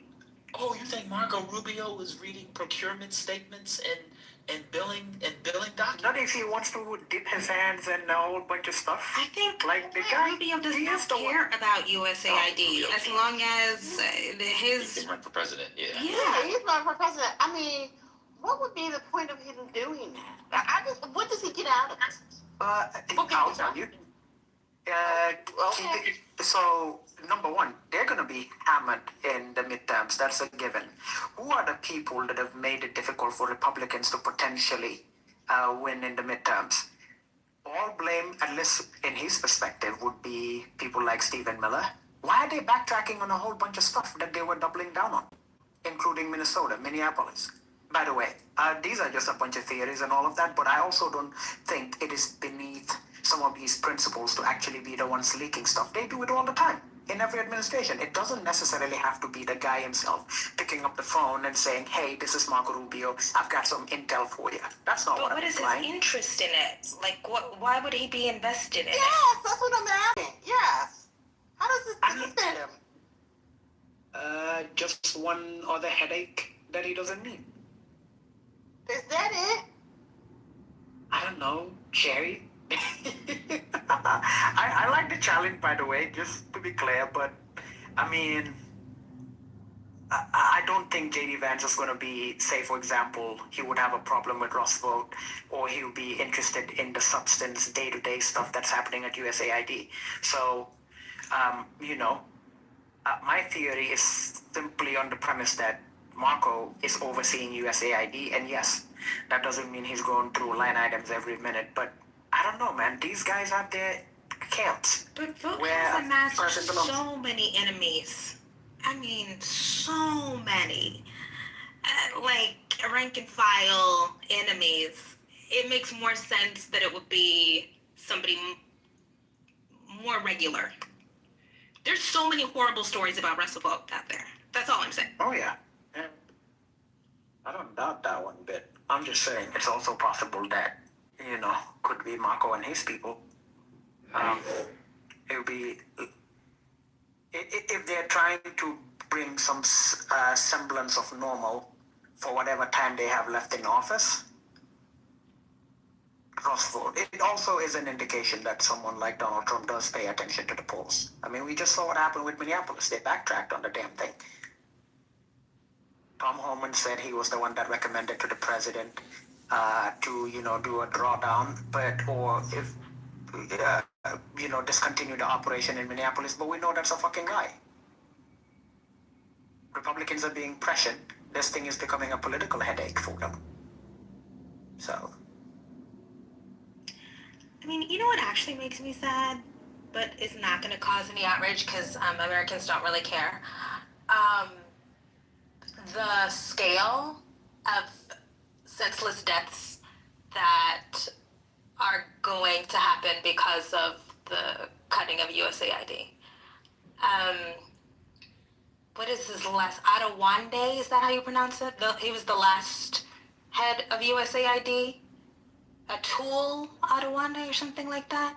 He has done so many interviews talking about hundreds of thousands, millions of deaths. ProPublica just did a series on the cuts, the fallout from the cuts. Babies, children, preventable deaths from HIV. I mean, it's sick.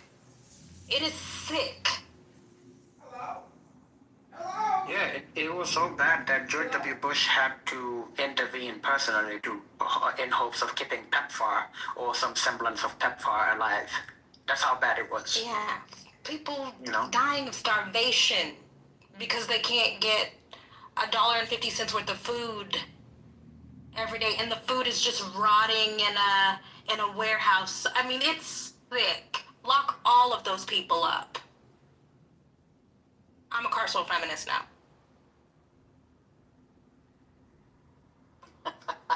Boy, there's a movement that failed. Prison abolitionism. I mean, that shit came like a loud fart with no smell. Like, oh, I heard it, but it left nothing behind. It didn't actually do anything. I heard the fart, but there was no smell to it. Did somebody fart, or was that just a chair? That's how that thing went. I mean, damn. I wonder why, babe. Our hearts, well, okay. Our hearts were in the right place. And the real abolitionists, right? Like, Beth Ritchie she's still in there, right? Like, the real abolitionists are, like, still in it. But, you know, the wave came. The wave came. Oh, I can tell you why I failed. It's a lot simpler than that. It's 4 words. You know the word? One of the words? Yeah. Well, actually, no. It is 7 words. A fart in a windstorm? No. Nate Parker, Bill Cosby, and Robert Kelly. Yeah, that'll do it. All you had to do, That'll do it. when you were, all you had to do when, somebody put rest in peace H. Rap Brown. That brother died last year. It just threw me off. All you had to do was when they were going on and on about the carceralities of the injustices. What do you think about R. Kelly? You think R. Kelly should go to jail? Brain. No. Wait, what happened is, like, if people ask me, like, do you think Robert Kelly should go to jail?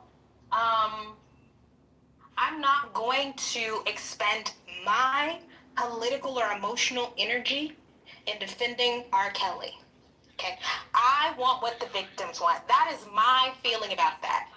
I also acknowledge that simply incarcerating R. Kelly is not going to restore, okay, the victims. It's not going to get them what has been taken from them. But if he does, you know, if he's in there until he dies, so be it. But that doesn't mean that I support incarceration. It just means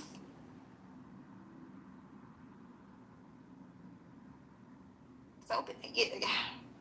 But I think also you have to also, wow, I think about this when I think, when we think about someone like R. Kelly, who, not just a form of punishment, but for public safety. I don't know. I'm not sure if He should not be on the street. No, you have to think about this idea of public safety. I think about it. I don't know if R. Kelly is. The man was in his whatever. Lock him up. Lock everybody up. What are we Throw away talking the about key. here? I don't know. I mean, yes, and I think that's another thing when you talk about this idea of abolition, you know, the prison system. And I know we want to talk about this idea of justice. That's another thing. Right. Is that but justice? We also need to talk about the idea of public safety.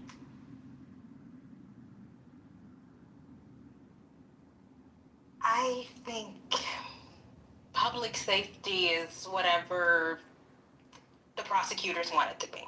I mean, especially with regard to pursuing prosecution for sexual assault. Well, the victims, right? I mean, yes, they cannot, you know, to your point, you know, they can't get back anything that, you know, the damage that he has caused, right? But the matter of them being safe from him is a thing to consider.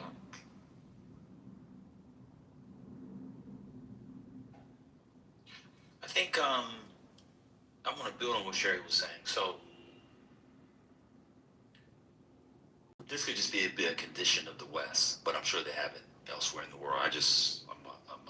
I'm a Westerner. Sorry to the pro-blackers. But there's a question, if there's a question of my heart, you got it, can believe in one another. There's a question of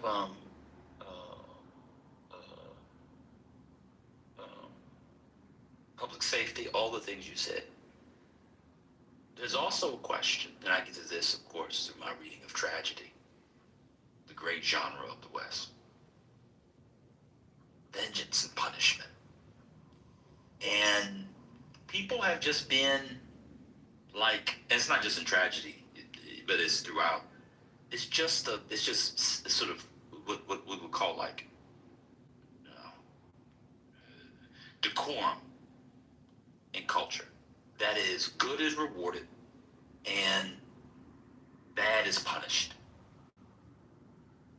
And the carceral girlies, the abolitionists, never dealt, to my mind, deep enough with the cultural questions.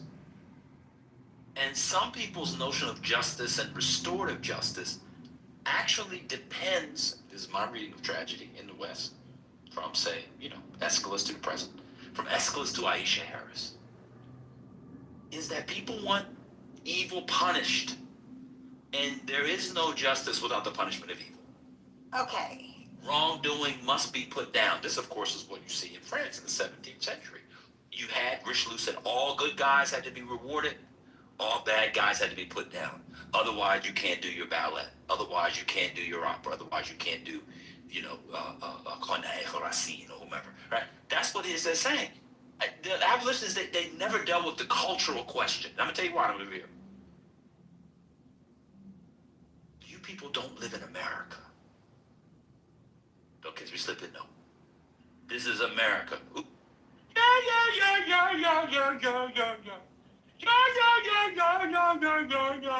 This is America. You people don't live in America. Y'all don't live in the world. In the world, good is rewarded and bad is punished. And if you do a bad thing, the collective punishment is they put you away. I'm just telling you what I've read the Dave Says and the Ruthie Gilmore's, Shauna Redden. I've read all the things.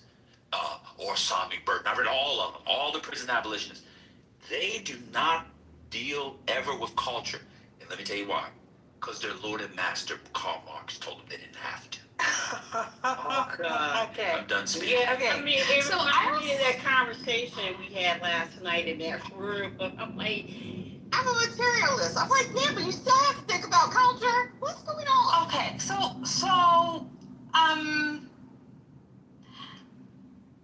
my belief in abolition and decarceration, I think we need to open up the jails, in many cases, was animated by what I can acknowledge was a misunderstanding of human nature. I can acknowledge, 36-year-old Kim can acknowledge, there were just things that I hadn't contended with because I hadn't been forced to contend with. I thought that the good and the light and the brightness, if we invested in that, if we believed in that, if we propped it up enough, that it would cancel out the darkness, that it would cancel out the evil, that there are people who delight in evil and delight in causing havoc and doing violence, but we could just be bright enough that they would be on the margins. Obviously, over the last 8 years, many of us have been disabused of that notion. And so now I am much more open to the idea that sometimes you have to stomp people into the dust. Sometimes you've got to grind them to dust to make sure that they can never get back up and do more violence.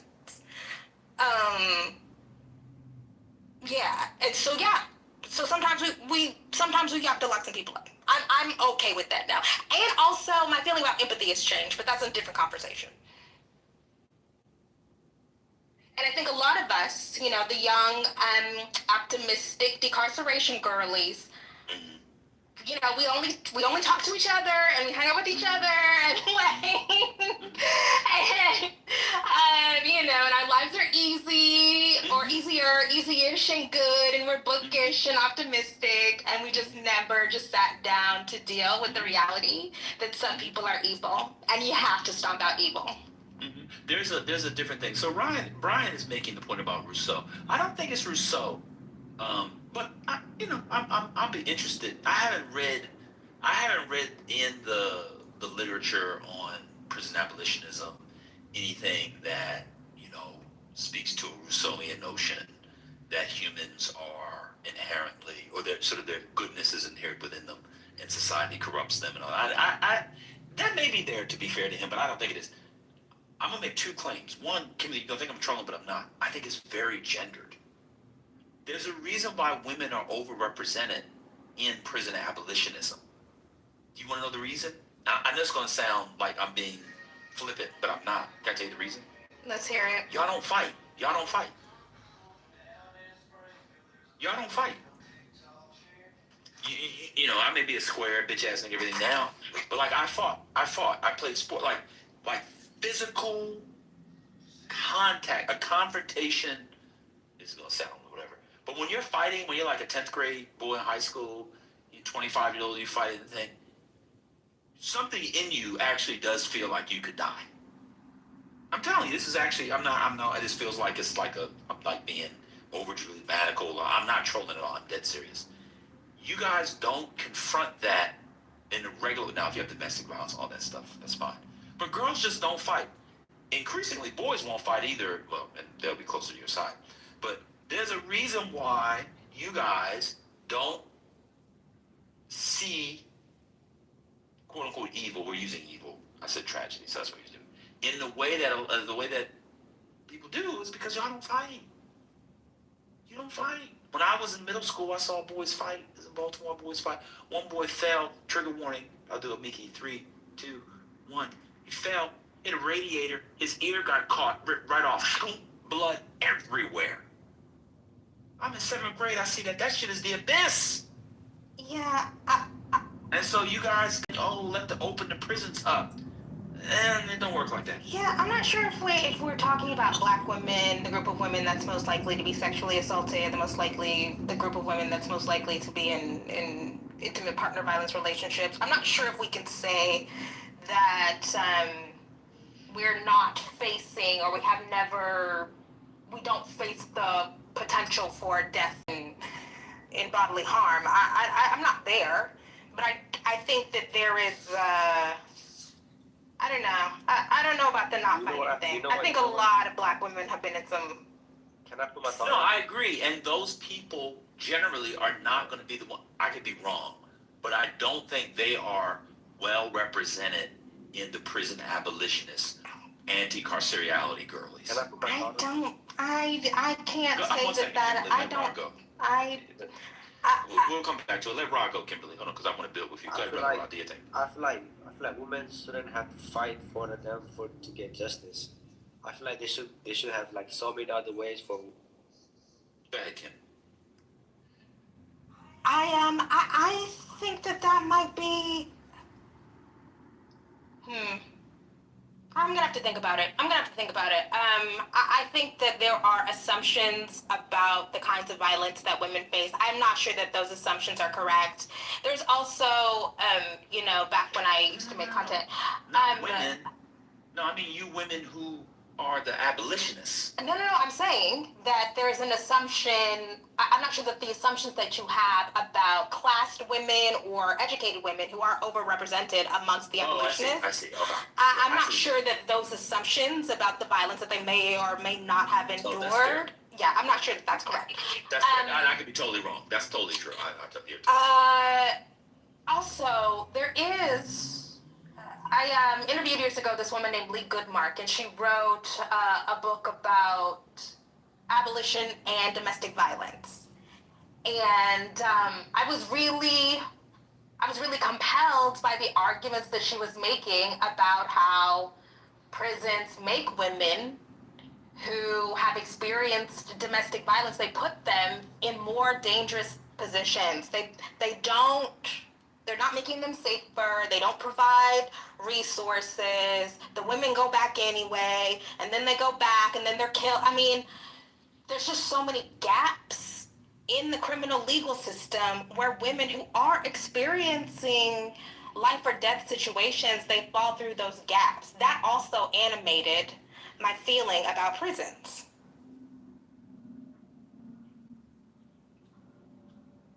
I think that's fair, actually. I think that from those women and men, but in this case, women we're talking about, whose family members or themselves personally were in the system, they emerge with a critique. I think that's true. I actually think that's very fair. That was a blind spot in my original point. So I take that. I think that's good. That's good. That's good. Maybe I'm thinking of the overly academic, overly theorized, multisyllabic gobbledygook. So I think that's very fair.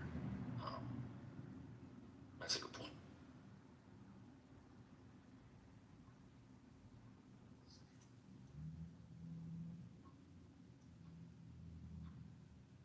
Echo chamber. No, you disagree. You added something. No, I was being. It's ironic, because the echo chamber. We always agree. Like, Kim only like glazes ban. Like, we always agree. Yeah. I love that when they go through the glazes. Makes me realize I should go get a glizzy. I don't really eat glizzies anymore. I think that after you reach 30, you can only eat hot dogs at spring, summer, and fall events, and the hot dog had to have been grilled. And you can really have, if you're at the event, for every 3 hours you're at the event, that's how many hot dogs you can have. So if you show up at the event at 5 p.m. and you leave at 9 p.m., you can have 2 hot dogs. If you show up at 5 p.m. and leave at 8 p.m., you can have 1 hot dog. However, if you're there from 5 p.m. to 11 p.m., you can have 2 hot dogs. However, you can have both hot dogs within the first. I'm talking about hot dogs, bro. Calm down, brother. Hold on a second. You can have both hot dogs within the first 20 minutes. But you have to stay for 6 hours in order to justify the 2 hot dogs. You see. Now, when it comes to sporting events, if your son or if your daughter go have a game, and it is a baseball game, it is a basketball game, and there is no other food, and you packed and ate all the food, and because your kid's team sucks, you thought the kid would be out in the first round, but they actually make it to the 3rd round and you're hungry, and they're selling hot dogs on that little roll machine. They put the bun in that white crib-like paper, and they had a pump of ketchup and mustard pumps. You are allowed to have a hot dog in that instance. The other time you're allowed to have a hot dog is if you go to a professional or college sporting event and the hot dog is cooked in a particular way. You see, if you have a hot dog and the hot dog is boiled, that hot dog, that boiled hot dog, means you have to sleep outside. No one over the age of 30 should have a boiled hot dog. That is in a sporting event, or that is in that hot dog water, cancer water, arsenic water in New York City hot dog carts. If you eat a hot dog from a New York hot dog cart and you are a tourist over the age of 30 and you've never done it before, you are allowed to have a hot dog. But if you know better and you have that hot dog, you should lose your right to vote for the next 3 federal elections. You see. Now, if you are in New York and you want a hot dog and you're over 30 years old and you go to a spot that's called Gray's Papaya, you are allowed to eat 2 of those hot dogs once, maybe twice a year. That's right. But if you have a hot dog in any other moment, you are killing yourself. The hot dog must be cooked on an open flame, or like Gray's Papaya, on a flat top, which gets me to the ultimate point I've been trying to get at.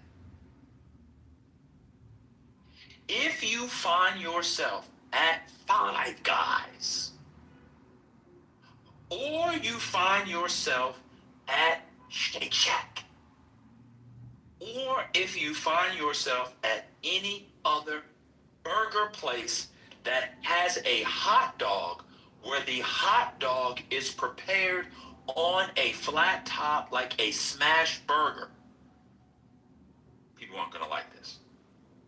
You are not allowed to eat those hot dogs. Those hot dogs are delicious. But if you're going to eat those hot dogs,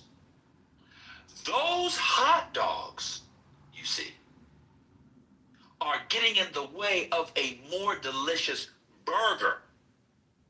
So if you are going to hasten your cancer, your heart disease, your arterial plaque, hasten it with a more fulfilling burger. I'm here to take any questions on hot dogs. Pause. Yeah, I got one question. I can't answer your questions on hot dogs. Who's next in the queue? Okay, Spiritus, I'll take your question. Yes. So my question is about pigs in blankets. That's a great question. So, if you are a man or a woman who does not have children, and you find yourself thinking about a pig in blanket in your own home that you or someone in your home prepares, and there is no pig in blanket, you are to go upstairs, run the water in your tub, and sit in your tub for 5 hours straight thinking about where you went wrong in life. No adult should be eating a pig in blanket without a child involved, except under one circumstance. The only time one could have a pig in blanket, Spiritus, is if one is at a party and the people get Trader Joe's pig in blanket appetizers, and they have the correct pig in blanket mustard. It could be a German mustard. It could be a Dijon mustard. It could be a spicy mustard. It cannot be a yellow mustard. In that instance, especially if the rest of the food is not good, you can have a pig pig in blanket. Watch this. If you decide to have a pig in blanket in that scenario, you have to go, as Pat Finn said, no pun intended, whole hog. You cannot nibble on pig in blanket. That needs to be your appetizer. You are not allowed to have a small plate. Some of you people have parties and you think you're sophisticated hosts and you have those plastic clear plates. When I see that at someone's house, that lets me know everything I need to know about their cultural capital, their social standing, etc. Shout out to Bourdieu, since people all of a sudden on the app love Bourdieu. Nobody's named the book, but everybody's reading Bourdieu. It's fascinating. I love it. Theory of Practice, my favorite one, 1976. The English translation, Cambridge University Press. Let me continue. If you're doing that, you have to fill up your plate with pig in blanket. You cannot nibble on pig in blanket. It's like oral sex. If you're going to do it, do it. Do not beat around the bush. Any other questions?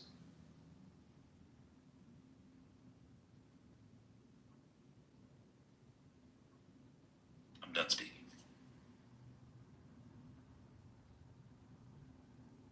The mustard was accurate. Any connection between hot dogs and colonoscopies?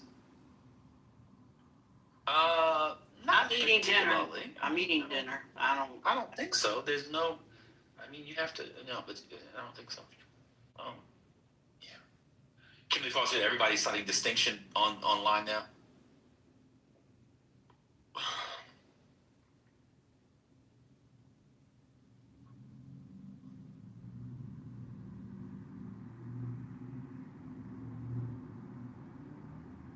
Oh, yeah. Distinction is the big one. Okay. Yeah. Because the idea is a basic one. So you can cite the idea, which is a basic one and obviously true, and then put that French name next to it, and then people think you know what you're talking about. But we have to begin to set one thing that we use Bourdieu for this. We have to begin to get back to the business of putting food and drink, or aligning food and drink with age categories. A 36-year-old man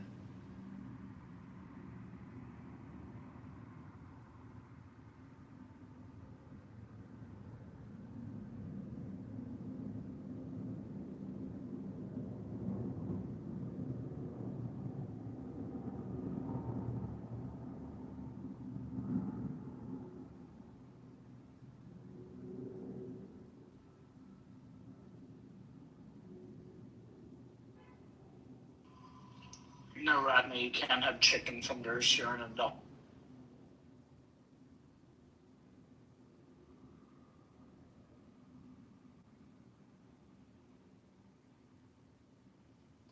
I mean, you should not be drinking Kool-Aid. Kool-Aid and Tang. I'm sorry. Wait, who does Tang? I don't know. That's awful. I mean, astronauts. Oh my God. Oh no. That's so awful.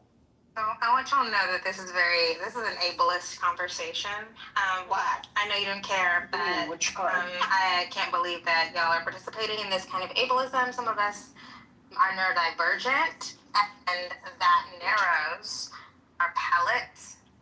We are very sensitive to tastes and textures. We have an aversion, okay? Oh, I thought it was homophobic. I didn't know it was ableist, too. Oh, don't worry, everybody can find the thing that fits their identity category so they can be the victim. Let me respond to. I'm the only one that doesn't do that. Everybody knows I'm the only one that. Let me respond to on here. Let me respond to. Let me finish what I was saying. If you're a 36-year-old man, a 36-year-old woman, you should not have on your plate a larger version of what 10-year-olds eat. Huh? At a certain point, as you age, your taste buds age. You begin to taste certain things, certain combinations. Be an adult. We'll be dead soon. The solid flesh will melt. We will be in the undiscovered country. There will be no tomorrow, and tomorrow for many of us. Why are you eating the same thing that you ate at 14 on the way to your swim meet?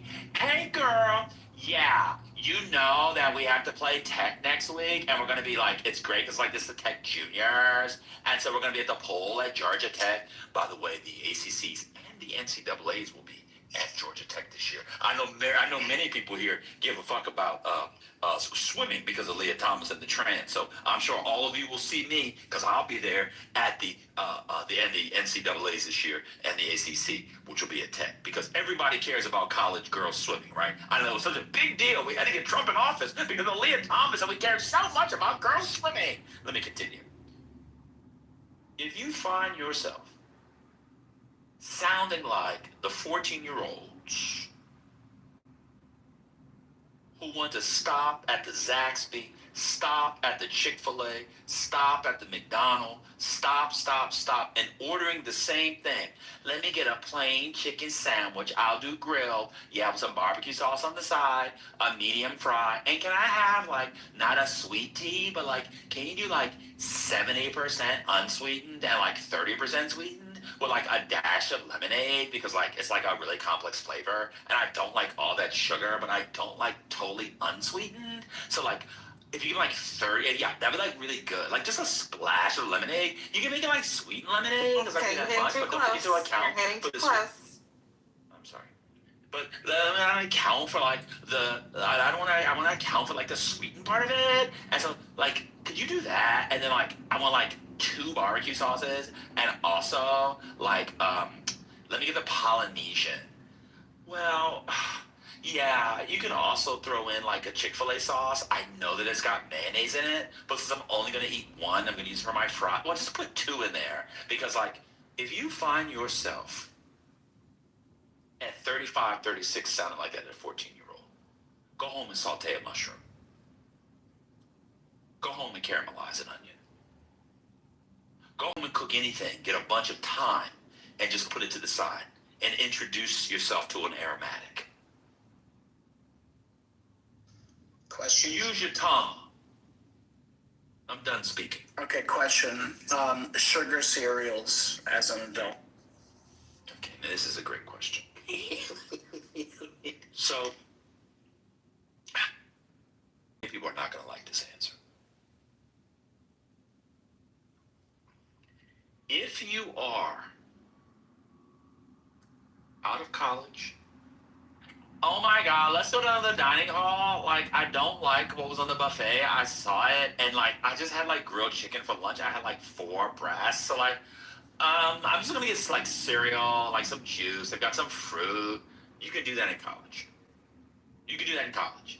Like, cause like, there's like Frosted Flakes. I know it's like full of sugar, but like, I'm just gonna treat myself because like, I had like salad and like, I'm gonna get some breast. I'm just go to the grill. But like, they've got that weird chicken cacciatore, and like, it's weird because they have these onions and tomatoes in there, and I don't really like that. Like, that's fine. Once you leave college,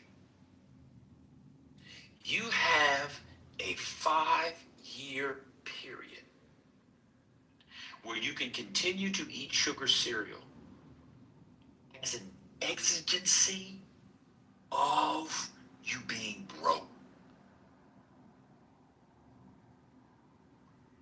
You then, as an adult, are not allowed to eat sugar cereal unless you have children. If you have children and there's a sugar cereal in there, And these nigglets are running you around from pole to post, left, right, and center, from the Alpha to the Omega until kingdom come. You are allowed to sneak downstairs and get a bowl of corn pops. You are allowed to sneak downstairs and get a bowl of Frosted Flakes. You just have to make sure you do two things. You have to make sure that that ring of cinnamon around the bowl from that Cinnamon Toast Crunch is cleaned up. Because if your child sees you eating that cereal, they will shame you for weeks. Others outside of that, you are not allowed to eat sugar cereal until finally you've retired. No working person should be eating sugar cereal in the prime of their life, in their prime working years. No adult who pays taxes, who has a retirement, who wears double Windsor knots, who has red bottoms, who engages in oral sex, should be eating sugar cereals. Because if you eat sugar cereals, that tells me that you got shit in your ass. Sugar cereal consumption for an adult at working age correlates directly to poor bathing habits. I'm done.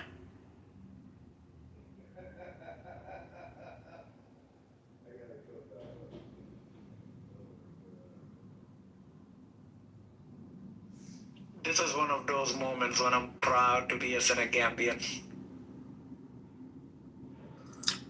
Break that down, please. Let me respond to that. You see, one thing that happens with people who aren't American is they see a whole a panoply, an assortment, what Shakespeare might call diverse options. And oftentimes they're poor. And then they have, as we just heard, a kind of Epicurean haughtiness, a superciliousness of seasoning. Now, if I responded to she and said the reason why you don't eat sugar cereals is because you eat a soup which combines lamb blood and peanut butter, I would be wrong. So yes, it is true that we are eating Frosted Flakes. You're eating peanut butter soup stirred in with lamb's blood. I'll stick with the Frosted Flakes.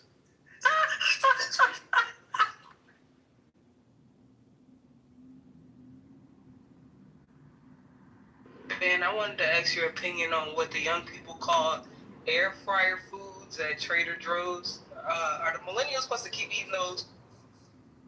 Let me respond to this. I'm glad you asked me this question. This has been on my mind. In my mind. This is very interesting to me. I mean, I'm not being formative as you all would say. I mean this with all seriousness.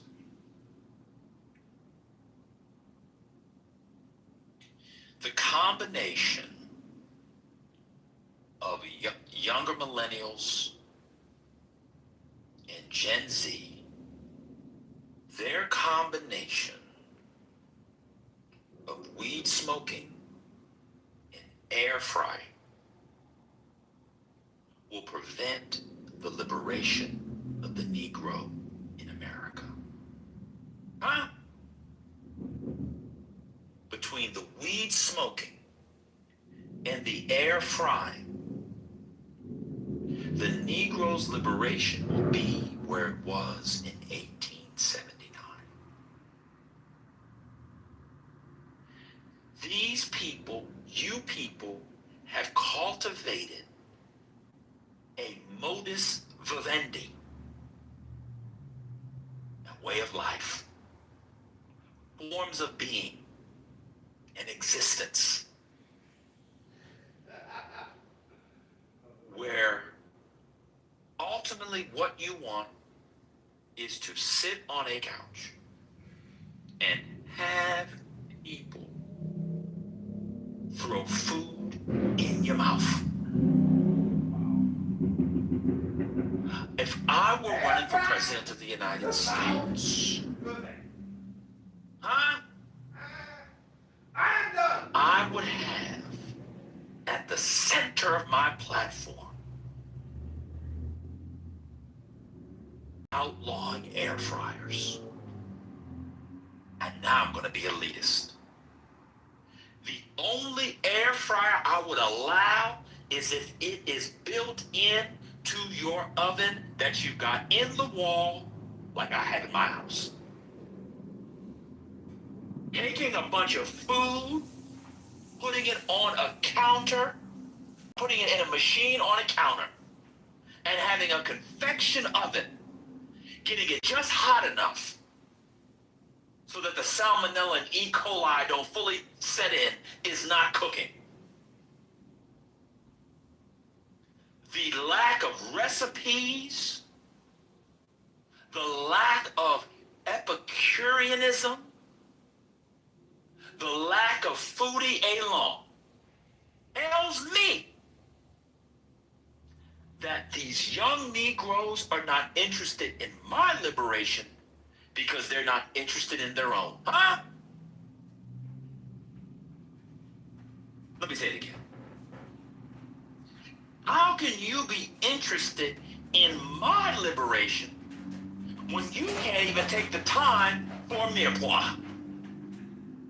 How are you going to be interested in my liberation when you won't even give a piece of steak a butter bath? How are you going to be interested in my liberation when you can't even have your broccoli in the oven and halfway through turn the pan around and roast it, and when you're roasting it? You tell me you're going to die for my liberation and you don't even scramble an egg? In the beginning of A Raisin in the Sun, which was brought up yesterday, let me use a literary reference. Ruth Younger, who I believe is the real hero of the piece, the unsung hero of the piece, also has a storyline about women's reproductive health. People forget, remember, she goes to get that abortion, but y'all not ready for that discussion yet. Shout out to the feminists. It's in the morning of that fateful Chicago morning. Kimberly Foster, you remember this. They're waiting for the check. It's a $10,000 check. Big Walter died. His life insurance got him $10,000. Ruth gets up. You remember in the film was played by the great Ruby Dee. And she starts to prepare the day. Ironing, cooking, cleaning, preparing, holding, loving.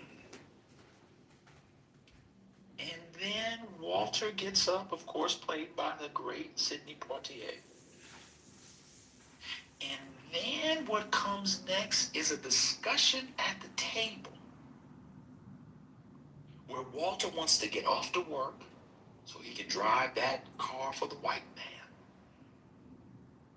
And he's vexed because he doesn't know what Mama Lena is going to do with the check. Y'all remember this? Sure do. And then he's in a state of a kind of working class, near poverty ennui, Kimberly Foster. moping. And she puts a plate of food in front of him. You know what the food is? Eggs. And Hansberry in her infinite genius has a whole scene where the two of them go back and forth talking about eating eggs. The point of the scene is not about the egg or the protein. Shout out to Hurricane. The point of the scene is about the care that goes into making of the egg, because Ruth got up to make him eggs. If she will make your eggs, she will fight for your liberation. That's the point of the scene. If I come to your house and you put a piece of meat, some green beans, and some nasty, irregularly chopped, non-biased sliced potatoes in a fucking air fryer, and spray some Pam on that bitch, and some salt and pepper, that means if you see me suffering in life, you would have me suffering. That is why we have to get rid of the air fryer. The great Bob Marley, he said, do what? Get up! Stand up! Oh, you're right. He didn't say order DoorDash. The Uber Eats driver is not bringing liberation. Get off your black ass and cook me some eggs. I'm done. So you're saying women need to use their cooking to distract the Negro male from their cockamamie business ideas? Didn't Walter want to use the check to open a liquor store? And that's why the black woman and the black man need to sit at the table again. Turn the television off. Turn the TV off. Turn the TV off. Turn the TV off. Turn the TV off. Turn the TV off. Turn it off.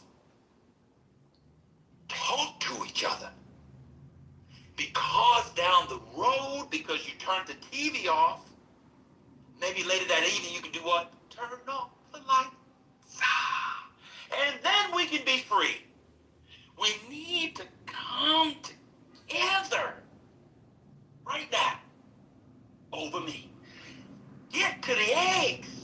If Walter has spent more time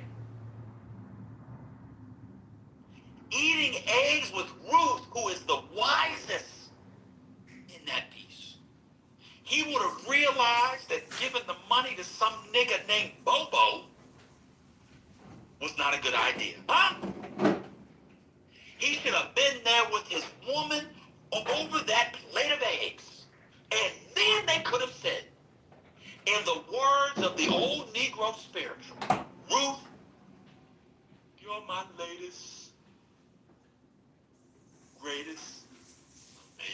my greatest inspiration. He should have been there singing with Ruth. Instead, what was he doing? He went out and got drunk, came in, and decided to do what? Be an African warrior. Why couldn't Walter be a warrior in his sober state? I'm going to tell you why. It's because, one, he allowed his mother to emasculate him, and two, because he did not sit down and have those eggs. And the problem with the black man is that even though he's tired, his back hurts, you need to go to the table, cut the TV off. If you're gonna have the radio on, can't have no words in it. You can have the Brandon Birkin check. You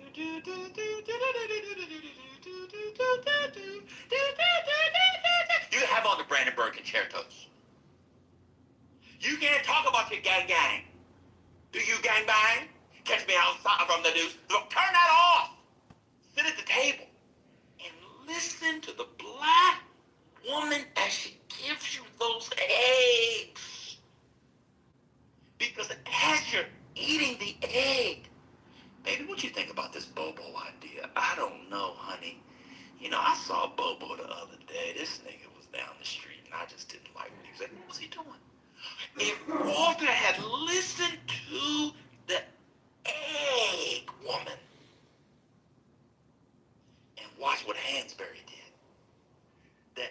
egg is not only a metaphor for black love of the woman and the man and the family, it is in another register, Kimberly Foster, a metaphor, not a metaphor, a synecdoche, not a synecdoche, but the thing itself for the little bambino that Ruth is pregnant with. The black egg, the egg of black love is the next generation, Kimberly Foster. That's why you need to sit down and eat the eggs with the black woman. Instead, I gotta get ready for work. Instead, baby, put in some bread. I'll take it on the way in the car. Instead, oh, y'all go ahead and watch TV. Go get the TV tables. When did niggas start eating food with a fucking TV table? Yeah, we still gonna sit here. We gonna watch this. We gonna have this on that TV table. You get the TV table here. We gonna eat dinner here. And I got this all this. We gonna sit and watch that, baby. It's gonna be real good. Take your ass to the table. The black woman, watch this, is the Senate to the black man's house. My God. Woo! I'm gonna say it again. The black woman is the Senate to the black man's house. When the house wants to do what? When the house wants to do what? Some dumb shit. When the house wants to do what? The house wants to pass a bill where you take the money, Kimberly Foster. You take the money to a random dude in 1959 named Bobo. And instead of giving it to Bobo, take it to your Senate. Baby, why are you gonna give the money to Bobo? Beneatha, Beneatha, baby. Beneatha wants to go to medical school, and Mama wants to put down money in the house, and little Travis is sitting out here, and he don't have a proper bedroom, baby, and he don't have a bedroom there, baby, and so if we get this house, baby, we can do what? Travis got to have his own room, and as a young man, he's got to have his own room because now he's seeing me come through here, and his mom, his grandmom, and his mom, and his auntie. That's not good, baby. You know what? I'm not going to give the money to Bobo. And basically what I'm saying is, on the really real, I mean this with all due respect, Karen White was wrong.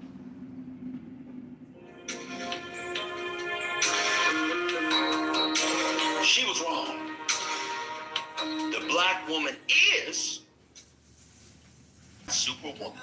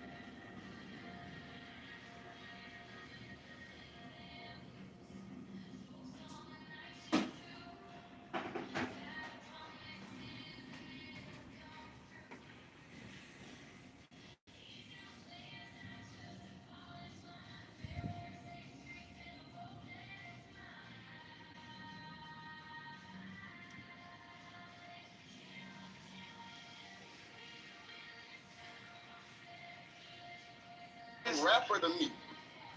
We're in the upper 30s this weekend, Fahrenheit, here in the New York area.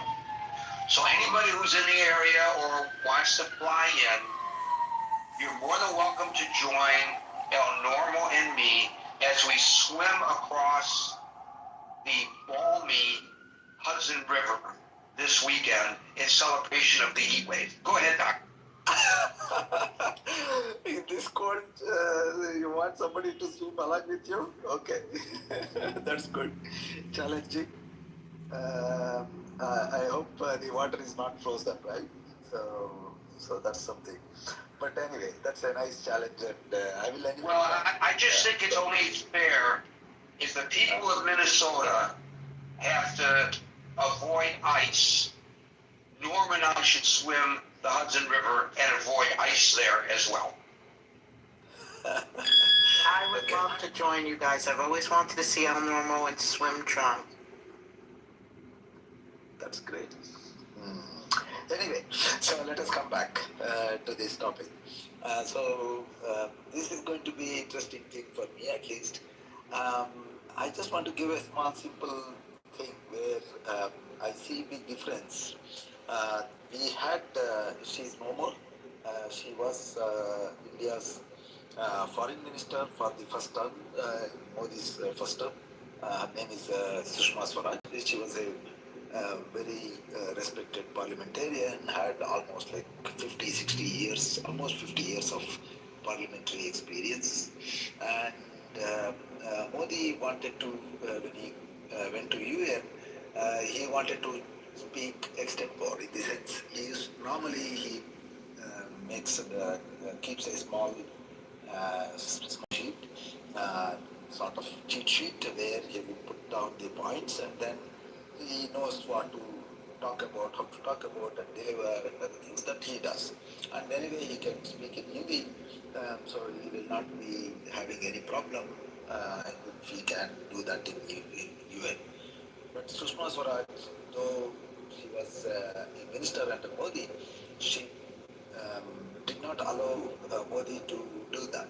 She said, no, in the UN, he is going to read out from a prepared text. And she insisted, and at some point Modi had to agree to Sushma Swaraj to read out. Now, why I said this is, you see the contrast. Trump doesn't really follow any such standards or anything. Whatever that comes to his mind, he speaks out. In one way, it is good, but with respect to international, because the topic is with respect to foreign policies and other things, with respect to international relationship, you have to be really measured because you should not stop a potential friend in not becoming your friend. And a good friend should not become your enemy or at least your adversary. So Trump doesn't really care about any of these things. So that's the first thing that I see. His conduct with respect to foreign affairs is too much chaotic, and you cannot really see what is coming, and you can't even guess, second guess, forget about that. And people are always, means his counterpart in any other countries, even very close friendly countries, they are all sort of nervous about what he's going to say or what he's going to talk about. One example I will give you is that he made this Gaza blah blah stuff, and then he invited people. Pakistan Prime Minister was there, and then he made a very off the cuff remark, which was not really in good taste. And then he pulled the Pakistani Prime Minister, and then he made this comment. And Pakistani Prime Minister, he cannot say no or yes. He had a very confused grin, and then he moved on. So why I'm saying this is he's shaking up the system. In some sense, it is okay, it's good, because once in a while that should happen so that you find some sort of an equilibrium. But it's sometimes it is too much of a problem for everyone, and then ultimately Americans are the ones who are going to lose out. Um, it's also true that, for example, after Venezuela thing, many of these Middle Eastern countries they are seeking some sort of support or help and things like that from around the other countries around them. Even going to China and then having some deals with China that in case there is a problem, they are going to support them militarily. So that means US is losing some sort of credibility. At least that's what I see. Um, uh, and that too, if you see, observe closely the movement of some of these countries after Venezuela issue. So then what is it going well for Trump with respect to foreign policy? Yes, he's picking lots of things very carefully where he's spending. Um, as somebody talked about already, American taxpayers' money, he wants to sort of, at least that's what I feel, that he wants to use the money appropriately, and then where he thinks it's not necessary, he's very blunt and then he wants to stop. But that's also going to create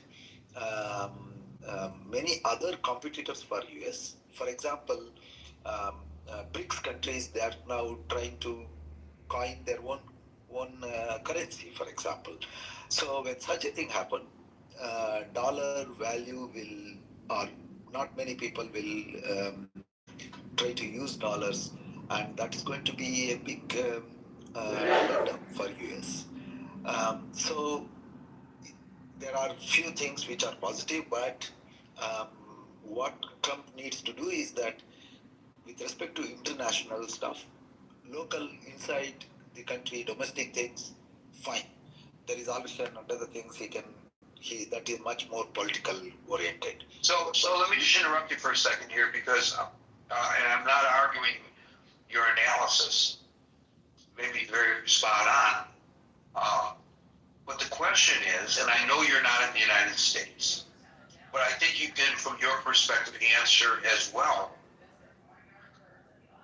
All these things that he's doing, some of which may be good from your perspective, some of which may be bad from your perspective, in the aggregate, is he meeting his mandate, his agreement, his tacit contract with his hardline supporters by what he is doing, disengaging in Europe, re-engaging elsewhere? Or is this all just smoke and mirrors and he played his base? What do you? Okay, that's a good question. I may not be the right person to answer that, but as you said, of course, it's only my perspective. So obviously, I'm asking your opinion, so your perspective, not somebody else. Correct. So with a pinch of salt. So what I see is that he's not delivering on ground, even according to me, even in US, because the trade wars and other things that he tried to wage, ultimately he settled down to something which was slightly up or down a bit. But apart from that, if you look at the sum total, he's actually harming his even hardline supporters. Because at the end of the day, a common man like me or you is that we need to somehow survive with our salaries or whatever that we earn. And then if in amortized total effect of all his circus is going to make a hole in my pocket, it's not going to help me, number one. Number two, America as a whole is also not actually getting, in some sense, support, which he proclaimed saying that, okay, America is the leader, America is going to be great again. So if you're losing your hardcore friends, you're not going to make America great again. So in those things, except few here and there cosmetic gain that his supporters are sort of feeling or getting. For example, ICE being used to deport and other things. He could have done it without a big fuss. And then at the appropriate time, he could have showed that, okay, this many people have been deported, rather than making a big circus around and then ultimately not even doing, if I this is what I have heard, I may be wrong, not even delivering what Obama had deported. So if that is true, then he's actually not in reality helping any of his supporters or even American citizen. So in that sense, I think it is a bit more of a smokescreen. Though there are here and there some positive things, but I think his behavior is so cranky that even those small gains and other things really is not going to be a gain for American citizen in the long run. So this is something that I definitely feel. Thank you. I'm going to move on because Sure. we're getting late. Maybe one or two small sentences. But I just want to say it's really important to get perspectives from people who are not in the United States. But I just want to, I got to move on, but I want to latch on to one thing that you said, Doctor. And you mentioned the tariffs, and I just want to point out the story just broke today, and it's linked to in the chat. I think I pulled the Fortune magazine version of it, but there are others. And the New York Federal Reserve did a study, and for many people here, this comes as zero surprise. But you mentioned the tariffs, and the study shows that the people who are paying for the tariffs are not the various countries. They are the American consumer. I know that was argued. There were people who predicted that and others who discounted those predictions. Well, the study would show that those predictions turned out to be absolutely accurate. So again, even though this is not talking about intervention into other nations, it does speak to the question, because obviously tariffs are part of foreign policy. Trump's foreign policy is snubbed to his base? And I think you brought up an argument right there when you mentioned tariffs that perhaps it is. Thank you, Doctor. We'll move to Hermes, followed by Daryl.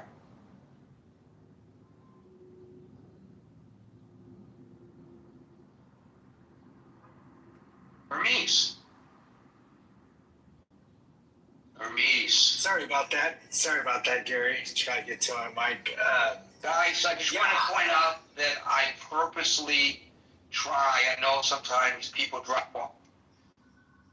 Announce who the next person is when I announce who the person is, so that we don't have these pregnant pauses like that. Go ahead. Sorry about that. So, yes, do I think the foreign policy is messed up? Absolutely. Is it going against his base? Absolutely. But you know what? I don't know if someone has already said this, but what motivates him is money. And if he can, use our foreign policy to line his pockets, he's going to do that. Thanks, Gary, for the mic.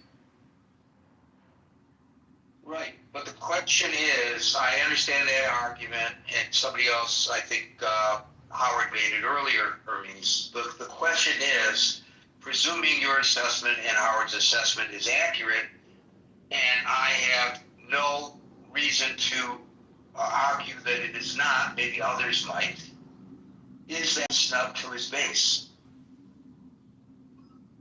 Yes, it is. It is completely a snub to his base, because what he's letting everyone know, which we already knew, he does not value or honor his commitment to his base in any kind of way. He doesn't believe any of that. What he believes is making money.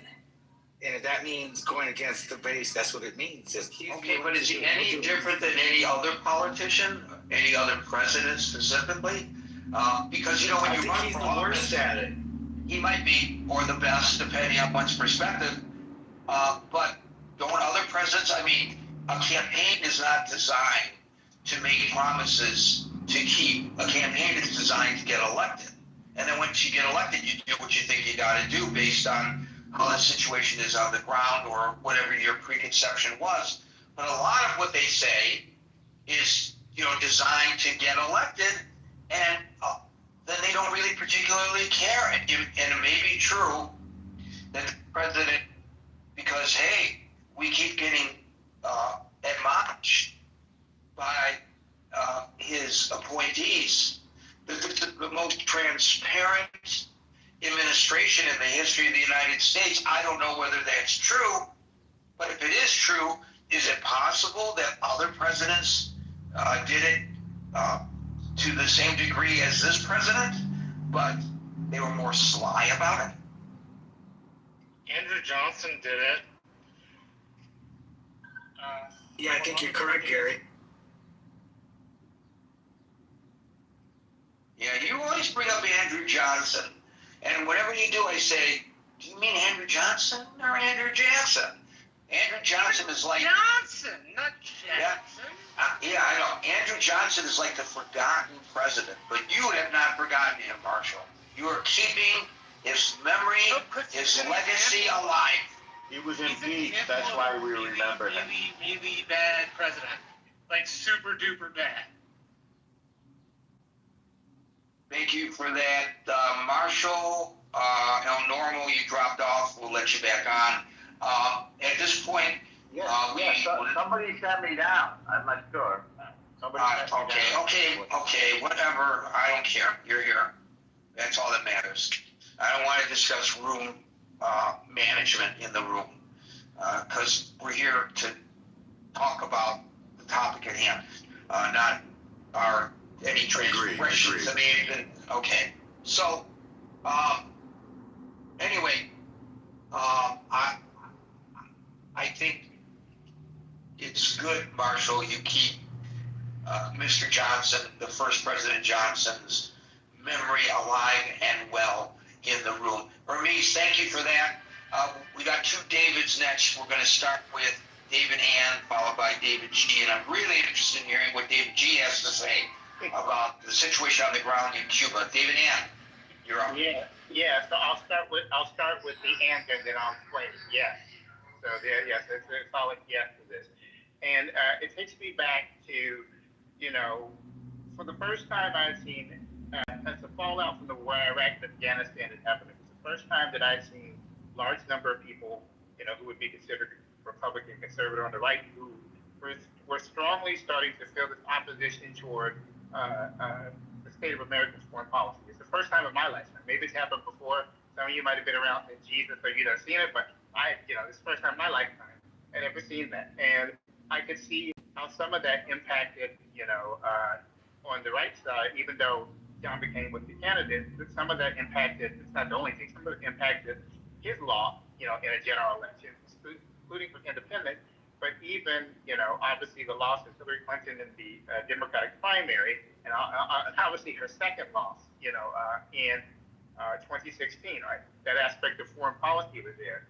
And so there were a lot of people, or at least a part of Trump's base, who were really questioning, like, what are we doing, right? Like, why are we here? They're thinking about the issues that they have at home, and then they're thinking about all these different foreign entanglements and foreign engagements, and they're looking at it now, and they were switching from the time period where there was a belief system that whatever we were doing abroad, we must be doing good, rah rah America, patriotism over everything, we must be doing good, to the skepticism about what America was doing overseas, the skepticism about why we got money going here, going there, what are we doing there? And so, I thought that part of that skepticism, not the only thing, but part of that skepticism helped to bring the rise of Donald Trump the first time around. And he might have been a little better on it, in the first term. In this second term, it's just like all gloves are off. It's just like whatever. If I want to say whatever, but it's like I would say that he has at least, for at least a part of his own base, you have to trade them on that. Right? That he has become just like any other president in that regard as it relates to foreign policy. I even think of like the Venezuela, thing, and other things going on. Like this is just from an antidote. I talk to people who I know, not only who I know in real life, who voted for him, this last time around. They've all switched to being libertarian due to his foreign policy, right? Due to their disinterest in it. So they're not becoming Democrats, or they're not going to be voting for a Democratic candidate. They just decide they're going to vote for a libertarian candidate because that's how upset and angry they are, at what they have seen the second administration, specifically on foreign policy, turn into. So from my perspective and from what I've seen and what I've seen on the ground and what I've heard from many support, I'm sure there's others that don't feel that way, that yes, he has betrayed them in that regard. And so now he's just like any other president, well, that's how it tends to go. So that's what I would say. Thank you, David. We'll go from David to David, followed by Dr. Francine.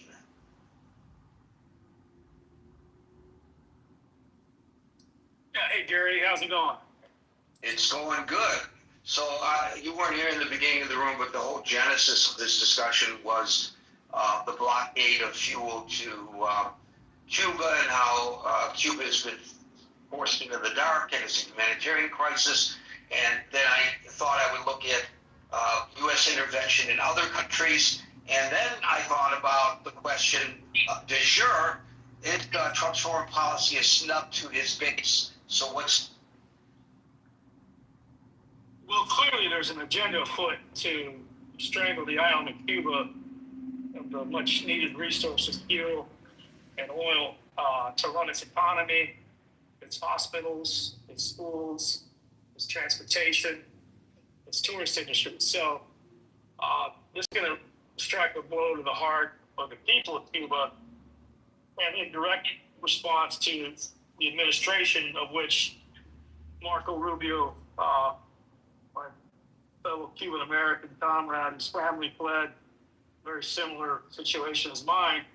And I don't know what kind of options the Diaz-Canel regime has, other than to maybe fly uncle and promise Trump some beachfront property in which to build a couple of towers. I think that the foreign policy agenda is obviously one of a transactional approach, and Cuba provides miles and miles of unspoiled coastline and environment, and just a beautiful island that, and because of their lack of industry, their coral reefs are in fact revitalizing those that are along the coast of Florida and other Caribbean islands. So, but of course, Trump says that there's no climate disaster raining down on the planet. But that said, it behooves the international community. Cuba has stood tall in the face of white South Africa oppression against the black African nationals in Angola, Zimbabwe, former Rhodesia.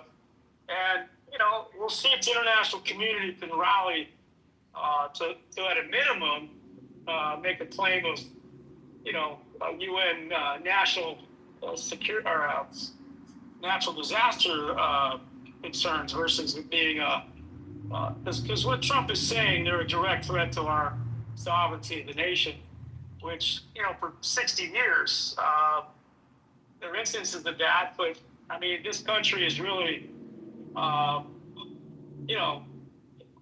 say what you will about the communist dictatorship, and I'm not a fan of it. I'm not a fan of the strangulation of dissent, intellectuals, artists, musicians. They have been muted very severely. There was the execution of many former landowners and capitalists and people that ran businesses in Cuba. So all that history is a reality. But at the end of the day, I don't know, without boots on the ground, recall the failed Bay of Pigs invasion in the 60s, early 60s, where President John Kennedy did not provide the air power support, and Castro was waiting in the wings and picked off Cuban nationals as well as some American servicemen. And we've never had a successful coup attempt since. And there have been hundreds attempts to assassinate Castro before he passed in 2015. And now his brother Raul, who's now 94 years old, I believe, is still running the show. So, yeah, Gary, my heart breaks. There'll be mass exoduses. So beyond that, beyond just Cuba, is he fulfilling his mandate, his promise, America first? And when he says America, he's not talking of the continent. Is he fulfilling that mandate, or is he not? No, I don't think he is. No, I mean he's look at how the economy's been affected with prices, the tariffs, the auto industry. He's forcing our neighbors to pivot to China. All of these foreign policy debacles are hurting the pocketbook and the revenues to the United States of America. And I think Marjorie Taylor Greene, although I don't agree with her politics, she's come out and said this whole MAGA thing has been a hoax. It's been a hoax on the America First movement. And she cited example after example of grifting with the billionaires and tax cuts, making common cause with Israel with regard to Gaza, and putting his son-in-law in charge of redevelopment of Gaza, the $400 million plane with Qatar. So there's been a pivot to go enrich himself internationally, and of course the crypto, and obviously creating, giving pardons to big-time criminals in that world, and then bringing them into his tent, and prospering with that technology and those experts. So no, Gary, I think the politicians that are risking their reputations, they're risking their careers in politics, because obviously Trump comes out, and if you take a swipe at him about how he's failed America, he sends out his tweets, and he puts you on the crosshairs. And then, of course, Musk is going to come along and fund the opposition, and there you go. So I don't think America is first, Gary, right now, and I think the evidence is very clear. We talked at length yesterday in the room about the victims of the Epstein files. That's not putting our children first, Gary. That's not putting the safety and sanctity of our youth against these vultures, and nobody's gone to jail over that. So again, not America first with regard to safety and crime, and not America first with regard to our economy and jobs, and not bringing jobs back, and making everything costly with gas. I don't think gas has even come down the way he's claimed. But we'll see. He's got 3 more years to right the ship, if in fact he gets through the midterms with his base intact and his majorities intact in Congress. And I'll land there. Yeah, I'm not so certain that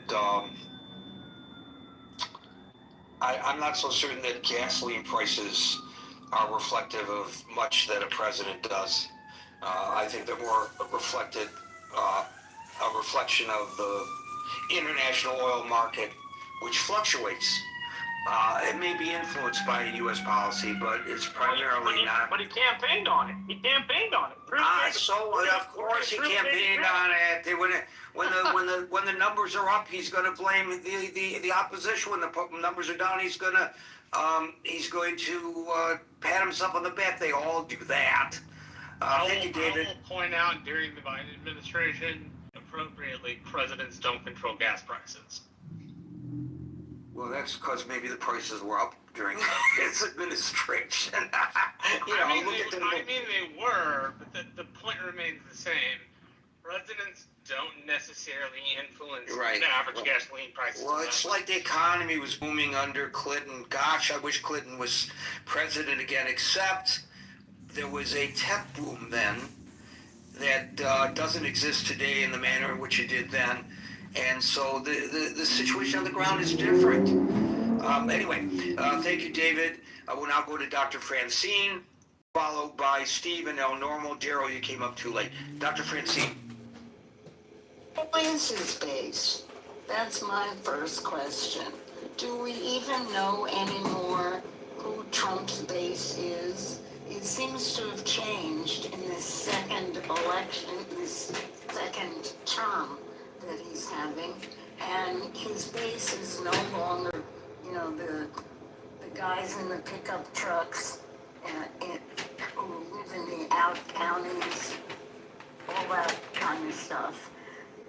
He doesn't anymore care about them because he doesn't have to run anymore. So he doesn't, his base now is all the big business people and donors that he is going to need when he goes on to his next grift, which is going to be his presidential library. And so he doesn't care anymore about voters. He doesn't care about the Republican Party. And I can tell you that for a fact because in Arizona, he has really thrown a grenade into our statewide elections. Our governor's election, one of my friends was a candidate for governor and she just dropped out of the race because he endorsed two primary candidates, and then Dave Schweikert came in also. So there's three, Republicans of various different kinds in the primaries, and then what's her name? Gina Swoboda, who used to be the head of the Republican Party, can't raise any money behind her bid for a congressional seat, so she's changed slots, what she's running for. So I don't think he gives a shit about the Republicans and who has to run in the next election and what could happen, as a result of what he's doing in the next election. And he doesn't care about the ordinary person because there is something that's happening now, and that is all the supermarkets are going to dynamic pricing. They no longer have price tags. By the way, just so in case you didn't know or had forgotten, John Wanamaker invented the price tag. And the thing that it did was create equality. Once you put a price tag on something, everybody got the same price. And we don't have that anymore with a lot of basic things, especially food. Food prices now are barcodes, and they change during the Yeah, they day. don't put an individual tag on the product, but there's still a sign there that says, this box of Kleenex is so and so much, and they even say how much per unit. No, I know, but they only say that for the hour or the amount of time that it is that price. They are doing what Amazon does. They are trying to take advantage of dynamic pricing, which means different people are going to get different prices. And so we're going through some tremendous economic changes. Let's not even talk about AI. And Trump does not care about any of it. In fact, I think he's bored now. And so he's going to be really undependable. I mean, more undependable than the undependable that he used to be, because he has nothing to gain anymore from being president, except for, building monuments to himself. And I think that's what he's going to do for the rest of his term. He's going to finish the East Ballroom, and he's going to make the monument that he wants to make to himself. It's going to be just the arch, yes. Yeah, and he's doing one other project. I forgot what it was, but he's got the Kennedy Center. So he's got 3 building projects going, and I think he's just gonna too, right? Yeah, so he's just gonna hang out in Washington, not caring at all about the government, except insofar as he's gonna leave his mark on the city of Washington by using taxpayers' money and donor money to change the look of the city and make it reflect him. So, the discussion really was supposed to focus on foreign policy and how the foreign policy may have been a snub to his base. But you and several other people have brought up domestic policy as well. The spending, and the odd thing is, you can't say, unless you are uninformed, which a lot of people probably are or were when they went to the polls, that he was particularly good at retarding government spending during his first term. That's right. And that's why I'm saying, there's two things we don't know. One, we don't know anymore who still considers themselves his base. Are you hearing that feedback? That's you, Gary. You had to mute up. Okay, oh, that's very helpful. I'm experimenting with microphones here and such, and I spend money that I wasted, obviously, but you wouldn't be the first person to do that, especially on electronics. The whole industry is built on people wasting money. So, one, we don't know who his base is, and two, if you want me to talk specifically about foreign policy, his base didn't want us there to be any foreign policy. So everything he has done is a snub to his base. Every single thing, because that he's done for a foreign policy.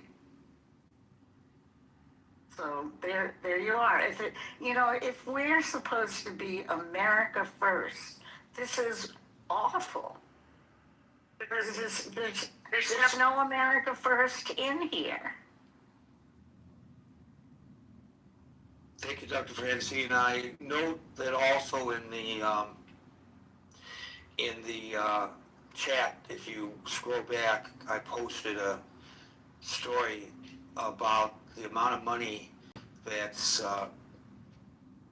being set aside or being proposed for purchasing of warehouses to convert them into detention centers for immigration detainees.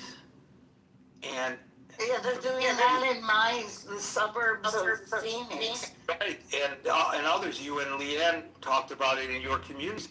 It's over $3 billion. Yes, and what are we going to do with them? We don't. Obviously, I thought somebody we were is going to. making some money here, right? Yes, but we were going to deport all those illegal immigrants. Instead, we're going to detain them. By the way, who's going to run them? Are we going to hire more government employees to run them? Are we going to outsource them, as many of them are outsourced? Anyway, that's another story altogether. Yeah, another topic for another day. It's a huge story, though, Gary. A huge story. But it speaks to the overall question beyond foreign policy. Is he meeting the mandate of, what we perceive as his base? And does the base even know or even care? I don't know. I don't know the answer to that. Thank you, Dr. Francis. All these dudes who were budget hawks. Yeah. What's that? Yeah, it's really very interesting. Well, we had Doge, but maybe that was all form and not substance. I don't know. Not just for the day, but for the week, so don't blow it. It was so badly done, the Doge stuff, that they got rid of Adobe Pro. Adobe Pro is what allows the White House to redact documents. So that first batch of Epstein files they leaked, that you could put through an unredactor and it all just took it out. It was because Doge cut their subscription to Adobe Premium. Who would have possibly thought using a chainsaw to hack the government wouldn't work? So I'm told that no matter what, let me just, while I'm talking, I'm going to unplug this microphone. And Larry, if you're here, give me the feedback on this one. I'm going to do a 10 count. Sorry about this, folks. 1, 2, 3, 4, 5, 6, 7, 8, 9, 10. Was there an appreciable difference there? Yeah, much better. The second half. Yes, sir. So it's my money ill spent on a new microphone. Damn it. El Normal. Hey there, Gary. Thank you so very much. Well, I just checked. Trump's approval rating among Repubs, 73 to 90. Doesn't sound too bad. It's down from 93. This is early 2026 as opposed to last year. Not terrible. Let's talk about foreign policy. For him, with his Republican base, I don't know how popular he is among Democrats. I didn't check that. I didn't have time. Hang on, I just lost my screen here. All right, I'm back. So the something that we all have to understand is that the job of the president is to defend America and American values. And one key thing that we do that is to strengthen ourselves militarily and to show that we're willing to use our military, which acts as a deterrent. I think Trump did that. I think his move in Venezuela was much needed. This guy was already wanted, including including under Biden. They were undermining America. They had Hezbollah over there, and they were supplying, I believe, our enemies with oil. So that is stopping. Let's see. About the tariffs. Tariffs are a puzzlement. I don't get it.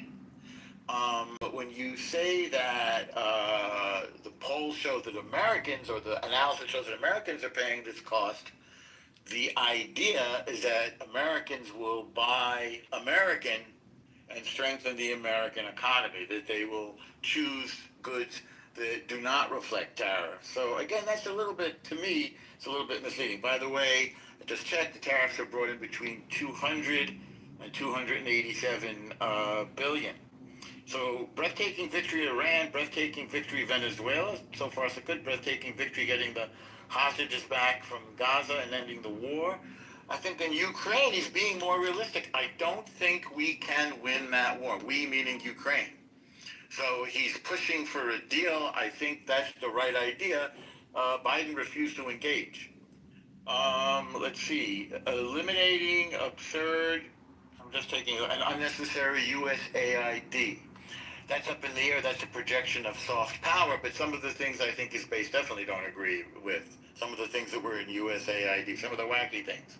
In the military, which is obviously the projection of our foreign power. He eliminated DEI, CRT, critical race theory, which were in there. We found that in there. And transgenderism, which, obviously it changes the value to military readiness instead of some form of political correctness. I think that makes us stronger. He imposed massive sanctions on Iran, which were not true under the previous administration, which is, as you can see, bringing the Iranian genocide regime to its knees. The Green Deal. Apparently, the consensus was among his, great coterie, that this was an economy killer, the Green New Deal, both in America and in Europe. Europe's economy has been suffering for years. The Green New Deal certainly isn't helping them.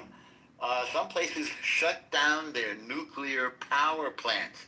That's a economy killer and makes them dependent on foreign oil. Germany did this, and I believe England did it. England is really suffering in terms of manufacturing. That has to change. Europe has to step up economically and also militarily. So I'm saying the good stuff. I'm not saying there's only good stuff.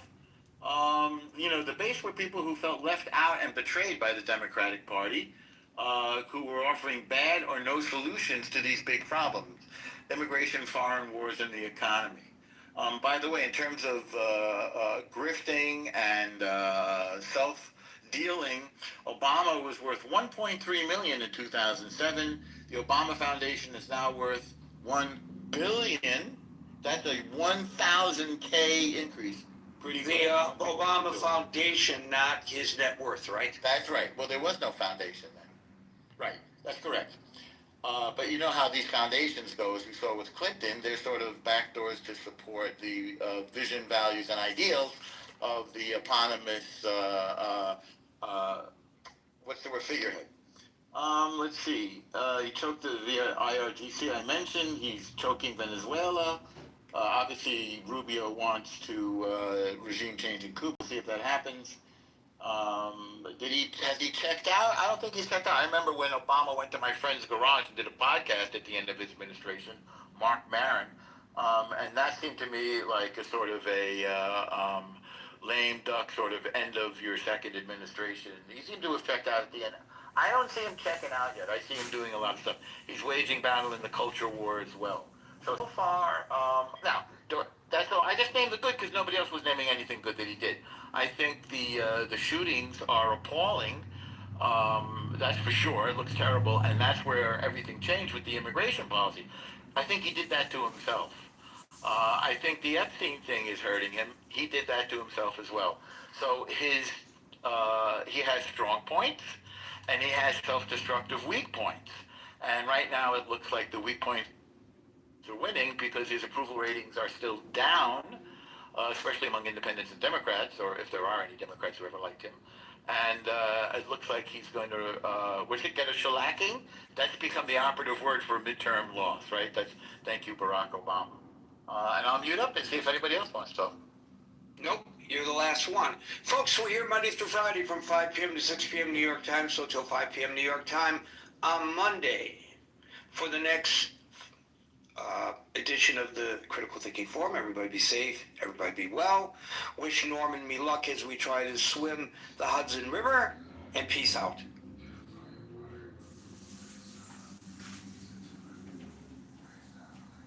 If I bring him, I'm coming early because I don't like, you really can't do what you do. Like what you said, like maneuver it. I don't know. From what I've seen, it's pretty dope. It's giving scam. Could be. I'm not a scientist. Yeah, that's what I was gonna say. I'm not a scientist, so I can't confirm nor deny that.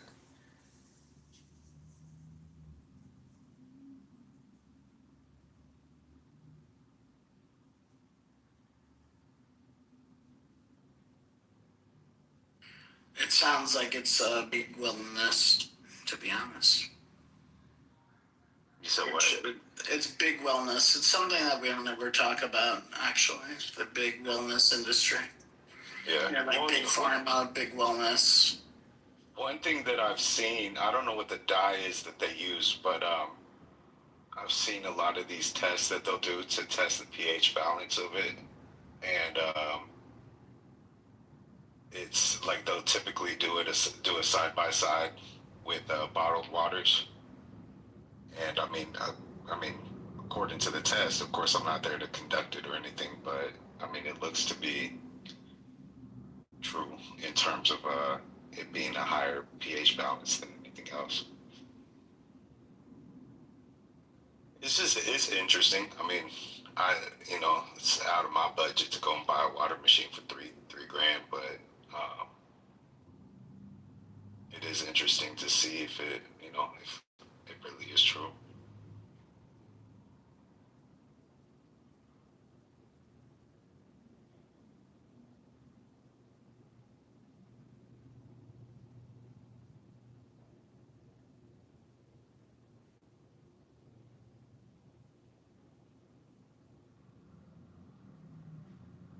Guys, talk about. I was just gonna say real quick, there was an old school comedian, Dennis Miller. His water bottle joke pretty much summed it up. He wasn't the funniest comedian, but this is pretty good. Evian water, Evian spelled backwards is, right? Yep, that was his joke. naive. Yeah. I'm not saying the guy was groundbreaking, but it was funny for water because it's it's like he's an asshole. You didn't have to credit him, but is he? I don't know him personally. You playing pickleball? No. He got like red pilled somewhere in the 2000s. Yeah. Oh, I had no idea. Scratch that joke from the record, please. Copy that. But look, I'm Gen X, proud. We drank out the hose. We drank out the Johnny Pump. What?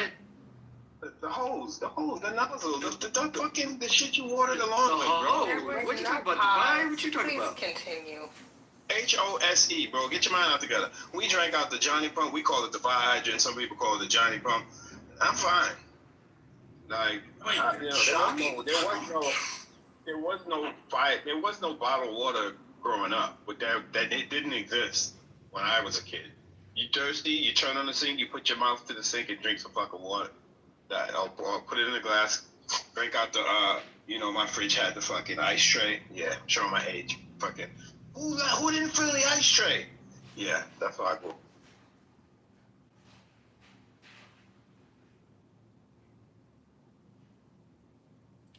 Yeah, I still drink out of the tap. New York has great tap water. Can you say? Great tap water.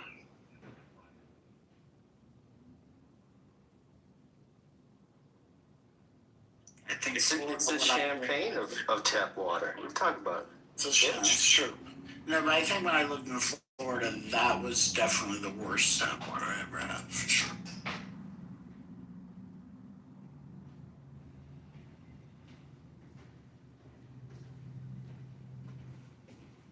People import our tap water. You heard about that with Spiritus? Like South Jersey, those pizza guys, they want our water to make the. That's what they said. That's what gives us our pizza. It's whatever it has, and our bagels. They ship our water out.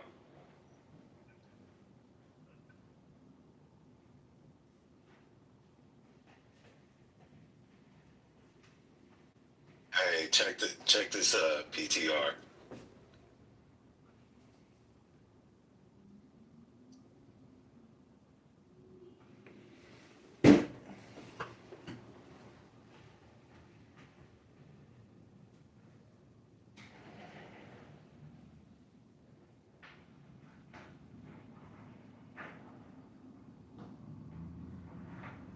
Yeah, Drew. Where is that at? It's out in Seattle. Damn. Is that like a play on Ghost? Yeah.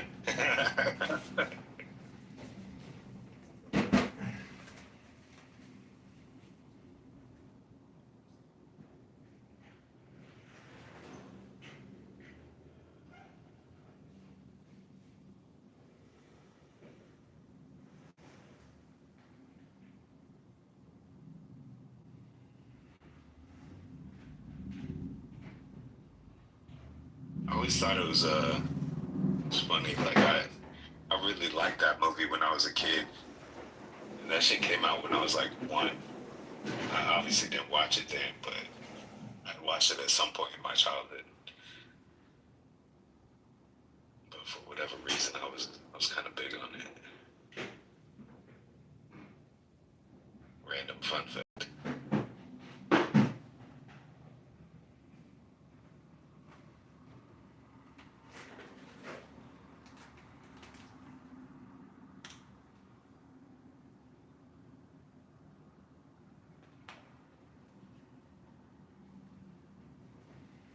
Sandra, you got one of those machines? Say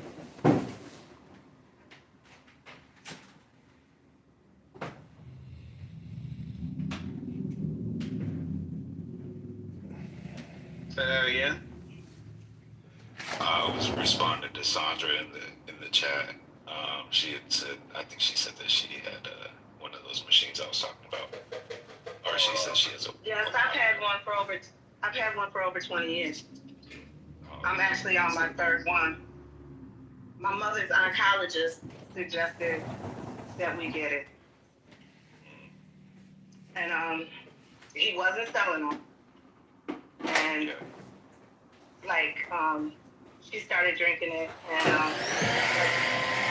she lived like 5 years longer than they thought she was gonna live.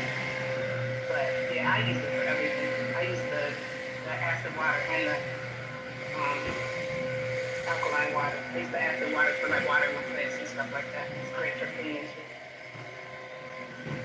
So, But I won't drink tap water. And I mean, I'm in Michigan, and Michigan has some of the best water there is, but they still put fluoride in it. And I think the machine has over 100 different filters. So, yeah, it's awesome. yeah, no, I mean, that's a good, the fact that you said that her oncologist wasn't even selling it. I mean, that tends to make me be a bit more curious when somebody's trying to put me on something. They don't stand to benefit from it. Watershed, it's called the watershed, and the gallons of water just like over what she has, sourced from all stuff like that.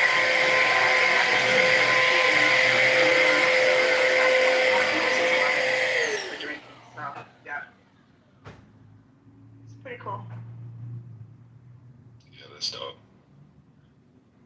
Appreciate you sharing that. Cause I mean, like, the only people that I've really heard about it from are like my friends that sell those machines. It hasn't made me like, I'm not entirely skeptical about it. I mean, but I just don't know enough about it, to co-sign it or not. That you can really tell the difference from, like you can pour the alkaline water into a cup and put just a regular tea bag in it, and it literally pulls the tea out of the tea bag. You can watch it. I mean, Oh it's yeah, I did see that. It's living. It's actually live. It's alive water. It's not filled with all the crap that they put in our tap water, unfortunately. But I didn't pay no $3,000 for it. I think the first one I bought was like $1,200. And since then, with all the new technology and stuff, the prices have come down. So I don't know who's selling it for $3,000. Yeah, I think it's like kind of like this Kangen one. It's almost like a MLM in a sense, like. So I think that's where like the extra cost comes from, because people will sell it and then they turn around and try to get other people to sell it too. So it's like it's not direct from the source. I don't think. Maybe you can get it cheaper from the source, but I imagine that's how they structure their business.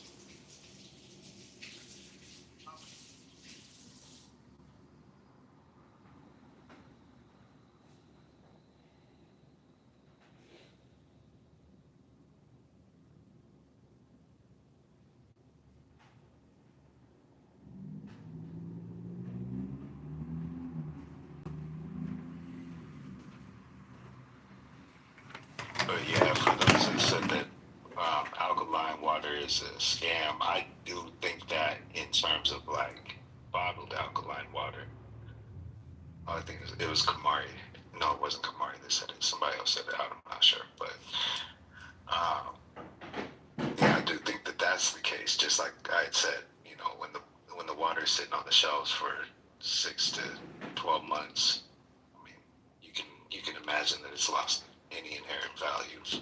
Can't even sit on the grocery store shelves because they have those fluorescent lights, and the fluorescent lights kills the water. I would never buy it at the store. You might as well just pour your money down the toilet. Because even when we were getting it from the watershed, it had to be kept in a cool, dark place.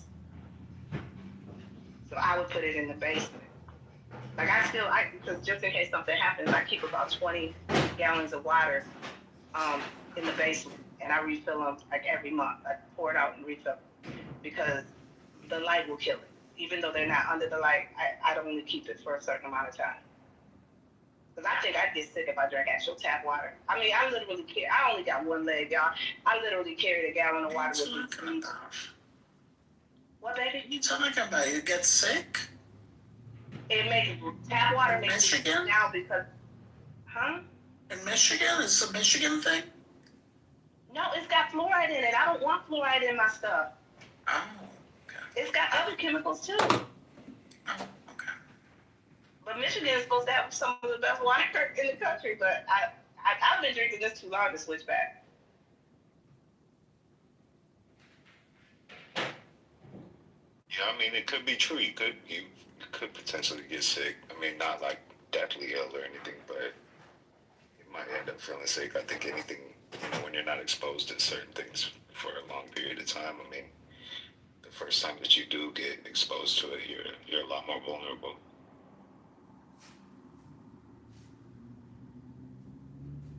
But once again, I will say I am not a scientist nor a doctor, so. Come over and get water from my house so that they don't have to buy it. My sons come and get water every week because they won't drink just regular water.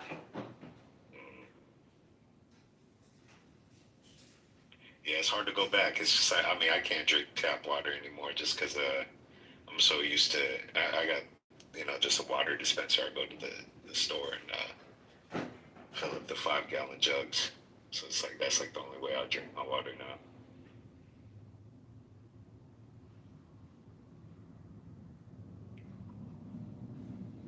Damn, this is one of those moments in the room. We're over here having a long conversation about water. We try it out right now. I'm fine with tap water, so, alright.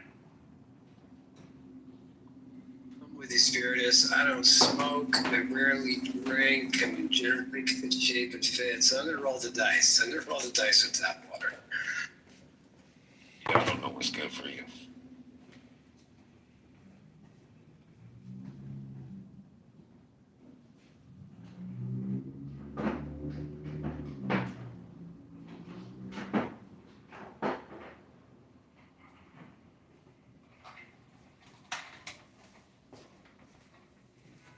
I am a follower of Dr. Sebi, so there's a lot of things that I don't eat or drink.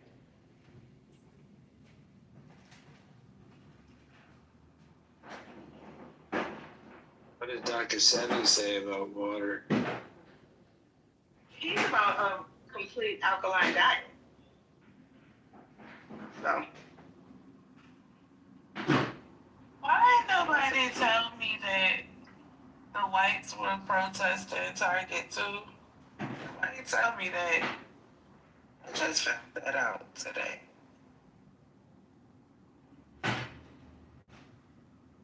Why y'all not talking about how the whites is joining in with the blacks in their protests? What's going on?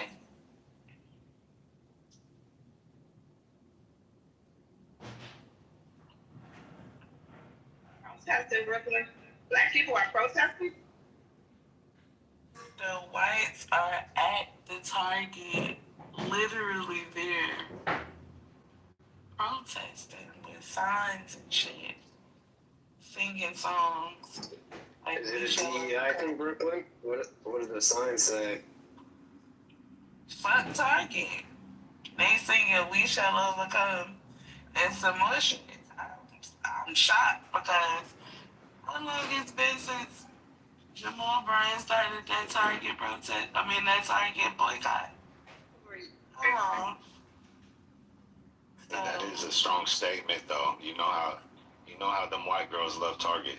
They love Target like they love Starbucks. No, so they mad because apparently Target let ICE park in their parking lot. So they mad about that, and they protesting them. Yeah, that's dope, though. That's interesting, isn't it? Yeah, I applaud it. I think that shit's cool. I mean, I would hope to see more of it, I think that's what I feel like the majority of this country should be doing. I mean, in terms of anything that we, have an issue with. I shouldn't say that. I should watch what I say. Not anything, but a lot of the shit that we're seeing, like from this administration right now, these injustices. That's what I should say. I don't care what nationality somebody is. I think that we as a people should be able to come together on moral terms.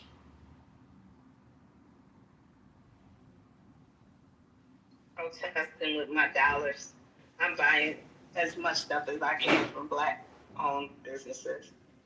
And I haven't been to Target. I'm on Target.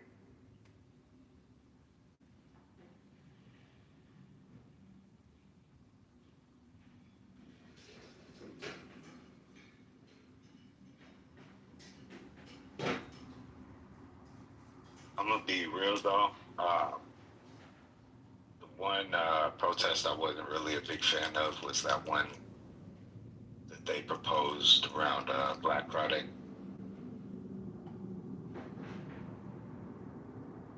I just say that just based off the fact that I don't think that anybody was gonna skip the holiday, so it didn't make sense to me for people to cost themselves more money.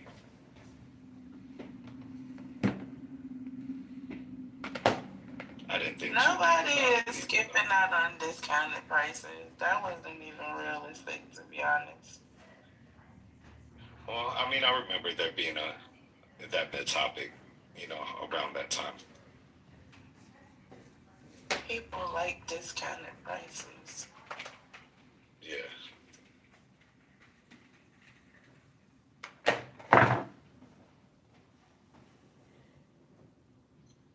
I still shop, but I only bought, like I said, I'm trying to only buy from Black-owned businesses. So that's what I did. All of my gifts were either handmade or bought from Black-owned businesses.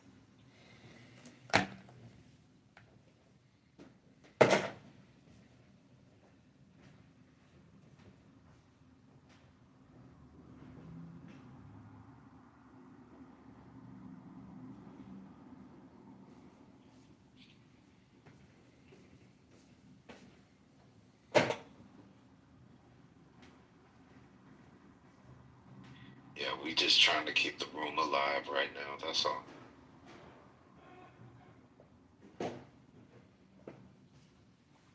Ben's earlier performance was very entertaining. He's burnt out. He's probably having a cigarette out on the deck right now. Yeah, it usually is. I missed it though. I was on the phone.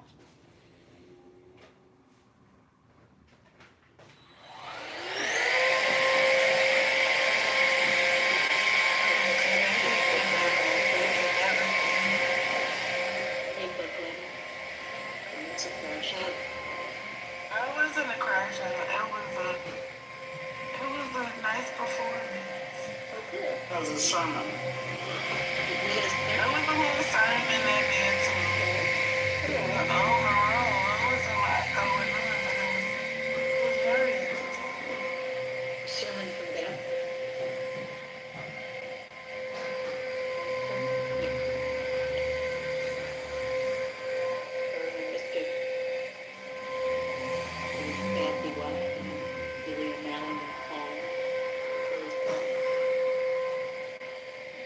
Like the pigs in the blanket part. He was talking about glizzies and everything. It was very entertaining.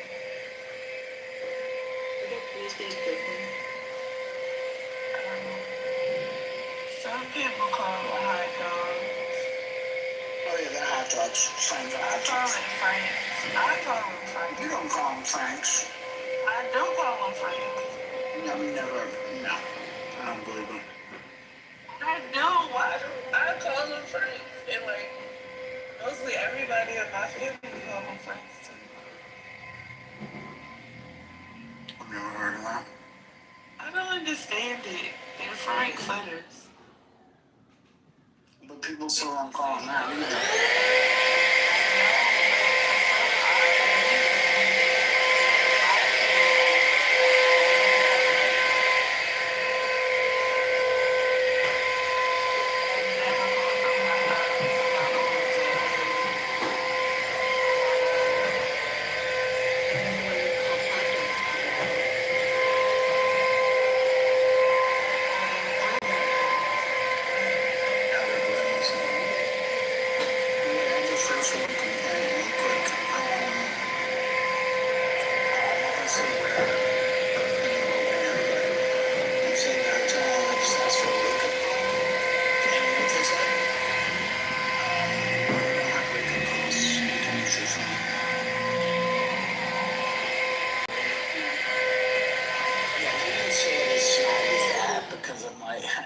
I said, no wake-up calls, what am I going to do? He said, use your phone. You don't use your phone, Scotty? No, well, I will have to now. But my God. You just wanted to hear somebody's voice right now. I think you are being. I just want the phone. I want the phone ringing to wake me up. That's all. It's not a big ask. That's hella bougie, Scotty. I'm not gonna lie, because I don't think I ever asked for a wake-up call. You never asked for a wake-up call? Never. You just use your phone? Matter of fact, they probably called me to wake me up anyway, because it be time to check out at 9. Yeah, I feel like you gotta get I get a wake-up call by default. Shit, I asked for a couple wake-up calls. You want me to wake you up? That's yeah, if you could call me at 7 a.m. That's very Madison Avenue, Scotty. It's very bougie, I'm not gonna lie. I'm literally gonna ask my mother to call me. And she gonna call you too, on the dot. She might call you 5 minutes before. Oh, she'll call me. And be like, ain't you supposed to be up now? You know how they do. She gonna call you too. That's one thing. Yeah, am I the only one? Am I the only one who uses wake-up calls? I've never even considered a wake-up call. Oh my God. I didn't know that. No, That I'm was like the you, service they Brooklyn. provided. No, I get the calls with them saying we're outside your door right now, ma'am. Yeah, like 11:30. it's time to go. It's time to check out. That's what I get. And then I'd be like, extend my time because I ain't ready yet. The fuck. Maybe I just want a human connection with people. I guess I just ain't even before a human connection was needed. I ain't getting no wake up call. Just saying. It's very like Park Avenue view, Scotty. Well, I mean, I get where he's coming from, though. I mean, something about that. No, you don't. That sound like They don't have an alarm clock. it sounds very caring, though. Like, hey, I'm just calling to make sure you're up on time. But they have automated ones. They don't even have to, like, you know, they'll log it in the book and they'll have an automated, like, they'll ring your room, and if you don't pick up, they'll ring it again in a few minutes. But I'm not even getting, and there's a phone in my room. See, we were talking about human connection. Well, I mean, they do that. They do that too, but I mean, like, I want something other than relying on my phone. That's all. I love a good hotel now. Don't you threaten me with a good, fancy hotel. But I like a good hotel too.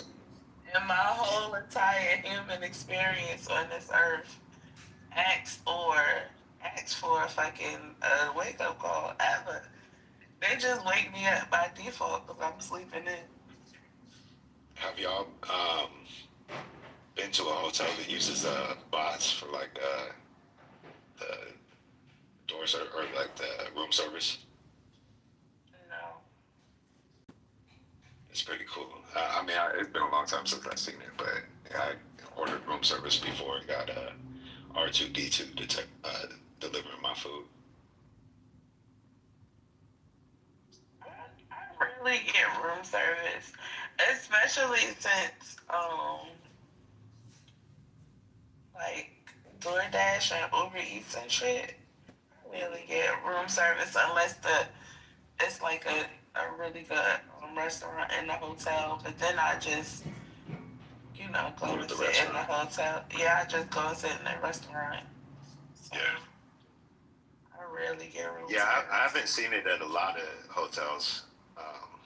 But yeah, that little feature was it was cool when I seen it the first time.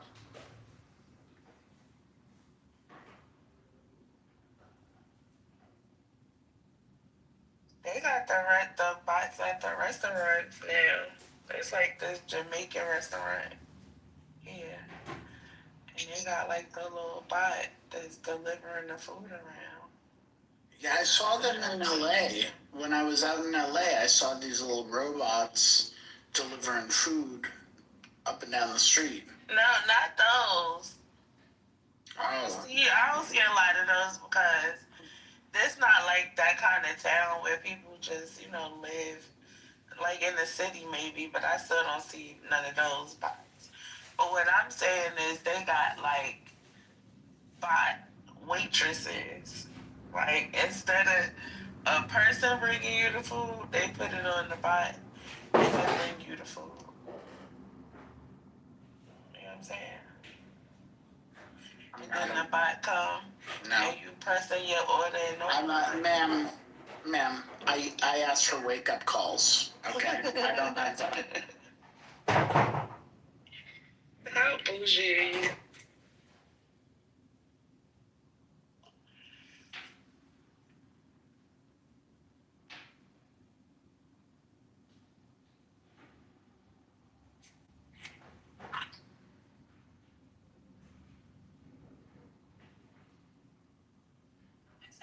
That I want coffee right now, because I really do for some odd reason.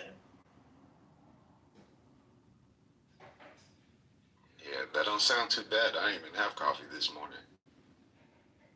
Me neither. I've been heavy on the tea. I want some coffee with some Baileys in it.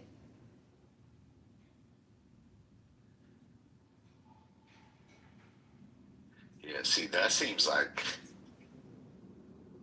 counterproductive right there. Want coffee with Baileys? Yeah. I mean, it sounds good as far as the taste goes, but at the same time, like, is it gonna get you up or is it gonna put you down? Baileys ain't even, it's literally like a creamer. It's really, real. It has no alcohol if you ask me. But you don't even put enough of it in your drink for the alcohol to be effective, so it's just like a creamer. It's delicious though. I love Baileys and like hot tea or hot coffee around the because I don't drink, so that's the most drinking I do is Baileys.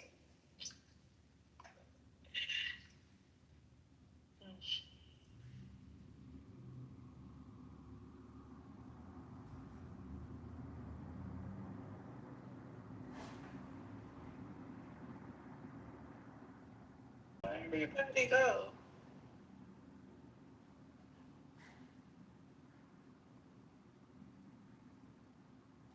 What happened, babe? I said where everybody go. Child, I got work. I got a lot of shit going on. Patty, you travel a lot, right? Not recently. I've been stuck. Okay. But let's say in the last 10 years, right? Oh, yeah. Okay, cool. Do you ever ask for wake-up calls at the hotel? Depends on what I'm there for. If it's government, no. Okay, but you have, right? I just want to make sure I'm not crazy. Okay, because nobody here says they've ever used a wake-up call. Huh? Except me. Oh, except you. But that's at like 11:30. I'm talking like 7. I mean, I've gotten the wake-up call at 11:30, exactly. Like, it's time to check out. That's my wake-up call. It's not, you told me to wake you up at 7 a.m. No. No, but I've traveled for business for years where I've had to get up at 6 or 7 in the morning. So, yeah, and I've always used Me too, but I just use my phone or I use the alarm clock. Yeah, no, I've never been to a hotel that didn't have wake-up calls. I think that's weird. Because they're digital. You know, all they have to do is plug it in. It's not like a person calls you. I have no idea. I mean, but they're getting away from everything that needs human interaction. They're just not doing it anymore. It could be. Like, if I went to a restaurant that had a robot, I would leave. Like, what's the point? Well, choose to tip the robot, in which case I'll stay. No, but you know they put gratuity on everything, so.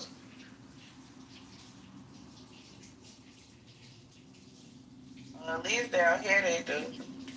Yeah, no, I've seen that. I've seen that in certain places. Everything, I be mad. Like, bitch, you ain't even deliver nothing. Like, I'm literally standing here getting it from you at a counter, bitch. What the fuck is the gratuity for? It's annoying. It's mostly the black restaurants. To be fair. Yeah, I hate when it's automatic just because it's like, It's like should not base that on the service. Gratuity, and the bigger the party is, how they go up in gratuity. So you might be paying like 25%. Well, I mean, honestly, I do think that. I mean, of course, it is like, again, it still comes down to like the level of service. But I mean, then you get a party of like. But like you said, that's a lot of work for a waiter, though. Like you got a party of 15. The service don't even be worth it. Like me and my people tip good. I just don't want to be forced to tip a bitch if the service ain't good. And it be like, since gratuity has been added, the service is not as good as it used to be. I'm just gonna be honest. Like, they was better when they knew that they had to get a tip. But now, they feel like it's automatic. And, you know what I'm saying? I'm waiting for my food for 30 minutes and shit. Like, bitch. Yeah, I don't like it. I'm not gonna lie.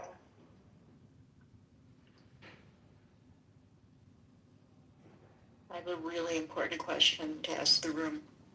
Has it always been the case that in the chat there's no time markers at all? Did you used to be able to go and look and see like what happened an hour ago or 20 minutes ago? And now there's nothing. You have no idea. I think so. Right. It wasn't always like that.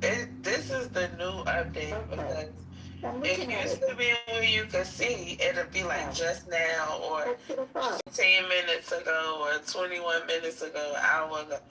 That's what I said. Like, I don't know when they posted that. It's really disorienting because you kind of knew where the room was and where it had been, and this makes it crazy. I don't get it.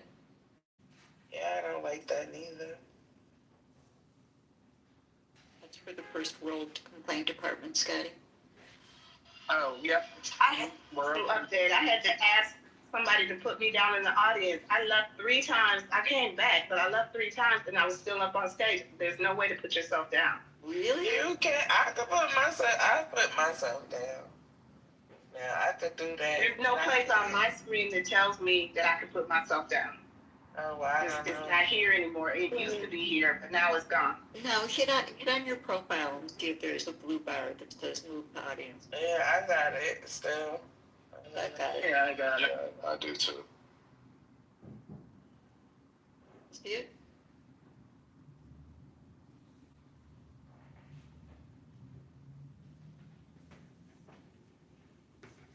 Not on my screen. So weird. I remember the other day I came in and said, "Will somebody please put me back in the audience?" I had been in and out like 3 times. You being held